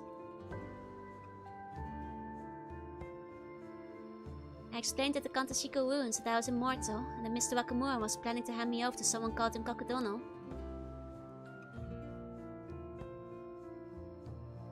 The two of us searched for a way to stop the curse of the raging waves. We also stopped by Wakamura home to apologize to Shotaro, but no one was there. After that, we met with Tsuyu, and I learned about who Marimina Kuchi truly was. As well as how the curse of the raging waves had been kept at bay by the bronze mirror she left behind. We also went into Azami. He looked desperate, saying that Kamishimao hand mirror that Kiko had given me was dangerous. He was going around collecting them. Tsukasa and I handed ours over to him too. Then after that... But the Dutch one was the only one with a singular member and every other branch was big and powerful. I had to carry it all on my own shoulders. I think eventually, unfortunately, it doesn't seem like many warrior of lights are left. You know, it's like even in my older age I must still take upon myself my magical dual duties, despite my haghood. You know, the buns are the other ones. You guys have great and powerful powers. And it's really gone, like I'm not doing what you love and I'm immortal. Wait, what are you talking about? There have been none such, wait, which character? Are you thinking is saying this? Only Sato and Yusa are immortals, and that I know of, they're not dating anyone. You know. Can't find Mr. Wakamura anywhere. I guess, like, are you confused about Yumiko? Yumiko is not immortal anymore, she became human. Oh, Sato explains Tsukasa. Oh, that part. No, Tsukasa already understood. This is a cutscene we saw on the other timeline. Tsukasa already understood that they weren't dating because she saw the whole thing. And she immediately was like, Sato, I know you're not into him, and sorry, it's not your fault. That was very clear. If you go back to the other VODs, you can see how the conversation went. Though Sato does basically go, I'm an immortal to her. Yeah. Can't find Mr. Wakamura anywhere. We need to tell him about the bronze mirror as soon as possible. Yeah. Oh. It's those two. Oh yeah, and the ones who are looking for the old man's place. Excuse me. Oh, if this isn't Sato, good timing. I've got something to discuss if you don't mind. Alright, I actually have something to ask myself. Since when do you know each other? Oh right, we actually talked a bit after the last time we met. These two are from the Tokyo Metropolitan Police Department. They're here to lift the curse of the raging waves. Wait, seriously? Since when does the police deal in curses? We're a special unit dedicated to things like this. How we can be of help. You sound like that in previous lines. It's just a quick summary so we don't have to retread the same route, I think. Got the Peoria TT. I'm guessing it's another race. You end up passing through this intersection no matter where you go on the island. And they help out with a gentle breeze. Makes for a nice peaceful afternoon. Hey hon, hey. Huh? I swear I just saw something catch the line behind me for a second. Behind me? Oh! Turtle! Ah! Sato, something wrong? Oh no, it's just that there's a Kamishimao keychain lying on the ground here. Hey, you're right. We just chucked the poor thing out there. Yeah, I almost missed it. I'll rescue it. I mean, we know the turtle isn't evil anymore, so we can take it without problem, as long as it doesn't have the sign. Can't believe we've got a curse over here. I mean, they might listen. Bird check, bird check. Did you guys see a bird? I was looking Is there a bird? Oh, bird! Up here. You guys hadn't seen that yet. We didn't look there yet, did we? Hey, Lito, hey. Buzz Boozler.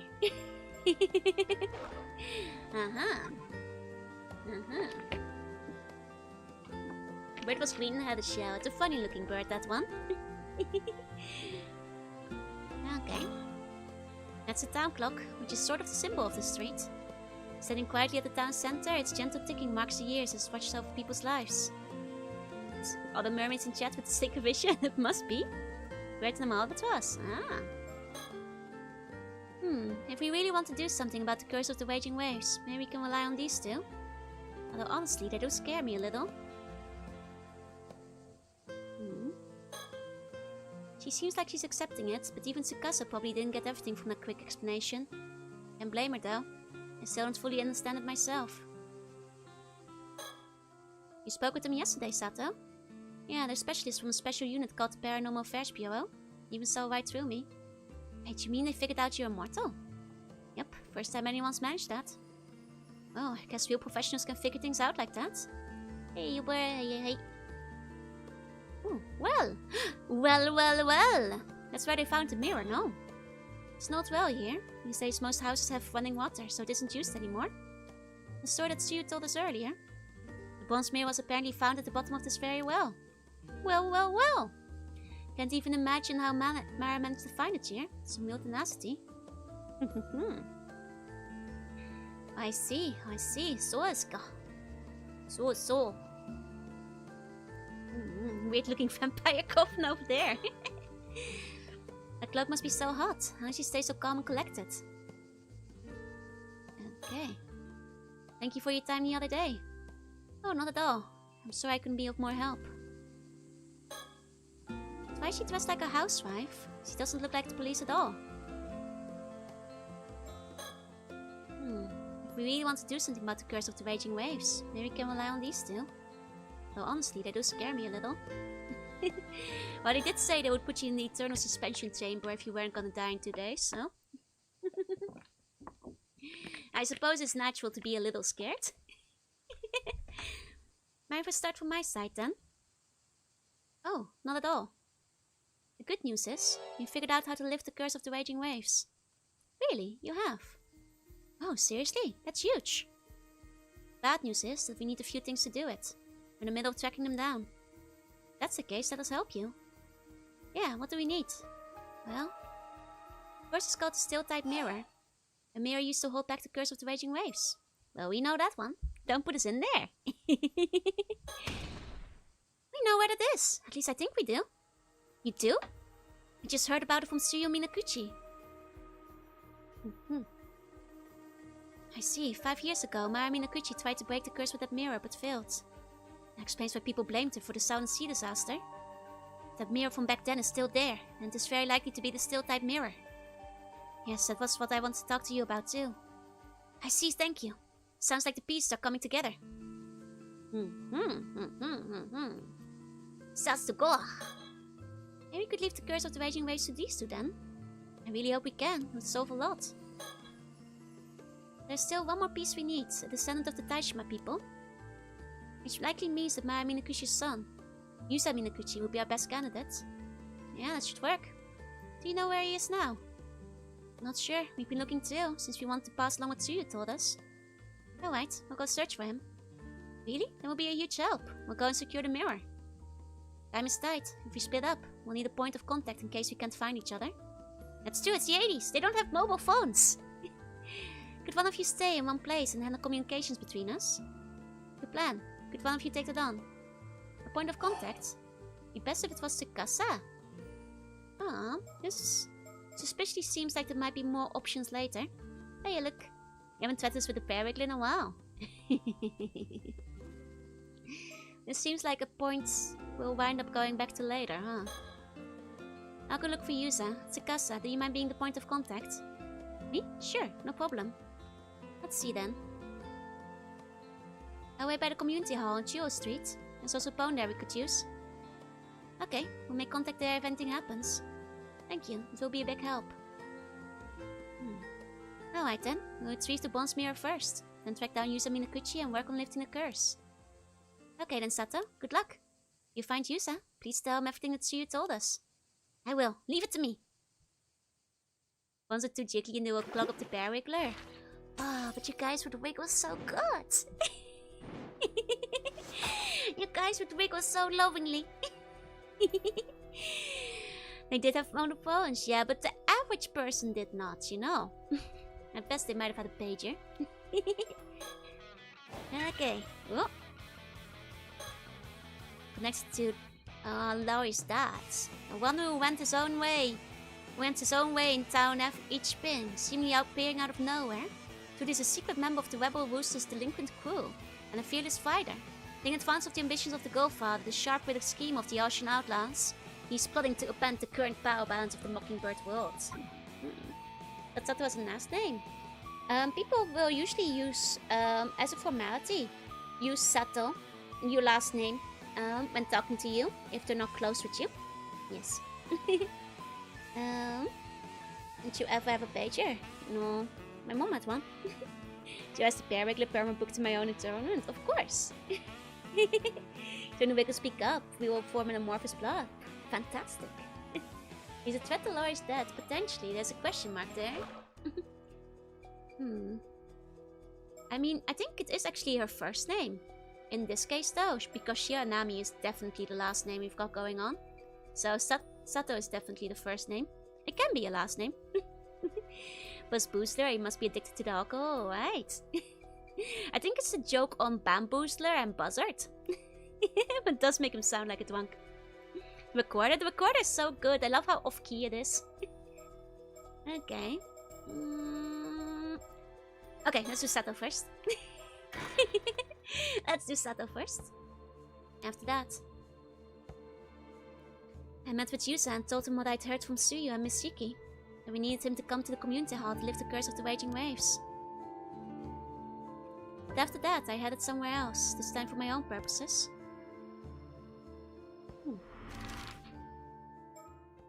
Okay. Shibu. Shibu. Like I've never heard an inky recorder. That's how recorders be.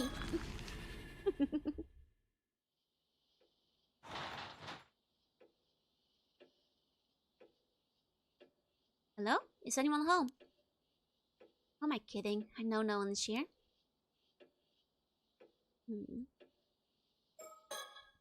Okay, I'm here. What's he doing here? It's a table, one of those really low tables that's perfect for flipping over. I know, because I see it on TV all the time. Nothing on it, there's not much point in flipping it over, is there? She knows. A calendar handed out by the local association. There's one at Makamura's place too. This one's still showing last month though. And a circle around the day that marks the day Yusa came home. She must have been really looking forward to it. Aww. Grandma. I visited this room so many times while helping looking after Sui. The owner's away, but people on the island don't usually lock up all that tightly. I'd also been asked to come by while they were out to help with chores, so by now I know the place well. The building cupboards fitted snug against the wall. You can tell it's been here for a long time. These kind of cupboards help the room feel less cramped. I was so impressed the first time I saw one. One design sure is smart. The inside though is a bit messy. She tends to toss anything in there to get it out of the way. I would never do such a thing. Would you, Buns? A light with a wooden frame. Looks like the design evolved from those old lamps with paper shades. I'm glad this older look still turns up here and there. Ancient hag. Into Twitspond mice. And what about you, Benjamin? Cough, cough, cough boxes. Hey, we're talking about you, not me. A sliding glass door that leads out to an outdoor spot to dry laundry. Doesn't get much sun though. A household shrine for the sea gods. Almost every home around here has one. Before heading out to sea, everyone always stops away here first. Once they come back safe, they pay respects again to give thanks. Makes sense. Don't worry, while we're looking around, we're looking for birds still. Good point though, good point. Keep your eye out for birds, you guys. All sorts of things are scattered on the floor here. Even with this much storage, people still leave things lying about. Guess some things never change. You guys would never do that, right? I certainly wouldn't. This chest of drawers is mostly just to use old clothes. I put away the laundry, so I have a rough idea what goes where, but still personal things, so I shouldn't open it while she's here. Right? You guys wouldn't, would you? Here we stick, hey. Bird! Oh, what's this? What's this? We got a tutting chill! There we go! There we go. The Sato is one of your favorite drivers. Nice! Okay, here's a bird. Okay, here's the family altar. This is the Minakuchi family's altar. There are memorial tablets for the Tsuyu's husband, her son Tosuke, and a daughter-in-law Mari here. Sure she never expected they'd all go before her. Must have been hard to deal with. Altar shelf. It's an altar shelf. Buddhist objects and keepsakes are neatly arranged on it. Also something Shuyu once showed me.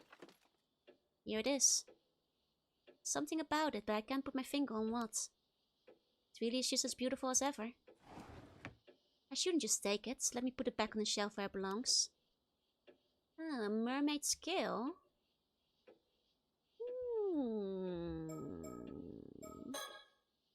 Okay, I'm here. Is there anything else I'm supposed to do in here then? I feel like I've clicked on everything. Maybe we're meant to come back later. We do have the move option. Cocktail not quite as good pun-wise. I think Tutting Chill is pretty cute though. Cockatoo, I think it's you know, it works in the end. Hey, they gotta use what they gotta use, right? Turtle. Okay, let's go to the lighthouse.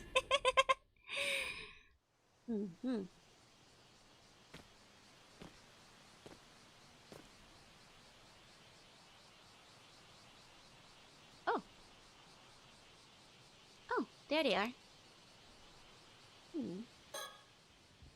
Okay, let's think about what I need to do now. We still have a special box called a Tobacco. Need to get it from them no matter what. I have to find a way to convince them to hand it over. It's the only chance I'm going to get. Share what I know bit by bit to hook their interest and negotiate from there. Really not sure I can pull this off, but I have to try. How's she know? There's a small lookout plaza in front of the lighthouse where you can see the sea, probably meant for tourists. Come to think of it, I've never really come here all that much. This is where friends would die if not for RV. This is true. This is where a lot of people would have died otherwise. Oops. Sorry, I clicked out of the game. You must have their own reasons for finding the Tobacco. I can get them to give that up. Maybe they'll hand it over to me without too much fuss. What's the best way to approach this? Are there any birds? That's the question. Excuse me. Move yourself instead of the game. Yes. I clicked outside of the game by accident. You rang. And then I had to fix my position. Ah yes, could I speak with you for a moment? I know you don't know you, but permission granted. Thank you. Oh, don't mind him. He always gets a little carried away. Right. So you're Avi, an otter, and Cersei here is your guide. Indeed. Great to meet you, Sato. I've actually heard talk about you around the island. Oh, really? It would seem we've become quite famous in these parts. I'd say we're more infamous, but sure. Yeah, they never talked to Yumiko about the box. That's true. Presumably because they want to keep it. Or Avi wants to still become immortal after all. Wow, her blonde hair is so beautiful. I've never seen it in person before. And her outfit also looks so unusual. Maybe it's traditional clothing from her country. Oh yeah. She is technically like, you know, an ancient lady, so she would have never really seen a foreigner before. In her age. Or at least not that much blonde hair. Where'd they get the box from? It was on the ocean. They dove for it. Oh wait, no, the Tobacco they got from Somakawa. Right. Somakawa gave it to them. Hello. Oh, hello. That's interesting. I sense something peculiar about you. Do you? It's definitely strange, but I can't put my finger on it. Are you really human? I think so. Hey now, Cersei, that's an awfully rude thing to say to someone. No, forgive her. She doesn't quite know how to start a conversation. Oh, no, it's fine. You also searched from behind before. We've seen it a couple of times, yeah? Once you've seen more warriors than most Japanese people see that old. The sea was sealed away in the ocean 400 years ago, then washed up on an island with just 70 people and no tourists. I think she only saw foreigners on the television while she was recovering. She probably didn't see that many when she was on Kamishima back in the day. Why is it 2 Joes on stream? You soggy.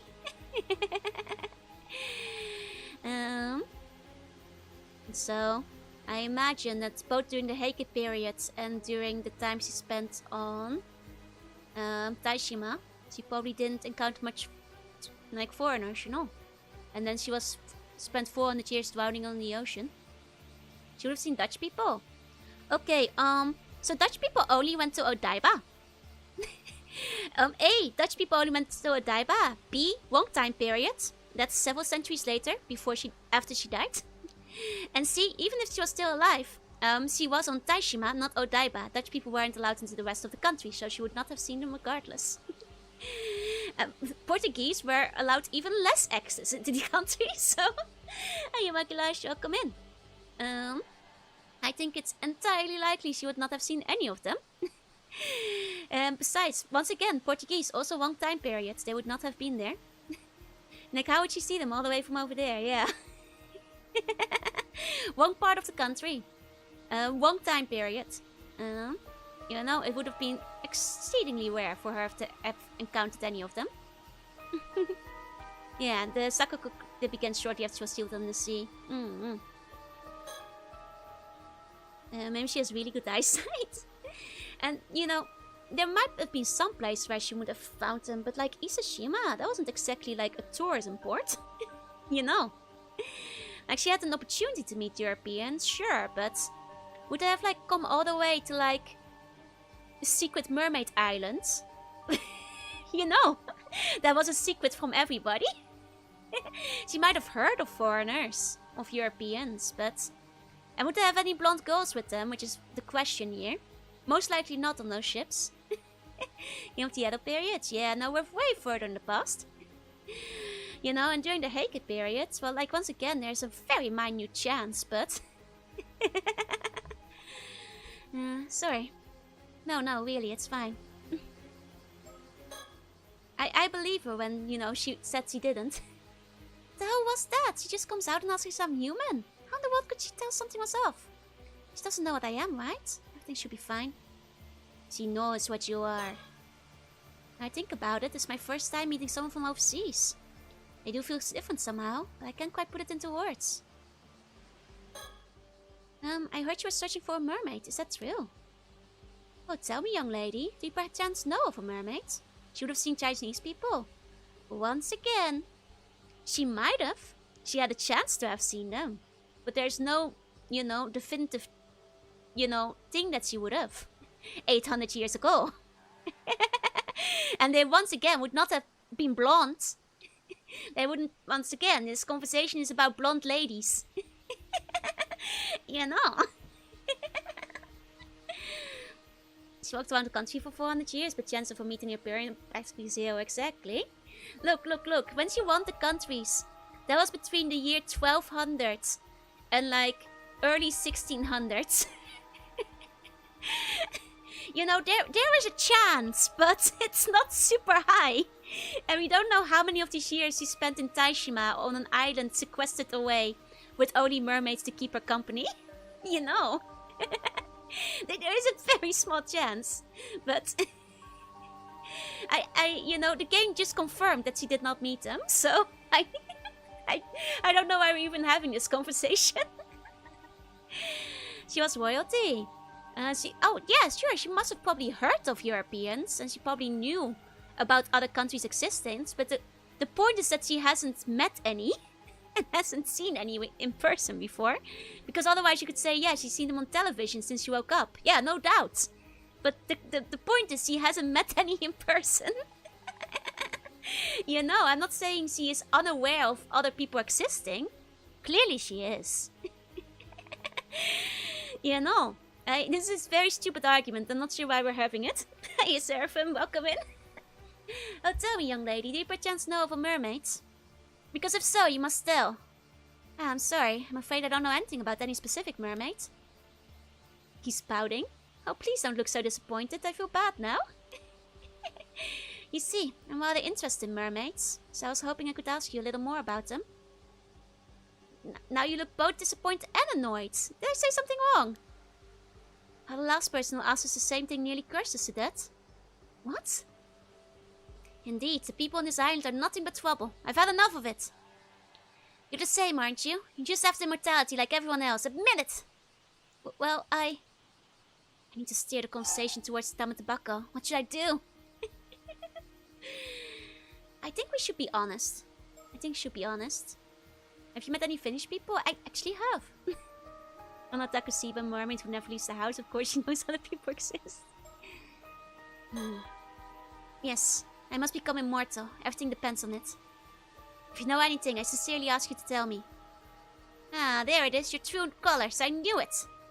You'd think I'd just hand over the Tama Tobacco I struggled so hard to obtain.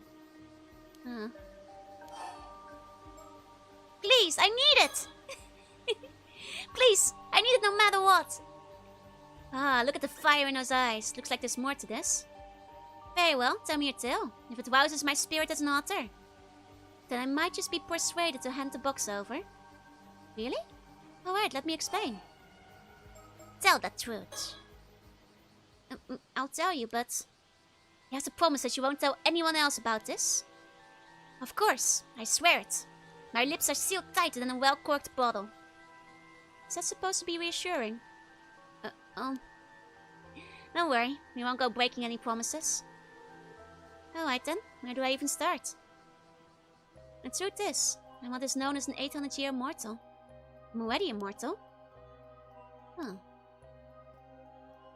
Surprised you have met anyone other than delivery workers. The delivery worker was Finnish, yeah. What? Is all that true?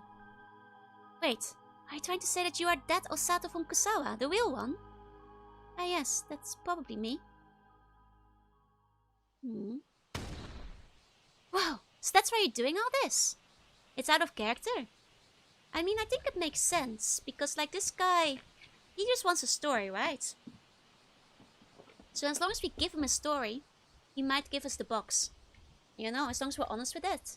Because like, remember what he told, like both Yumiko and Kiko, that he's like willing to like, you know, give up what he has if the other story arouses enough of a sense of adventure, you know. So I think that's, she wants privacy no matter what. That's not necessarily what she said. She already told like she didn't want too many people to know, but like if she can swear them to secrecy, I think it makes sense. Yes, after all, already told several people. You know. Hey Mitsuki, hey, is this a new expression for Cersei? We've seen it once before, once or twice. It's very cute though. If you eat a mermaid, would it be sushi or burger? You shouldn't eat a mermaid. You'll die. Whoa, so that's why you're doing all this? Wait, no way. Are you being serious? Yes, completely serious. Which is why I need the Tama Tobacco no matter what. Varsity, these guys aren't random tourists. They are already involved with the case. And literally the people that have what she needs. They're not random. Like, what else is she supposed to do? Mug them? She's not all powerful. She can't just steal the box of them. They're not random tourists. She needs to get the box, you know. It's a wise decision to take the gamble here. And it's paying off, clearly. You realize what you're saying is crazy, right? Anyone else would be dead against it. Please. Oh, I need this Tama Tobacco. Avi, what do you think? Yeah, she's also very out of shape. Like, this is her one chance to get it. You know. Are you sure you're alright with this? I can hardly call it sane. Yes, this is what I want more than anything. Very well, in that case. Amazing! Such stunning spirit! I'll be happy to support that resolve, even if I stand alone. This must be the reason I found Tama Tobacco in the first place. Here, take it. See? I knew this would be a good gamble, because the way he treated like Kiko and Yumiko made it very clear that he was willing to, like, you know, give up his findings if it, you know, led to a good enough story. You know? It makes sense, it makes sense. And say we are taking her over, making her do. I mean, you could also say that too, but I'm just arguing that I don't think it's woefully out of character either. She's a pretty strong-willed lady in the end, you know. Oh, thank you so much. Now that we know the situation, it only makes sense for you to have it. You should have said so sooner. That said, I would also like to know how things turn out, so be sure to let us know, okay? Of course, I won't forget this kindness as long as I live. Think nothing of it. But that does mean I should apologize to you, Cersei. It's all the trouble we went through to get it. Well, you seem enthused enough by this turn of events. If you're happy with your choice, I don't mind. Also, I'm sure you already know, you'll still need mermaid flesh. I know, I'll figure something out. Oh, so you do have a lead on the mermaid? I'm intrigued, but I'll leave it at that for now. One more thing. Carrying the town of tobacco may dwell some unsavory types, be careful. Oh, maybe it's the skill we saw? Oh, I don't like the sound of that. Well, we're heading back to the mainland to look for them anyway. Ah yes, after sightseeing on Kamishima, we were supposed to return post-haste. I see, well thank you, and good luck. Okay. How many people has you with photo mentality too? I think 6. Or so. Like, the alternative is just pretend to be a normal girl who needs their box, and I don't think Avi will go for it. He didn't go for it for Kiko or Yumiko, so... you know. Okay. So... it does seem... this is the first we've heard that she wants to... I guess extend her immortality then. Because he does seem very insistent on having the box, and I guess that's why there's the skill in here. Interesting. Okay. It's another shelf. Okay, let's grab this skill again and put it in the box. Yeah, Cersei already sussed her out, exactly. Like, Cersei already realized she wasn't an ordinary human.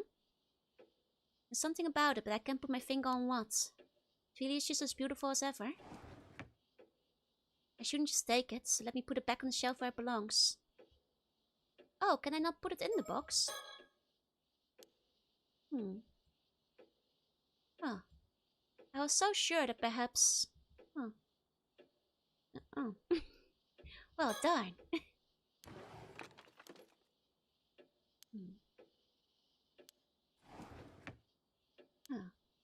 I thought maybe now we had the box, we put it in the box. Well, okay then. Can't put my finger on it. Makes me think it's a nail. It's a mermaid skill. I mean, I already dunk, but she just goes, okay, I'm here. So...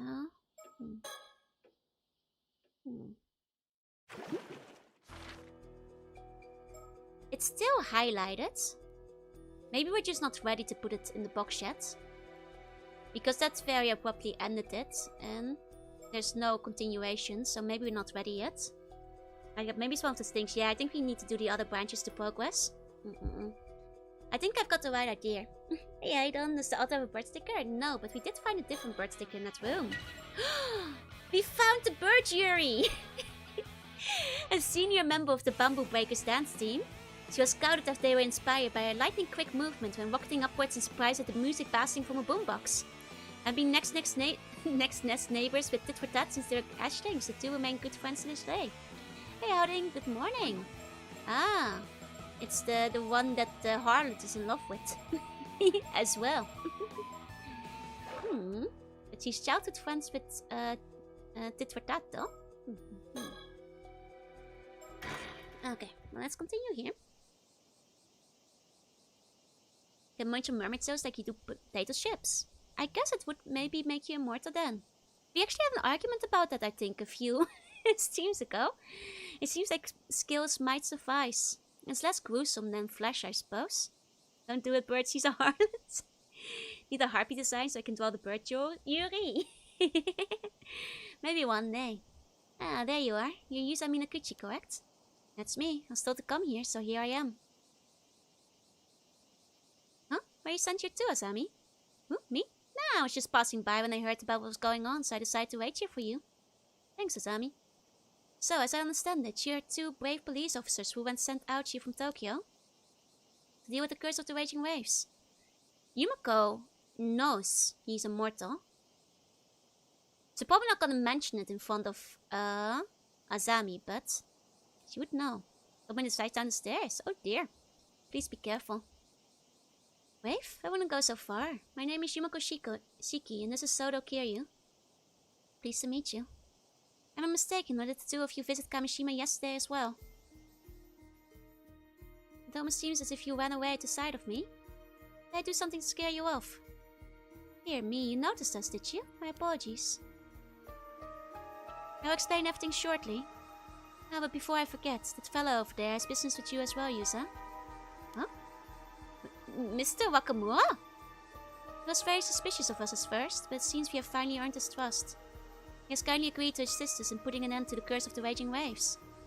Oh, so Mr. Wakamura is coming around, now we have a proper solution, huh? Hey, Nero. Wait, really? Is that coach from Left to Dead? Yes. Really, but tell me. Is it true you're already familiar with this curse? That's what your friend here told us. Yeah, more or less. Good, then seems we're all up to speed. Hey, so it... Sounds like we weren't the only ones looking into the curse of the raging waves. Above all, hearing what Graham revealed came as a huge shock, especially to me. I think Mom was a descendant of the survivor of Taishima. 5 years ago she tried to break the curse but failed. Guess I finally understand why Gran just sat back and took all the abuse the islanders leveled at us. Hey Dragonator, hey. Good morning, how are you? I'm looking for birds. You guys, bird watch. Bird watch. You guys see any birds? Not seeing any birds this time. Wasn't there a bird over here before? In the other route? Okay. The rays of sunlight beaming down amidst the stifling humidity are accompanied by a chorus of cicadas, somehow intensifying the heat. Okay, from fish to birds. There's birds in this game. We need to find them. No, it's not a bird. That's a cicada. Saying there's no leg in anything for this poor guy. He's just a good friend. He's helping.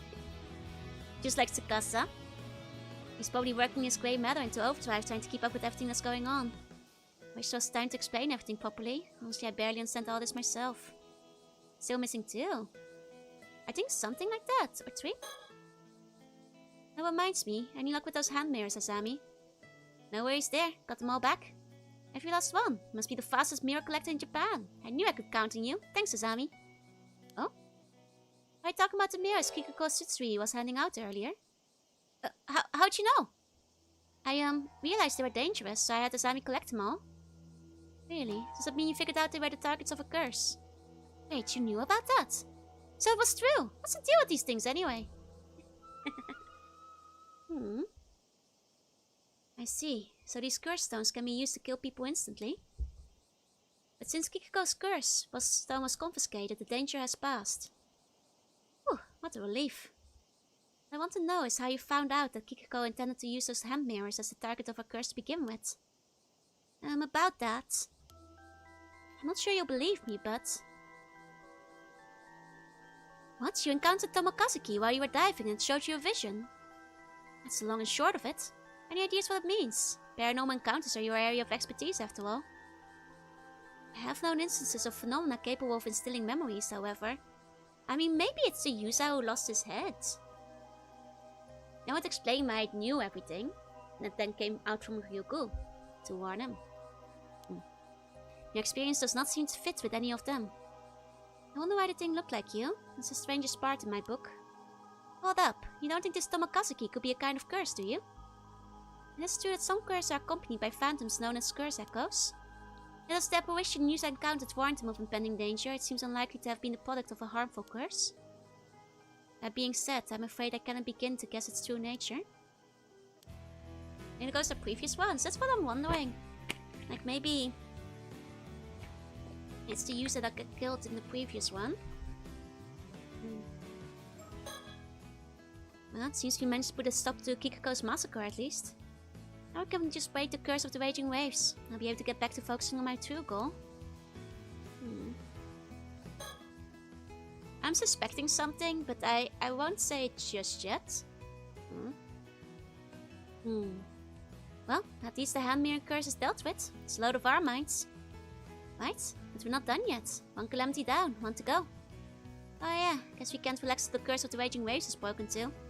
I returned from the basketball game. Welcome back. Hello again. Let me cough real quick. Okay. So, Mr. Wakamura has been trying to end the curse of the raging waves too, huh? So, you found out about the curse of the raging waves then, eh, boy? Yeah, to an extent anyway. I always figured your mother was behind it, and that she was descended from them raiders, but... Wait, really? That's why you blame my mom for the disaster?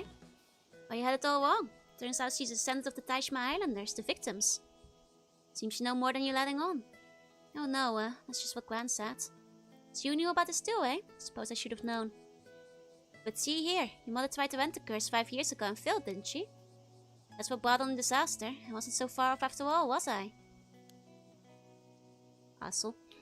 But be that as it may, still owe you an apology for pinning the curse on your mother all this time.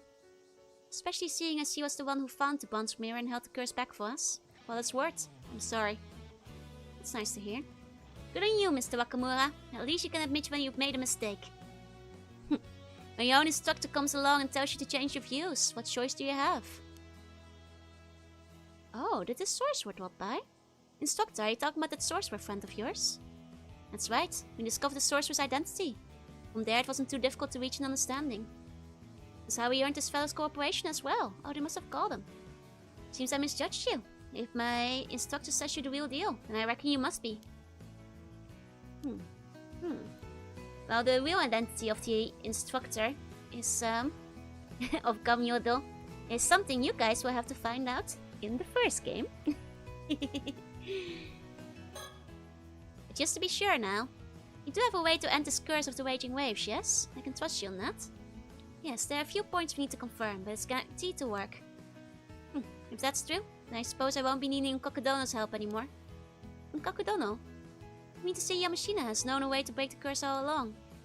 Well, you know about Kakudono too, eh? As a matter of fact, just yesterday he told me out of the blue he'd found a way to end it. That he'd tell me what it was on the condition I brought him Satoshi Onami. Information he got from Ikoma, I have no doubt. He asked for the go, I see. And you were prepared to hand her over? Isn't she a relative of yours? So what if I was? It's got nothing to do with you. You say so. In any case, the information Yamashina had for you must be the same as what we have to share.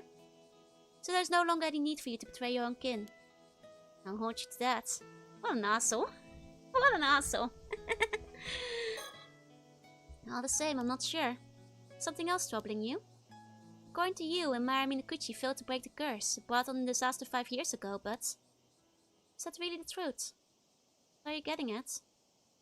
Well, if the still-type mirror worked as it should, there wouldn't have been no disaster, would there? It only leaves one possibility, don't it? That the raging wave curse bearer was stirring up trouble. By curse bearer, I assume you mean descendant of the raiders of Taishima? Exactly. If someone of that lineage got anywhere near the Southern Sea, the wrath of the Taishima would churn up those waters into a maelstrom. Anyhow, my instructor swears that it's the true cause of the disaster 5 years ago, and I'm inclined to agree. Is that your theory, is it? I understand why you suspected Mara Minakuchi's heritage. Ah. And down onto One Phoenix Wright. It's a good game though. You should try it. Okay. So... in that case, if it's one of the raiders approaching, is it because Ikoma was getting too close to the islands that the curse acted up again? The Igada's instructor of yours never actually accused her of being the curse bearer. True, never was sure on that point, so we couldn't be certain given how it had been 5 years and all. But all things considered, who could blame me for being suspicious of her? No one knew where she came from. Don't wish to doubt your instructor, but I'm not sure how much water this theory holds. And we cannot rule it out entirely, given what we know of this sorcerer's powers. So you're skeptical, eh? Not as if you have a better idea though, is it? The hell is that game? It's a really good game, you should play the first one. It's awesome, it's like a paranormal Phoenix Wright. Was Fake Ikoma the tyrant guy from among the raiders 400 years ago? Actually, that's a good point. I just kind of assumed he was. We have no proof that he is, but the guy's been like the source of bad things for this entire game. Like, why wouldn't he like raid the island? Actually, no, it's a good point. He's from 800 years ago, not necessarily 400 years ago. But I mean, he would have known about the mermaids. He's been a cause of trouble for most of it. I wouldn't particularly be surprised. Now I think about it, he did like listen very intently when they started talking about how the mermaid on Taishima was cursed. Maybe that's because he was the one who like tortured the mermaid, and that's why I was listening so intently. And, you know, it makes sense that he would have known about Taishima. And he has taken on various identities. I mean, it would all check out. Yeah. I guess I kind of jumped to assumptions because I was getting my timelines mixed up. But honestly, it would make sense if he was the invader. I think, like, you know, this is the kind of game where I think it's too late for them to, like, start introducing new characters at this point. So, it just makes narrative sense for him to be the invader too. Let me take a sip of my drink. Well, you do have a point. The issue remains. If Mara wasn't the curse bearer, who else could it have been? Well, can't say I figured it out yet, but... Sorry to interrupt, but I have something to say. Yes? Assume my mom wasn't the Raging Waves curse bearer, I have a theory. See, I've read over the reports of the incident again and again, and it's something I noticed. Oh, what might that be? Oh, wait! I think I know what he means.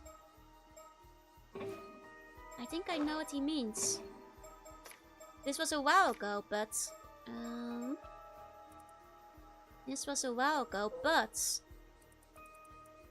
there is... one guy who wasn't accounted for that we never saw again. That's true. Good mystery writing practices. You can't introduce a new character out of nowhere. Exactly. Right. I remember mentioning that like way back ago. Because it was a name we didn't recognize. Yukiji Nishikawa. And one passenger, identity unknown. Because we know the first ship was Azami's parents. And the other ship was us. Like our parents, like Yusa's parents. But this Yukiji Nishikawa and the passenger, to this date, have still not been confirmed, Nishikawa. How do you remember this? My brain is this big. Are you the funky? I just get really into the game. I really like mysteries and murder mysteries and putting it together. To be fair, the game gives you a very big hint here to think about it because he does mention reports of the incident. As like a hint to check it again. In G little grey cells. You can do it another brain cell. No, all my brain cell. You guys have enough. Really known to someone excessively not detailing them. That's good writing. Exactly. Like it came up. It came up before. And we once again get a hint about it. So check it again. And what might that be? Well. Yeah. There's another suspect. Do the brain cells need to be Belgian? No, mine are Dutch. I don't have to be Belgian at all. When there's no bones, so I have more room in my brain. It's right, I don't have a skull taking up space. More room for grey matter. And the person on board was... it was the Ome Maru. Right, the Ome Maru. Ome Maru. Don't cross your brain cells with each other, you'll get frowns. I want Lana coming for you because she didn't follow Nox's rules. Exactly. You get it. Yeah, Ome Maru. Yeah. Would have already been using the coma persona, yeah, but the passenger... That's actually true. 5 years ago, he would have been a coma, but the passenger's identity is unknown. I remember that the identity of one of the passengers aboard the Ome Maru was unknown. Couldn't have been the curse bearer. Interesting. Well, Mr. Akamura, what do you know of this mysterious individual? Ome Maru? That was Yukiji Nishikawa's boat. As I recall, according to the departure declaration, Ome Maru had taken someone on board, someone in the business on the mainland who had research to do. As no name was given, no one had a clue who they were. Oh, I thought the point of these declarations was to keep a record in case of accident. Sounds to me like someone was careless. Can't deny that. So this passenger was never identified? No, but mind you, eyewitness reports say that when Ome Maru set sail that day, the captain was alone on board. So maybe he picked him up from the mainland. Maybe they never boarded to begin with, who's to say? Do you think it's possible this person could have been a curse bearer? Could be, if he wasn't Maru. It'd make for a hell of a coincidence though. Unfortunately, since this Nishikawa fella isn't around, there's no way to find out.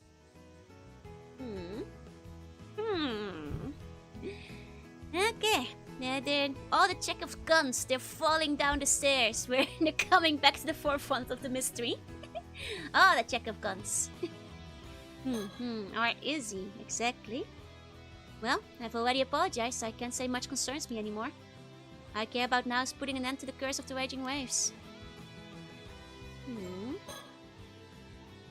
Sounds like we weren't the only ones looking into it. Regarding that being you encountered, Yusa, what you call the Tomokazuki. Well, it does seem to resemble the Tomokazuki featured in folklore of this region. I suspect it was something else entirely. Why? What are the Tomokazuki anyway? They are both the spirits of Amadivers who were lost beneath the waves in the past. A malevolent spirits born of the fear Amadivers harbor towards accidents at sea. Oh, shouldn't be out exercising them then? The latter type of spirit is the most numerous. So long as these fears persist, they will always return. However, they do not possess sufficient power to cause real harm. As long as you carry the proper charms, they cannot affect you. So same and endowment symbols aren't just for show, huh? Hey, Dafiato, hey. Where shall we begin? I'll talk to Soto first. Indeed, that's why I cannot but wonder what it is you truly encountered down there. Okay. This man is Mr. Shika's assistant. Apparently he's not officially with the police. Right now he's just quietly following orders. For some reason, I get the feeling he's the type who gets really scary when they're angry. But also like a sopping wet cat when he's sad. I can't put my finger on it, but there's something mysterious about this woman. I had no idea there were actually police officers who handled supernatural incidents. Much thinking I've decided you can have all my bones. Thank you, Defiato. It's much appreciated, and you will have a much better life for it. I'm glad you've come to this decision. Okay. 400 years ago, Nomochi sealed the entrance to Ryukyu in an attempt to contain the curse of the raging waves. He left behind instructions as to how the curse could be broken after 400 years had elapsed. There are 3 steps that must be followed. Just 3, huh? First, thou must unbind my seal risen from the depths with the iron box. Second, thou must offer the still-tight mirror bequeathed by the sacrifice to the sanctuary. Third, let those who share blood with the lost souls of Taishima be the one to offer appeasement. That should be the wording, if I remember correctly. Let's consider each step in turn. First, as to the iron box that refers to the container in which these instructions were kept. It serves when the entrance to Ryukyu was unsealed. It stands to reason that the seal mentioned in the first step must also have appeared somewhere. What's the seal anyway? It's Tomoji's own symbol, the same symbol used to seal the entrance to Ryukyu. Aha! Hey, we did that in the mini game. See? There was nothing for you guys to worry about. It was all good. Much thinking I've decided for a refund on all my bones. I'm afraid I cannot put the bones back in your body. That would be unethical. You can take them home in a bag if you want to. This is what it looks like. I expect we'll find a mark identical to the one on this map somewhere on the seafloor. The marked location is likely the sanctuary mentioned in the second step. It should be in the vicinity of Kamishima. Oh, actually, something tells me there's a pretty good chance that seal has already been taken care of. Huh? See, I found something like that when I was out diving this morning and no one came over me, but I just went ahead and yanked his chains off. You what? It's a different one from the one on the mirror. Yeah, it's a different symbol. Take another bunch bones if that's okay. No, you have to pay for those. Can't just start giving them away for free. Seriously, Yusa?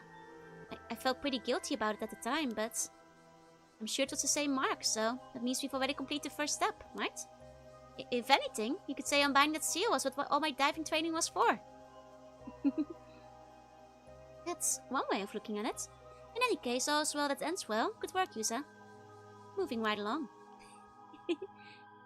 The second step centers around the still-tight mirror bequeathed by the sacrifice.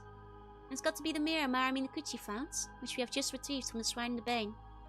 From what I heard, the mirror is what's been holding the curse back all these years. That's right, and now it must be offered to the sanctuary. The former site of Taishima's sanctuary should lie in that area. Perhaps it's the location we seek. In that case... Someone takes one of our bones, we won't be able to donate the whole skeleton. Exactly, that would be unethical. I reckon the hole where I encountered Tomokazuki is the most likely spot.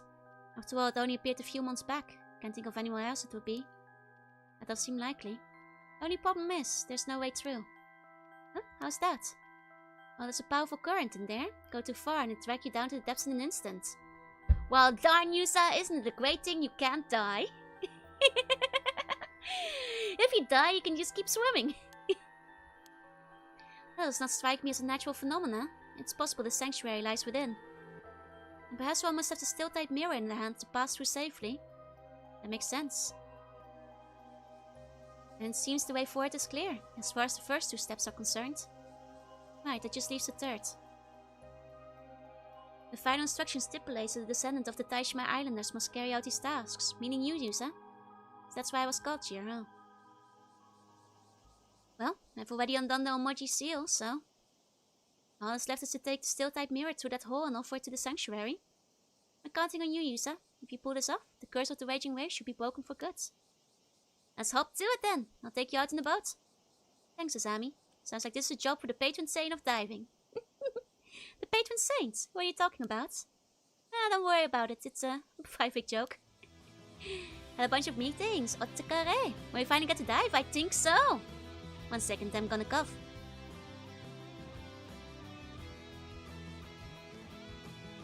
Okay. Hang on. Isn't the sanctuary supposed to be the entrance to Ryugu? If so, wouldn't it be possible to travel to Ryugu from there? I could finally find the mermaids. Well, I do hope you're taking this seriously, Yusa. The fate of this curse rests with you. Don't worry, I'll get it done. Breaking curses is what living legends like me were made for. Is that so? Glad to hear it. She might also feel less guilty asking him to do it, considering she can already tell he's immortal. Hey, am I? He's just the main protag. One of the 4 main protags, though he does seem to have like... Yusa and Sato seem to be the most main, if that makes sense. 1 point he gets a gift from the housewife. At least 5,000, I think. But before you go, I have one last question to ask you, Yusa. I mean, Yusa is also the first protag we had, so he does feel more like pivotal. Oh, and what would that be? Well, how should I put this? It's a delicate subject. Mind if I have a private word? Huh? Well, she's gonna tell him about immortality. That she knows, isn't she? I feel a bit guilty knowing she'll have to seal him afterwards. Maybe if he does this for her, she'll have mercy on him and not put him in the eternal torment chamber. So, what did you want to talk about? Just so we're clear, if you're looking to grow pearls, I don't know anything about that. That require delicate handling, but that's not what I mean. Yusa, when you got caught in a disaster 5 years ago, did you by chance encounter a mermaid? Huh? I think we should be honest, because she will know if we're lying. And like, remember, this conversation might be pivotal to whether or not we get put into the eternal torment chamber later. It's tell him now, not after everything. I mean, she can't tell him in front of Wakamura and Azami, after all. I did, but how did you know about that? Good of you to tell the truth. That makes it easier. As for how I know, it will be because it's the only possible explanation. Meaning? Come on now, Yusa. The mermaid has cursed you with immortality. You're an 800-year immortal. Oh, that actually reminds... Oh, wait. Mermaids could use the spells as well, right? Maybe he didn't have to eat the flesh. I think mermaids can just grant immortality. So, I guess they can just, give it if they want to. Even without the eating, I think. 800 years? 800 years doesn't mean he's 800 years old. He is an 800-year immortal. It means he will live 800 years. What? You can't hide the truth from me. His eyes don't lie. I assume it occurred during the disaster 5 years ago. He must have nearly died. Yeah, he's 795 years left. But then you were revived by a mermaid and made immortal. Surely he must have realized this by now. Yeah, you got me. I'm an immortal boy with an undying body. Why did this happen to you, I wonder? I wish I knew. If you can tell me more about it, would you mind filling me in? I suppose it's only fair. What would you like to know? You're just gonna die in 800 years. Yep, in 795 years, actually. I was wondering, does me being immortal have anything to do with my mom? I mean, is there any chance you could have been a mermaid? None whatsoever. Aww. In all likelihood, you received your immortality from the mermaid Sobaye. You see, Mayami Noguchi was a descendant of the clan that was tasked with escorting Sobaye back to Ryugu, that much I'm certain of. Is that why she tried to break the curse of the raging waves 5 years ago? I only assume so. However, the seal over the entrance to Ryugu had yet to break. Things didn't go as planned. Does this mean Sobai could still be nearby? Maybe she's living in the sea around Kamishima. I'm afraid there's little chance of that. See, when the entrance to Ryugu was unsealed 3 months ago, Sobai would have been able to return home. Oh, well, I guess that means Mom's duty was fulfilled in the end. Something at least. We can add a bit of mermaid flesh. You can have the immortality without it. Or immorality, I guess. Do you know of any way I could meet this mermaid? You don't give up easily, huh? Are you another mermaid fan? Not a fan. Those foreigners who visited the island recently were also very keen on meeting a mermaid. Oh, you mean that Arthur and his young guide? Sure do. You've spoken with them, I take it? Actually, no, I never met them. But I saw them when I had that vision. Is that so? Well, I can tell you the same thing I told them. Meeting a mermaid is no longer possible. Does that mean there's no way to visit Ryugu either? The thing is, Ryugu is pretty close to what's typically referred to as the afterlife. You might say it's a space between our world and the land of the dead. And there's no way to travel there? None at all? Sorry, no. You'll just have to accept that. And there's no way to travel there? Okay. Earlier you said a mermaid cursed me. What exactly did you mean by that? That's what it sounds like. For 800 years she'll be incapable of aging or dying. What is that but a curse?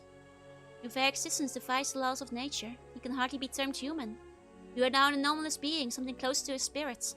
And I'm gonna have to put you in the periwiggler for all of eternity. Maybe she's lying to protect it since she's a mermaid, it's possible. May I give up mortality for a nibble of the flapper? No, you'll die. Though for that matter, I'm in no position to talk. Huh? Still, I do feel sorry for you. What possessed her to curse you, a mere child? I should like to know. I always thought that mermaid saved my life. Was I wrong? Well, it depends on how you would look at things. Personally, I wouldn't call what she did saving at all. Oh my god, was a toxic mermaid, Yuri! See, she felt spiteful towards Yusa for taking her, like, you know, human lover away from her. And then when he was born, she hated him. And then his mom dies and she's angry and she curses him. Was it toxic, Yuri? Never let us eat mermaid, she never let us have fun. Exactly.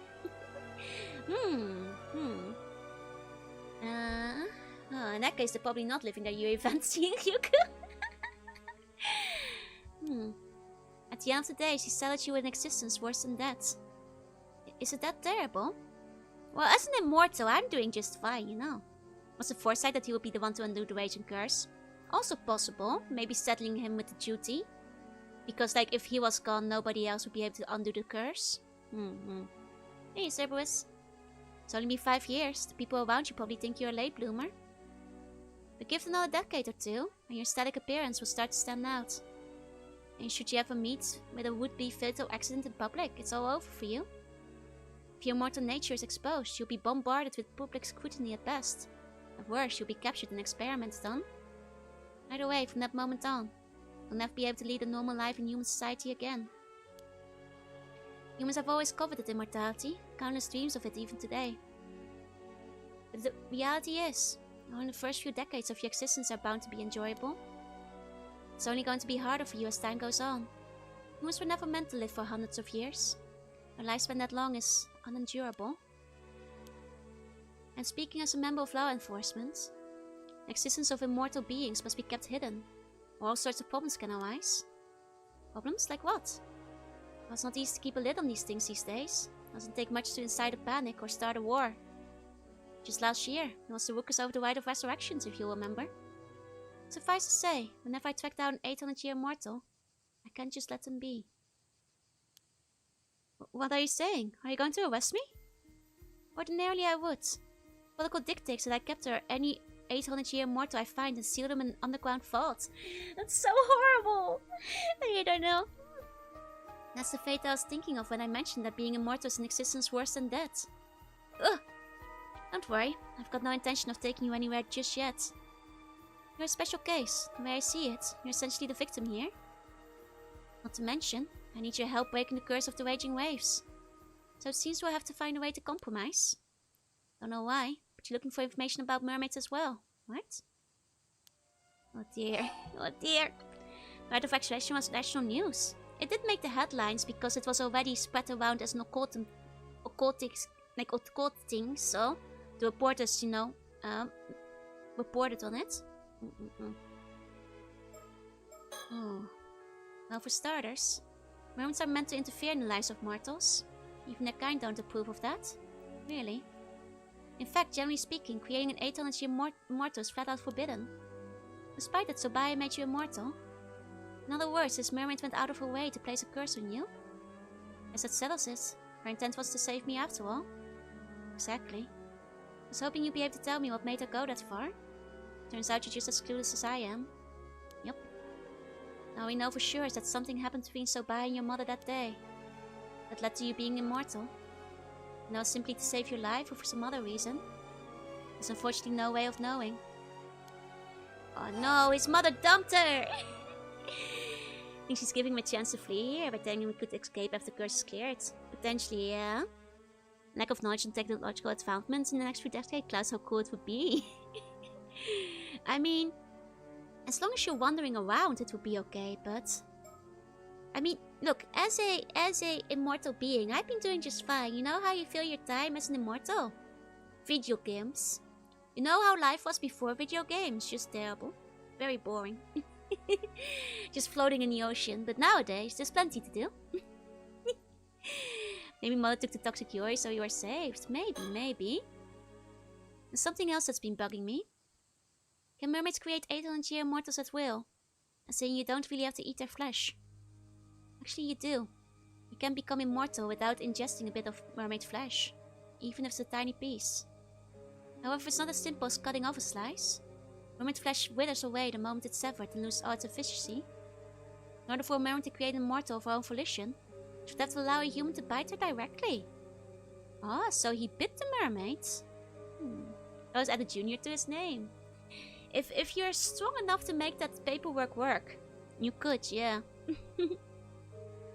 How could that happen without the human's consent? I mean, I was barely conscious when I became an undead boy. I mean, an 800-year immortal. Like I said, even the tiniest piece, a mere scrap of their tail would do the trick. You could move someone's jaw while they were unconscious and get them to bite. It's not impossible. Aha! So skills work. Don't look at the flapper like that. God damn. This was more forceful than I was imagining. So all you have to do is bite a living mermaid and you'll become immortal? Pretty much. I assume few mermaids would consent to that. So that's how it works. If the flesh had been severed, ingesting it wouldn't extend your lifespan at all, huh? That's right, ordinarily anyway. Ordinarily? You mean there's an exception? If a mermaid's flesh is cut within the confines of Ryugu, it won't wither away, it just grows back. Huh. And then you put it in the tamatamboko. Mermaids are just reverse vampires. You bite them and become an immortal at still. That was your boy. They are your boy. Hey, Jillian. They're not just your boy, they're abunai. Well, I've got you here. Guess I might as well ask. Is there no way to reverse immortality? You won't be the first 800-year immortal to seek that possibility. But unfortunately, the answer is no. The moment you become immortal, you lose your mortal form. For good. I see. And there's no way for an 800-year immortal to die, other than by waiting for the lifespan to end. No, and it's simply impossible. That's what makes it a curse. And I want to experiment, but what would happen if, say, I threw my body into a furnace or a vat of acid? The instant it resulted in death, you would begin to reform, starting from the part of you with the largest remaining piece of your heart.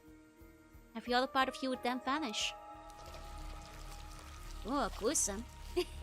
Gruesome. No matter how beyond repair your body becomes, it will be healed when you resurrect. I see.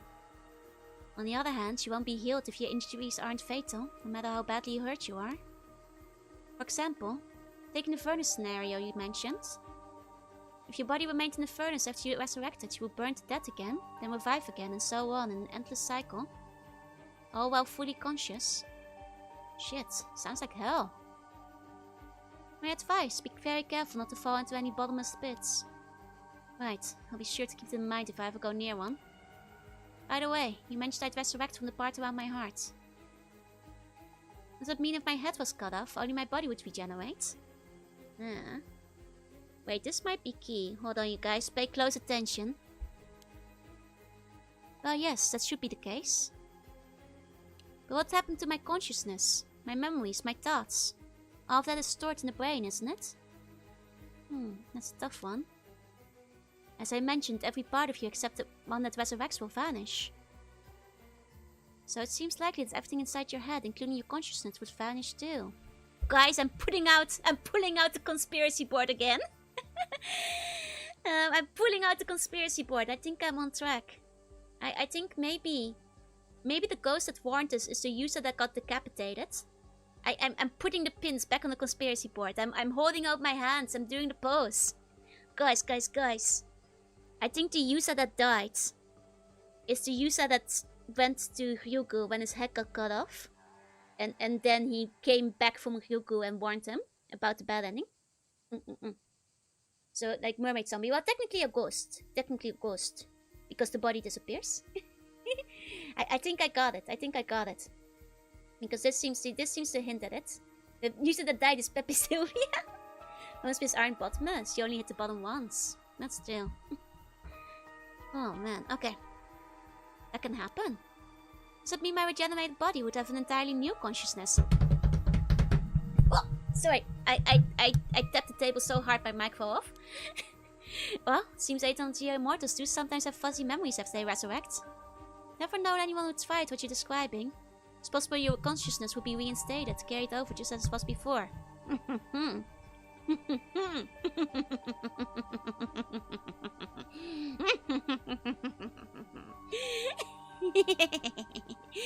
In that case, I think I'm right. I think the ghost user is user from the future. And he's coming back to the past to say, because specifically because that hole is Ryugu. So that's the afterlife. So he came back from the afterlife to save us. Yeah. Okay. And it's possible your consciousness will be reinstated, carried over just as it was before. Though it's equally possible that it will be divided or become a new entity. There's no way to know unless you decide to test it out yourself. It's just world-building fluff, not Chekhov's gun. This is definitely Chekhov's gun. Divided, huh? Look, I wish I could make this easier on you. There's nothing I can do. Yeah. Still, as long as you stay put on these islands and keep a low profile, I'm prepared to leave you be. You've managed to keep your immortality a secret for 5 years now, after all. Thank you. I swear I'll do anything in my power and not get found out, so please don't arrest me. Yeah, don't go mountain climbing or Arctic Explorer. Like, you don't want to be stuck on a spike in a crevice and then just die over and over for 800 years. But I'm curious, what were you intending to do if you found a way to meet Sobai? Honestly, at first I just wanted to thank her for saving me, but after what you've told me, that's changed. Oh so? Well, now I'm more curious to hear about why she decided to make me an 800-year mortal. And about what happened with my mom that day. Can't say I blame you. I understand where you're coming from, but it just can't be done. Even if I can't meet her, isn't there some way I could learn the truth? Well, you can't ask her directly, or communicate with her in any way. But you know, I heard you have no memory of the incident 5 years ago, is that true? Huh? Well, yeah, the doctors reckon it's because of the shock. Even my memories of meeting a mermaid are really hazy. Isn't it possible Sobai told you something that day? If so, the memory of what you heard must be buried in the depths of your subconsciousness. I can find a way to remember it, but I wouldn't even know where to start. Where would I find the memory of a mermaid?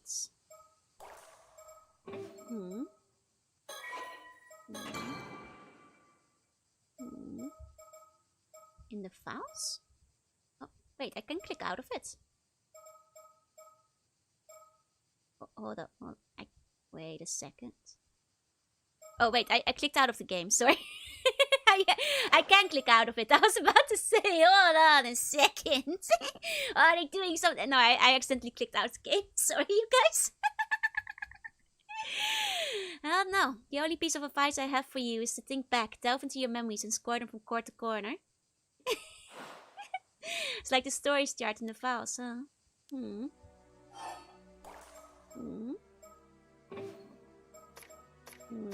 God, there's a lot of things to check though. Unless you clicked out because you will open the secret tab.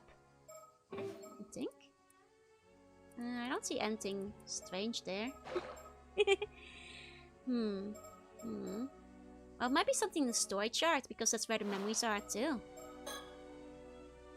Think about it. You must have encountered Sobaya before.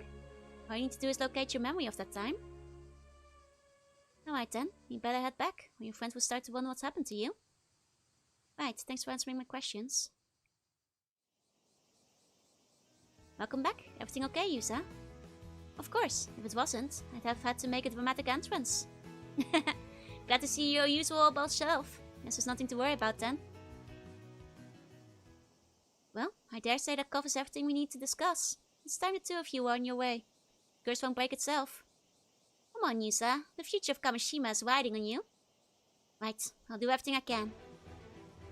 Minakichi Yusa. If you end this curse, I'll see to it that the rumors about you go away and that you're hailed as the hero of Kamishima. So get it done. You hear that, Yusa? It's your chance to clear your name for good.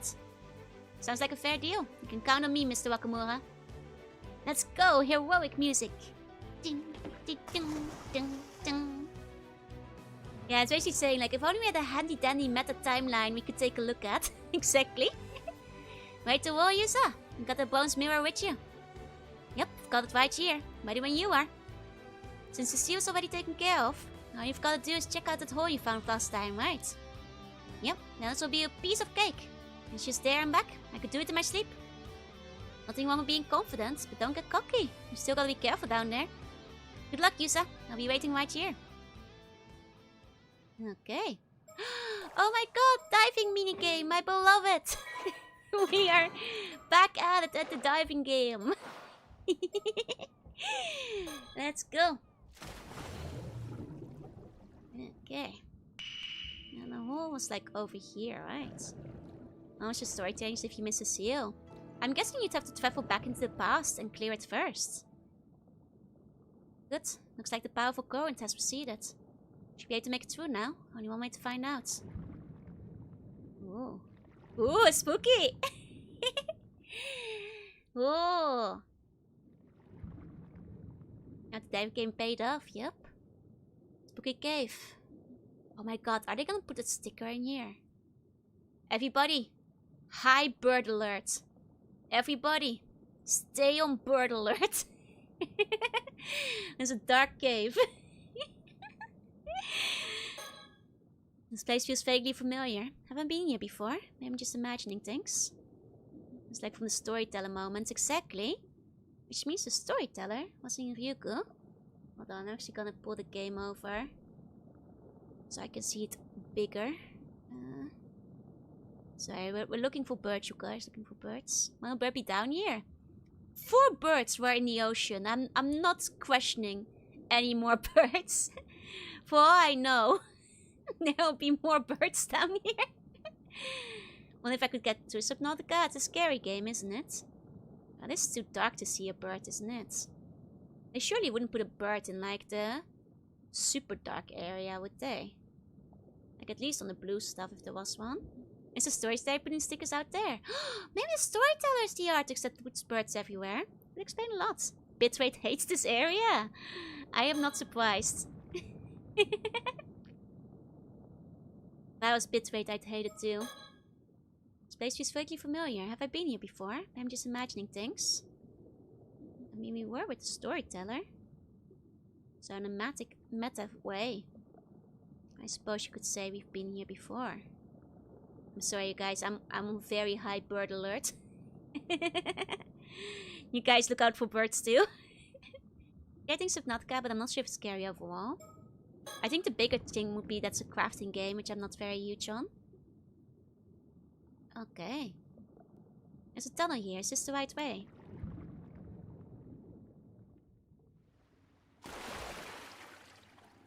Well, you guys didn't see any birds there, did you? God, I hope there was no bird there. If it was, it would have been very mean. There's an open space here, but it's pitch dark. Could this be the sanctuary? I think I brought my flashlight. Let's see. Oh god, is this gonna be a jump scare? Actually, not because of survival crafting, yeah. That's what I figured. And vague horror. Okay. Think. It's too dark to see anything, but I can feel presence here. Maybe I should try flashing all my flashlights. Could be so by, eh? Yeah, the mermaid. There, now I can see. Time to have a good look around. I feel like I'm gonna get jump scared.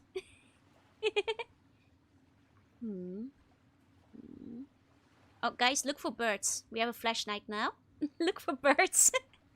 Everybody bird watch. Bird watch. Oh, see how you're breathable? We're immortal anyway, so it doesn't matter. I turn around so I can see the way I came through. Might also be like a sieve of air coming through. Feel the presence of a bird sticker.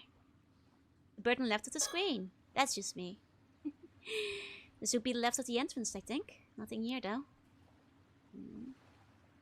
Birds. Not that I was well on the exploration side. I know it's like at least not randomized exploration. I heard it's quite good in that sense at least. It's hard to get my bearings, but I think this is the right. Nothing here but a wall. Floor. There's lots of puddles on the floor. Better watch my step. But is there a bird? Is the question. I'm so paranoid I'm missing a bird here. Oh! No way! That's a mockingbird! How'd it get down here? It's two even! Maybe it's a kind of spirit being that appears in reaction to something. Okay, now I can relax. Only one bird left. The jiving javas. It's a pair of jive birds, I guess. Maybe the storyteller did put them out here. Paranoid for a good reason. I can never trust. Okay, I feel like I'm gonna get jump scared by something. I guess I'll keep going. I'm scared. That's weird. I feel present just now, but it's like it vanished the second I switched on my flashlight. Well, I saw the space up ahead doesn't feel all that big. Should head and take a closer look.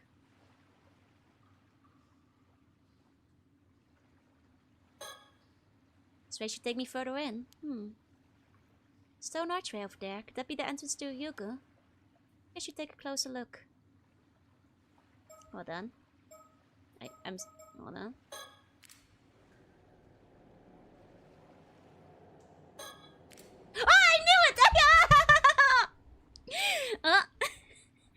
I'm sure I saw something just now. I knew this game was gonna jump scare me. Okay, but at least I'm prepared. There's a mermaid there. Okay. There's a mermaid there. Okay.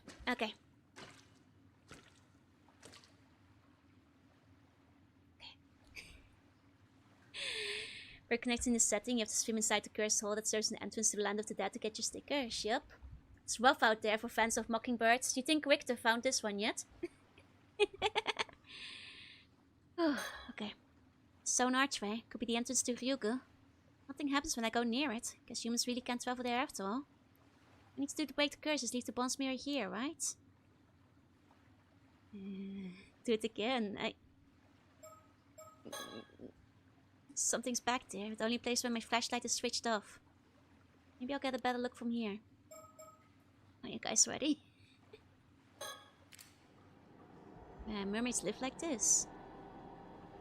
Guys, I can hear it. It's right here, you guys. I can hear it. Oh! What the hell was that? There it is. Ooh, okay.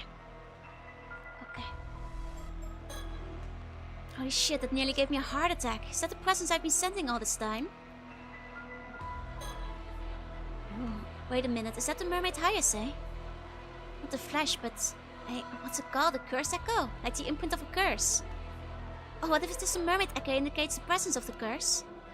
If so, now's my chance to offer up the still-type mirror. Give it to the mermaid.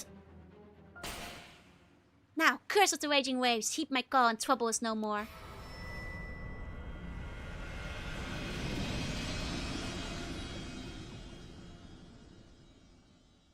You need to Oh, okay.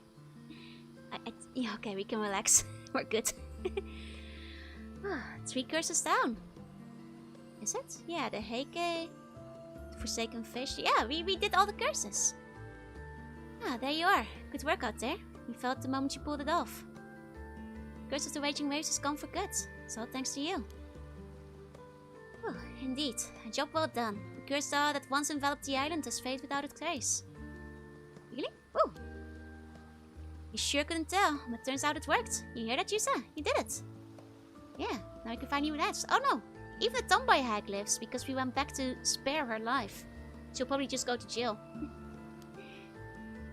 Well, there's certainly one problem taken care of. Now my assistant and I can focus on another issue that requires our attention. Already, sounds like you got a lot on your plate. Actually, our convenience is of little concern to the paranormal. Though then again, can they arrest the tomboy? She was like, you know, conspiring to crime, but she didn't actually do any murders yet. There you are, I've been looking all over for you. Oh, hey Tsukasa, what's up? Curse of the Lonely Tomboy. Not you, I'm talking to Mrs. Shiki. There's a call for you at the station, ma'am. A call? I suppose this must be a police matter.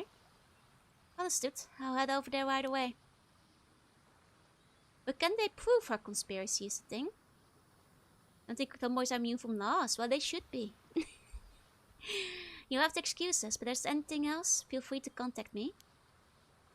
I will. Thanks for everything.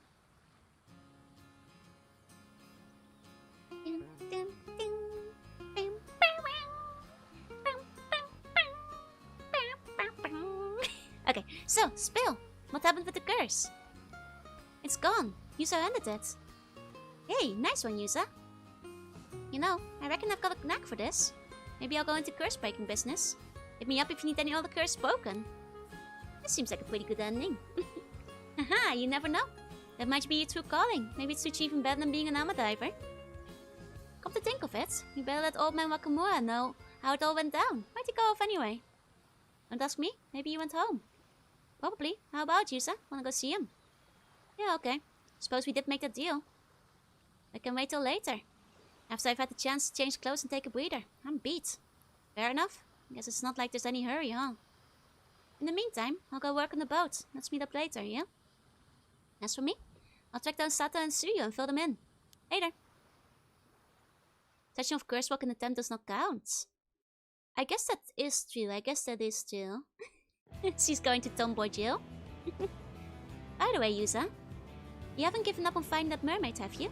Any new leads? Sort of. Mrs. Shiki shared some information with me earlier when she pulled me aside. Really? I guess experts on the supernatural would know about mermaids too, huh? Oh, is this like after the beach party? Or just before it? So, what did she say? Did you find out what you have to do to meet one? Actually, it turns out the mermaid who saved me isn't in this world anymore. Huh? What's that supposed to mean? It means she's gone back to Ryugu, the worlds beyond. Apparently it's a place between this world and the world of the dead. Wait, really? Does it mean mermaids aren't from our world? Guess not. Nope, sounds like you've hit a dead end.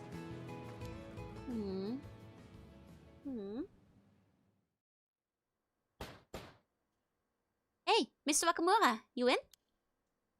We've come to tell you the good news. Yusa did it. He broke the curse. So you better keep up your end of the deal. Maybe he didn't hear you. Hey, anybody home? I'm coming in. Huh, the door's already open. That's weird. Mr. Wakamura?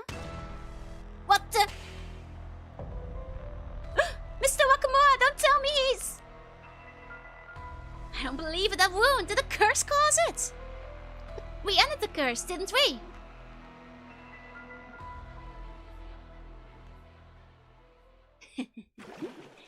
I knew that was too easy. After all, Ikoma is still about.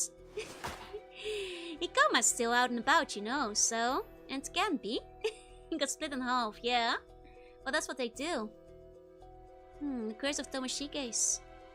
I mean, if he is Taira no Tomoshige, maybe he doesn't even need a stone. Because that's his curse, isn't it? Maybe he can just use it if he's strong enough. I suppose. Fake blood, fake death, just like the other one. He was torn apart, you guys. Small bombs got him. Okay.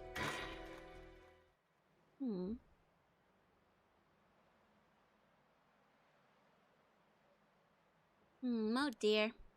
We're doing so much better after the curse got lifted. I didn't notice the time.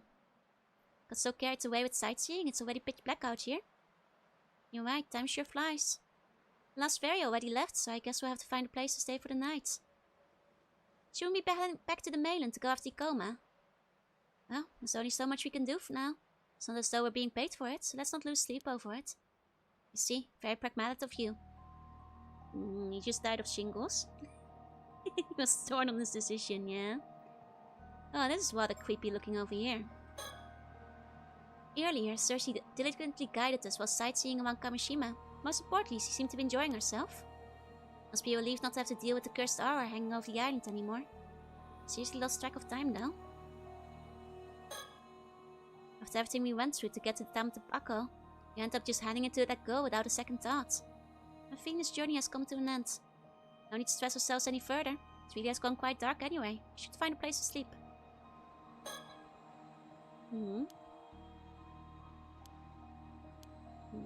I mean, they had fun sightseeing. Good for them. Although it's not that late yet, it gets dark quickly after the sun sets, and the streets empty out just as fast. Illuminated only by the dim glow of few streetlights and the stars, the island feels calm.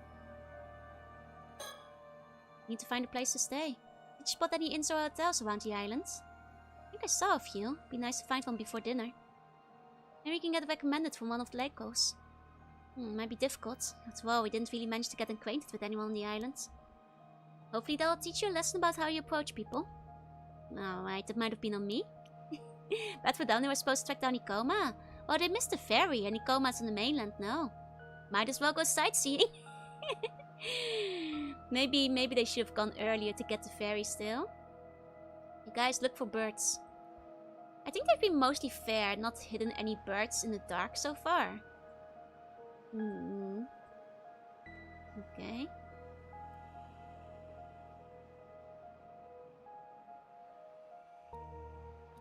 Guys, do you see it? Good guys. Do you see it? Missed Fair because we're sightseeing. Guys, I think we found Mr. Ikoma. Need to find a place to stay. Must be a trick of the lights. It's too dark on the screen. What's there? Oh my god, that's footsteps! That's so scary! You hear the footsteps approaching. Whoa, there's someone there! Huh? Well, I thought I recognized that voice, so it was you, Mr. Barnum. Mr. Ikoma. Uh-oh. Need to keep our guard up around Ikoma. If he tries anything, I'm counting on you, Cersei. I'll leave the talking to you. Huh? Why aren't you the one put in charge of the search? Counting on you. Get the info we need. Okay, leave it to me. He's a weeping angel. He gets close when you don't look at them, right? How did Ikoma get to Kamishima Island?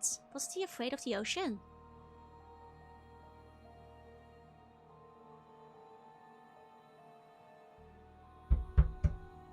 If he is the guy who makes the waves mad, he would have a very fine reason to be afraid of the ocean, eh? Oh, maybe you could only come over now the curse got lifted. Yeah, if the curse was broken, then the wrath of the people of Taishima couldn't target them anymore, huh? Suspicious. Suspicious. Get shivers just looking at this guy. What a creep. So, when did you get to Kamishima? Did I surprise you? I arrived on a chartered boat just before sunset. Now, wait just a moment. Didn't you say you had a fear of the sea and that boats were a no-go? You gotta keep your character straight, or else the proofreaders would tear you apart, you know? Well, as it happens, my condition was miraculously cured earlier today. So I was able to come here after all. Miraculously cured, is it? come on. If you're going to just throw in a convenient plot device like that, it's a total disservice to the art. Whatever, I have more important things to ask you. A whole lot of things, as a matter of fact. Sure, what is it? No proof he's evil. Only bad things get close when you don't look at them, right? Okay, he definitely was then one of the invaders too. Especially if he could finally come in with the curse lifted. See you next time, I hate. Why'd you ask us to come to Kamishima to search for the still-tight mirror? Oh well, it's simple enough. If something like the curse of the raging waves truly exists in these waters, surely it would be best to see it lifted, no? He wanted it lifted because he hurt him. And it seems that it has in fact been dispelled. You did not disappoint, Mr. Barnum. Oh well, it's not like we actually did anything to lift it, though. Is that so? We did learn that the bronze mayor once belonged to Princess Hatsune, who was sacrificed to appease the curse, however. Cersei knows he's suspicious.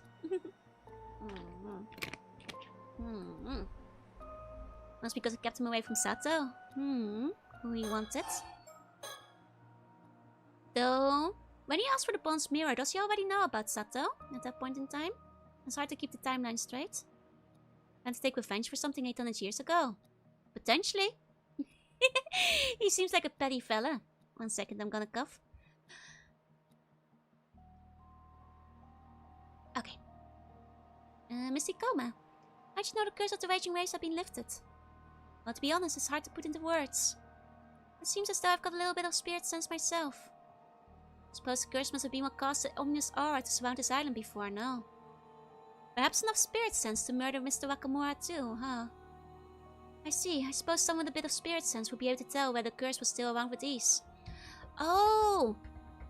Maybe he went to Mr. Wakamura to ask him where Sato was. And then when Mr. Wakamura refused, he killed him. Okay. About Sato from Kiko.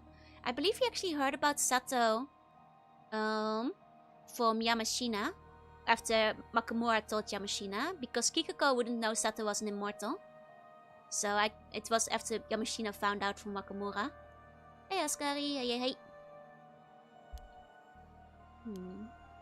In any case, since the curse has been dispelled, the matter of the bronze mirror is also settled. You have my thanks. I suppose you're right. You're welcome. Which means he's dead too. So, about Azusa Somakawa, the descendant of Taishima. That's what Sato looks like. Yeah, but Kiko isn't walking around with pictures of Sato in her pocket. You know, whereas Yamashina was told there was like an immortal reviving girl on the island, and Yamashina then told his employees to go fetch her. You know, I think that's the more logical connection to how, you know, he would have found out and started phoning in about it. How are you? I'm doing well. That was the talk of the island, yeah, but none of them knew she was immortal, though. And if that was it, he would have, like, maybe started, you know, making evil phone calls and assassinating people, like, 3 months ago when she first arrived, you know. And I'm pretty sure the game implies he found out from Yamashina. Because he seems pretty eager to meet her. I think it's implied he found out from, you know, because he and Yamashina both put their actions into motion on the very same day. I don't remember telling you her name. That's no obstacle to a man of my caliber. We figured it out in no time. Yeah, when he was on the phone, hearing the voice probably confirmed it was. Exactly. But you know, very impressive. And besides, like, Kikako only... Like, I don't buy it. I'm pretty sure he heard from Yamashina. I suppose I ought to apologize on her behalf. She's rather difficult to deal with, is she not? So did you manage to get a hold of the Tamatobacco then? Come again? Okay. Hey, Zack. From what I understand, she was last seen going out to sea on a boat with a foreigner. And she has evidently been missing ever since. Forgive me, it seems that my hesitation to introduce you to her has caused you some inconvenience. No, really, don't worry about it. So you were after that Tamatobacco too, Mr. Ikoma? How come you're so calm when you already know what happened? Believe me, there are times when I wasn't, but... At this point, things like that no longer matter to me. I guess because he knows he's gonna die very soon too, so he might be doing like a last-ditch attempt at everything. Things like what? The time tobacco. In fact, it seems as though I no longer have any use for it. I admit there's been some tension between us, but what do you say? Why don't we put that behind us? Maybe because he realizes there's no mermaids left. Take it from? Whatever became of Miss Samakawa is no longer of any concern to me. In hindsight, I suppose I should have introduced you much sooner. You might be misunderstanding.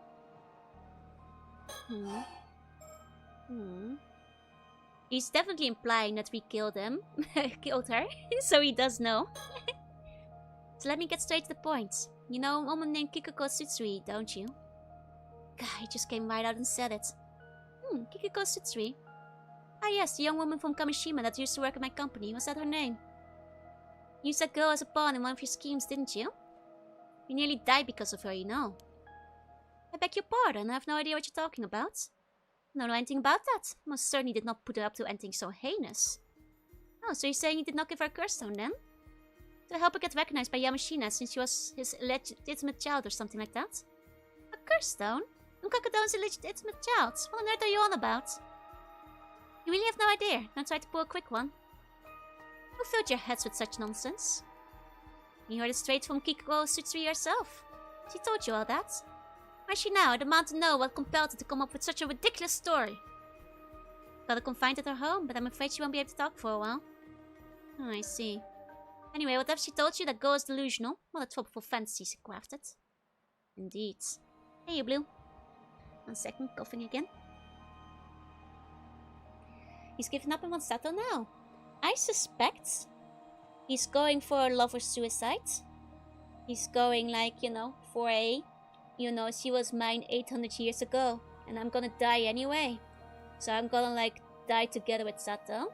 I think that's what I think is what it's heading towards right now. Maybe he wants to eat Sato. Sato won't make him immortal though. She's not a mermaid. No tarty thoughts. Very kind. Is it? Yeah, suicide plan B is basically. So who did you get the curse stone from then? I'm afraid I know no more than you do. Then what about the business card you gave me? What's the target of the curse? Care to explain? Excuse me, I'm afraid I don't quite follow. The symbol on your business card turned out to be the marker for the curse. Dear me, this is the first time I've ever heard of such a thing. Oh, so you didn't know? Of course not. That emblem is the treasured symbol that Onkakudono bestowed upon me when my company was founded. Onkakudono? You mean Yamashina? So then you really had no idea. You said it was used as a curse marker? That's a serious accusation. Well? You're implying that Onkakudono was behind such a scheme? That's outrageous. But you have to admit, it's hard not to come to that conclusion. These groundless accusations are deeply insulting and absolutely infuriating. I will not tolerate such insolence from anyone. I honestly expected more from you. Oh, alright, calm down, sorry. Look into it some more, okay? Very well, it's the very least you could do. The sheer audacity.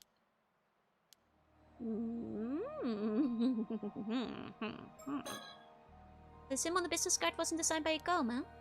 What was it Yamashina's doing? I'm so lost. It's still possible, but... Hey, you biscuit, hey. Hey, so moment.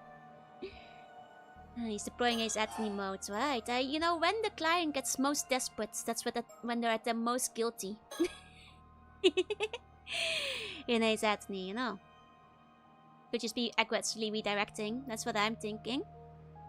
I could be Yamashina, but I think all the signs point to Ikoma, so... Insulting a man's business card and benefactor. How utterly disgraceful. I insist that you take it all back. I'm truly deeply sorry. Just overwhelmingly apologetic from the bottom of my sorry heart. Fear and panic will do that, yeah? Hey, Latella. So, why'd you come all the way out here to Kamishima? That's exactly what I want to talk about. More than anything else, I would like to take care of my business right away. What may that be? I actually wanted to ask you about it. I believe there's a woman by the name of Sato living on this island. Wouldn't happen to know her whereabouts, would you? Sato? Oh right, I think I met a woman with that name earlier today, but...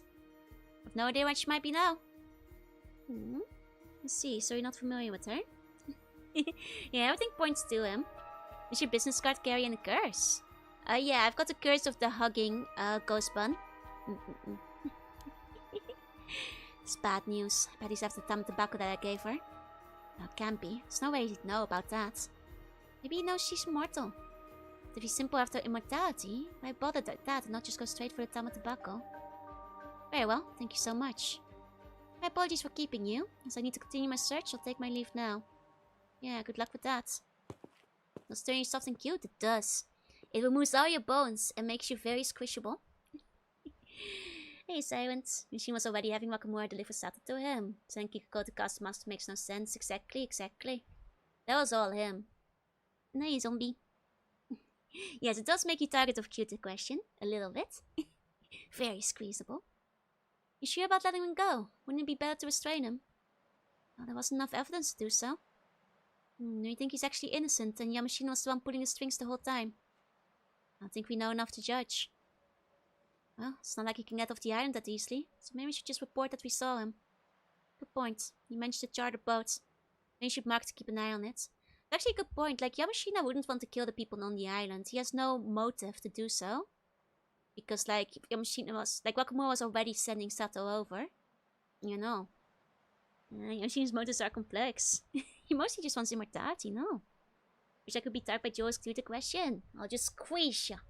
Like all the puns. Seems like staying another night on Kamishina was the right call after all. Got a hand to myself. I'm just a genius. Anyway, let's go and report to Miss Shiki and call it a day. Is that on the islands? Exactly, you wouldn't want Tsukasa to die. Precisely. Ooh, just one more bird. Once he cared about his public view in the past, so murdering half the island would be stupid. Precisely. There's difference, he's cute when he tries to be aggressive. No. Hey, Dagger. The twin leaders of the Bamboo Breakers dance team. These Spidey Sparrows charm everyone with their perfectly synced partner dances. Particularly about keeping clean, they always set aside break time for baths, even during performances. The recent rise of junior members Tit for Tat has caught them off guard. The two now view him as their rival in adorableness, something which Tit for Tat has not noticed at all. Ah, so they hate him! Classic shonen potak. Okay, the flute does not help. The flute is so good. It's so dang funny. Should save different slots once in a while. Okay. It's getting late, but we can at least start taking a peek at this one. Here we go. Hello, this is Shiki speaking. Mrs. Shiki, it's me, Ida from Mie Police Department. Oh, Detective Ida, what is it? Right after we got your call, we went to look into Yamashina. And the coma guy you mentioned was working for him. Oh, that's right, how did it go? Not well, that's for sure. We found the old man murdered in his own home. Well, that does probably mean Yamashina wasn't behind it all. I guess Ikoma killed him on the way. On the way over. What? What on earth happened to Yamashina? I mean, Yamashina might have known too much about Ikoma, so he's being silenced. Well, he tried getting in touch with his secretary first, but he wasn't responding to any attempts to contact him. So he went to his house together, but ended up having to use spare key to get in there, as there wasn't anyone around. Did slashing curse have a range of like 100 meters? Yeah, I forgot like how much. I think you just have to be in the area. No.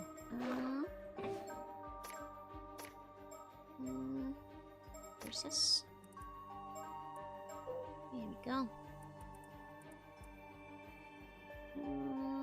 Yeah, several hundred meters actually. So Ikoma could have been like a little bit away, but see, Ikoma was on the mainland before. He could have killed him on the way over, you know. Okay, after looking around, we found what looked like a cell in one of the outlying buildings that had been shut up tight. A cell. Yep, we found Yamashina there, collapsed in a pool of blood. We called an ambulance right away, but we could tell at a glance it was already too late. That bad, was it? Worse than bad, just remembering it sends a shiver down my spine. I had this massive wound, like a sharp blade that sliced right through his torso, bone and all. What? First thing that came to mind was the skeletons in the Toba case. Pretty reminiscent, don't you think? Very, but it couldn't be.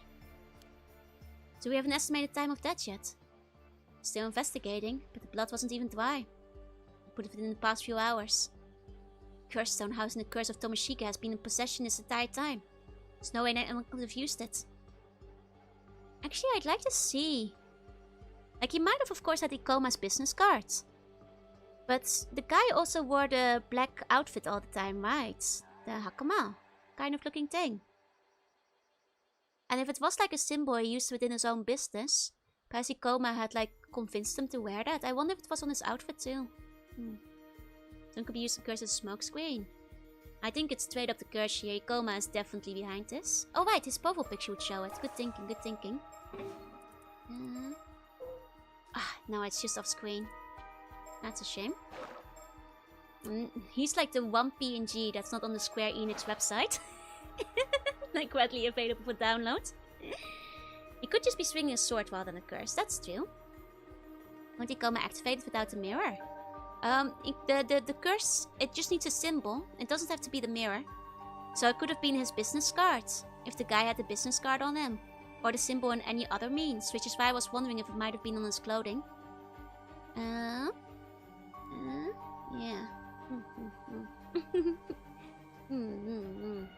Yoshika might have been the scent of whoever ended up hunting Tomoshika. It's possible. It's possible. Because, like, Yamashina was a very rich tycoon, right? So, it's rather possible that, like, he is a descendant of the one that's, like, Tomoshika was hunted down by, which would be the same symbol. Oh, you mean the curse stone mirror? Well, he doesn't have that, but I suspect because it's literally his curse. Like Taira no Tomoshika, and he just said he had spirit sense. You know, curse stones are mostly just there to make people without spirit sense capable of using curses. But if he has spirit sense, and it's literally his curse, perhaps he can do it without the mirror? That or he's just using his sword, I don't know. Also possible, but... I think it's entirely possible he might just be able to use it, because he is Tomoshika, you know. The curse stone house, the curse of Tomoshika, has been in my possession the entire time. There's no way that anyone could have used it. I thought exactly. Yamashina's quite a big shot in politics and business around these parts. And his worried news of his death might cause a stir, so higher-ups will probably want us to keep mum about it for now. I see. It might be for the best, yes. Weren't there lots of rumors about some succession crisis going on with them? They were indeed, though according to the man himself, he'd already chosen his successor, and handed his will to his lawyer to boot. Oh really? Should make things go more smoothly at least. Right, you don't think there's a possibility that might have served as a motive? I mean, the culprit might have been mad they weren't chosen as his successor. I see he hasn't left a will, but you said he had, right? True, perhaps they didn't know about it. Either way, there are more people out there who'd want Yamashina dead than you can shake a stick at. Finding a culprit based on motive will probably prove tricky. I see. Yeah, like magic scores in RPGs, exactly. Like in Planescape, except they don't get used up. Still, I can't imagine you'd be able to swing around a katana in a tiny little room. Actually, I wonder if you can just wield the curse yourself. Do you still have to fulfill the requirements? Perhaps if it's not in a stone, you can just use it. I wonder. Still, I can't imagine you'd be able to swing around a katana in that tiny little room. This wouldn't be the work of some supernatural phenomenon again, would it? I'm afraid that's looking quite likely. Jeez, you sure can do some terrifying things with these curses. How are you even meant to investigate this stuff? The usual methods don't mean a thing if you can just curse someone to death like that. Wonder if it was prepared for Sato. I mean, they did have, like, cells for immortals, but... it's possible, yeah. Because he did want to capture her. Oh yeah, we looked into it. We were able to confirm Yamashina had a man called Kippei Ikoma working for him. What I hear, the guy is also wanted for solicitation of murder. He is, although we can only have testimony to go on right now, so we can't say anything for certain. Still, having him at the exact same name as that victim in Toba's skeleton case is pretty damn confusing. It seems Ikoma gave the curse stone, a dangerous tool that lets you curse others to death, to a local woman with the intent of causing a massacre. Geez, scared to think there's tools like that around. Wait, what happened to that woman then? She's been apprehended, but it seems she won't be able to talk for a while. We ask you to handle taking her in as well. Oh boy, got it. I'll make the necessary arrangements. Thank you, detective. I'll let you know the details later. Aiming down ambush super fast like Okami to send to somewhere after them, maybe? Our explanation will give the curse potency. I mean, from what we know, but we've never dealt with a curse that wasn't attached to a stone before, so I'm not sure if it would still work the same way, I suppose. This is kind of new territory. Oh yeah, about Ikoma. Someone apparently spotted his company car stopped outside Yamashina's place today. So I had a warrant put out for him as a person of interest. Oh, impressively quick thinking. Well done, detective. More like the spell with your own curse. That's what I'm wondering, because for example, Sodo has like the curse of like binding. But we don't know of any restrictions that are like attached to that one, for example. By the way, there's a high chance that Yamashina was killed by a curse contained in one of the curse stones I just mentioned. Oh man, I figured that might be the case. If Ikoma did indeed stop by Yamashina's house today, he's looking increasingly suspect. Yeah, looks like we should prioritize tracking him down. It sounds like the guy was favorite of Yamashina's, if anything. He really is the culprit. What could have driven him to kill the man he owed so much to? I can only assume they had some sort of falling out, perhaps over the matter of succession or the like. What curse would I use? Curse of Huggable Bun.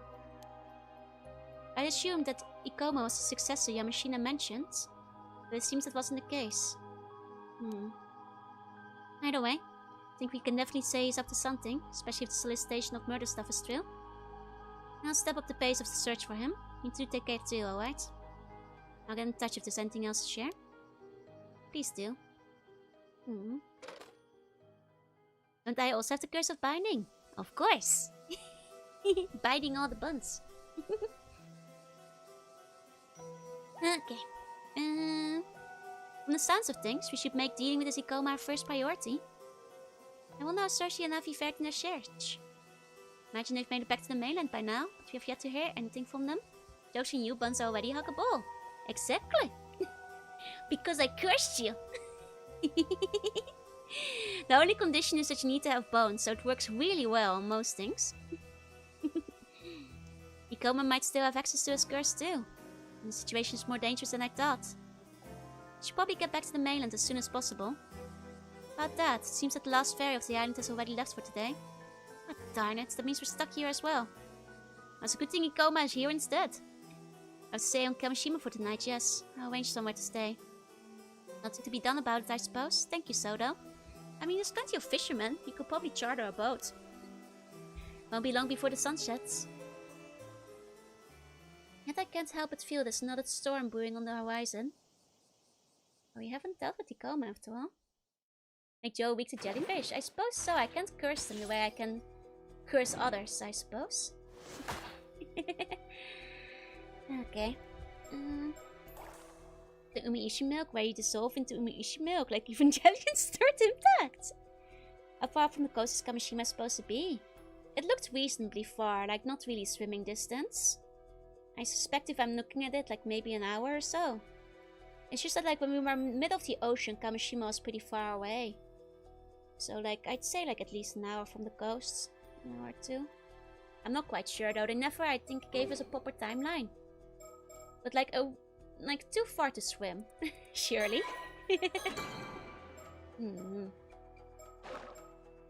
Oh wait, I should save in the first slot.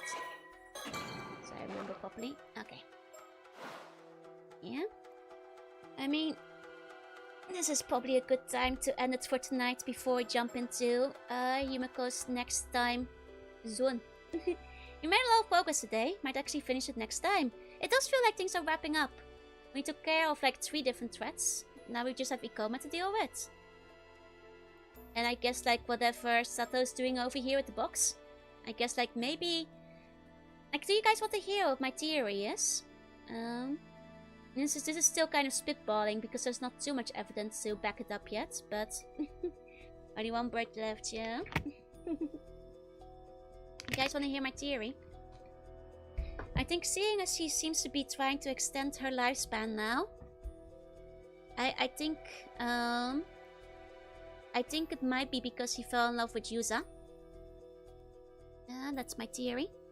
I think she fell in love with Yuza, and they might have been working together. And it would also make sense because Yuza has been saying that he needs to find a mermaid within a deadline of 1 day. And I think that, like, if he has this deadline because he knows, you know, Sato will die the day after, it would make a lot of sense that that's why he's so pressed to find a mermaid right now. It would also make sense why Sato is after the box, and why she's, like, seems to be trying to, like, extend her immortality. That's what my current theory is. Of course, we don't have much on Sato and Yuza. We only saw their first meeting. But it would make sense. And then he would have someone to live with for another 800 years. That's my current theory. It could still change. I'm just kind of working off narrative tropes here. Like, you know, how I... Like, you know, storytelling. And they kind of know each other's secret already. We don't know if it's technically possible to extend the curse, but, like, if you were gonna die, or, like, your lover was gonna die the next day, wouldn't you think it would be worth trying out? If you could extend the curse, right? You know, even if you aren't sure, wouldn't you want to try? And, like, also, when she told Avi her story, there was, like, a bit of, like, you know, a jump cut, you know, where she's explaining things. But in that explanation, she might have said that, like, you know, she wants to do it for immortality, because Avi surely looked very touched by her story. And, like, we know Avi is a romantic. So if she told Avi she wants to, you know, have immortality no matter what, which is what she did say, because, like, you know, she wants to live together with her boyfriend who is also immortal, then Avi might be convinced, as a big romantic at heart, to give up the box, you know. He seemed very touched by it, so... that's what I'm thinking. That's what I'm thinking. And yeah, mermaids, the immortals can actually detect if there's other immortals. They confirmed that before. Oh, Yumiko's flesh still counts. It would be a possibility, though. Like, when we saw Sato earlier, she was, like, looking at the mermaid scale after she got the box. What I suspect is that they're gonna try eating the mermaid scale. That's what I think. And that's what I think right now. That extra reasons why Yusa is so curious about how to die as an immortal exactly. Like, does he have a way out of saving Sato first? That's true. Like, would he... I expect different motive, but I have to remarch, that's fair. I mean, like I said, this is pure speculation based on, like, just... not so much the in-game evidence as story tropes. But there are enough things that would line up with this theory that it's currently what I'm thinking about. Even if it's not very solidly founded yet. We might be able to finish this on Saturday. It seems like we're getting closer to the end of the story, so I would not be surprised if, you know, we're getting there. So, It seems like I think it told water, and considering there's been, like, a couple of love stories in here, I think it would make sense if there was, like, another one. So, continuing on Saturday. There should be a stream tomorrow. My voice has been dying a little bit, so hopefully I'm not getting sick.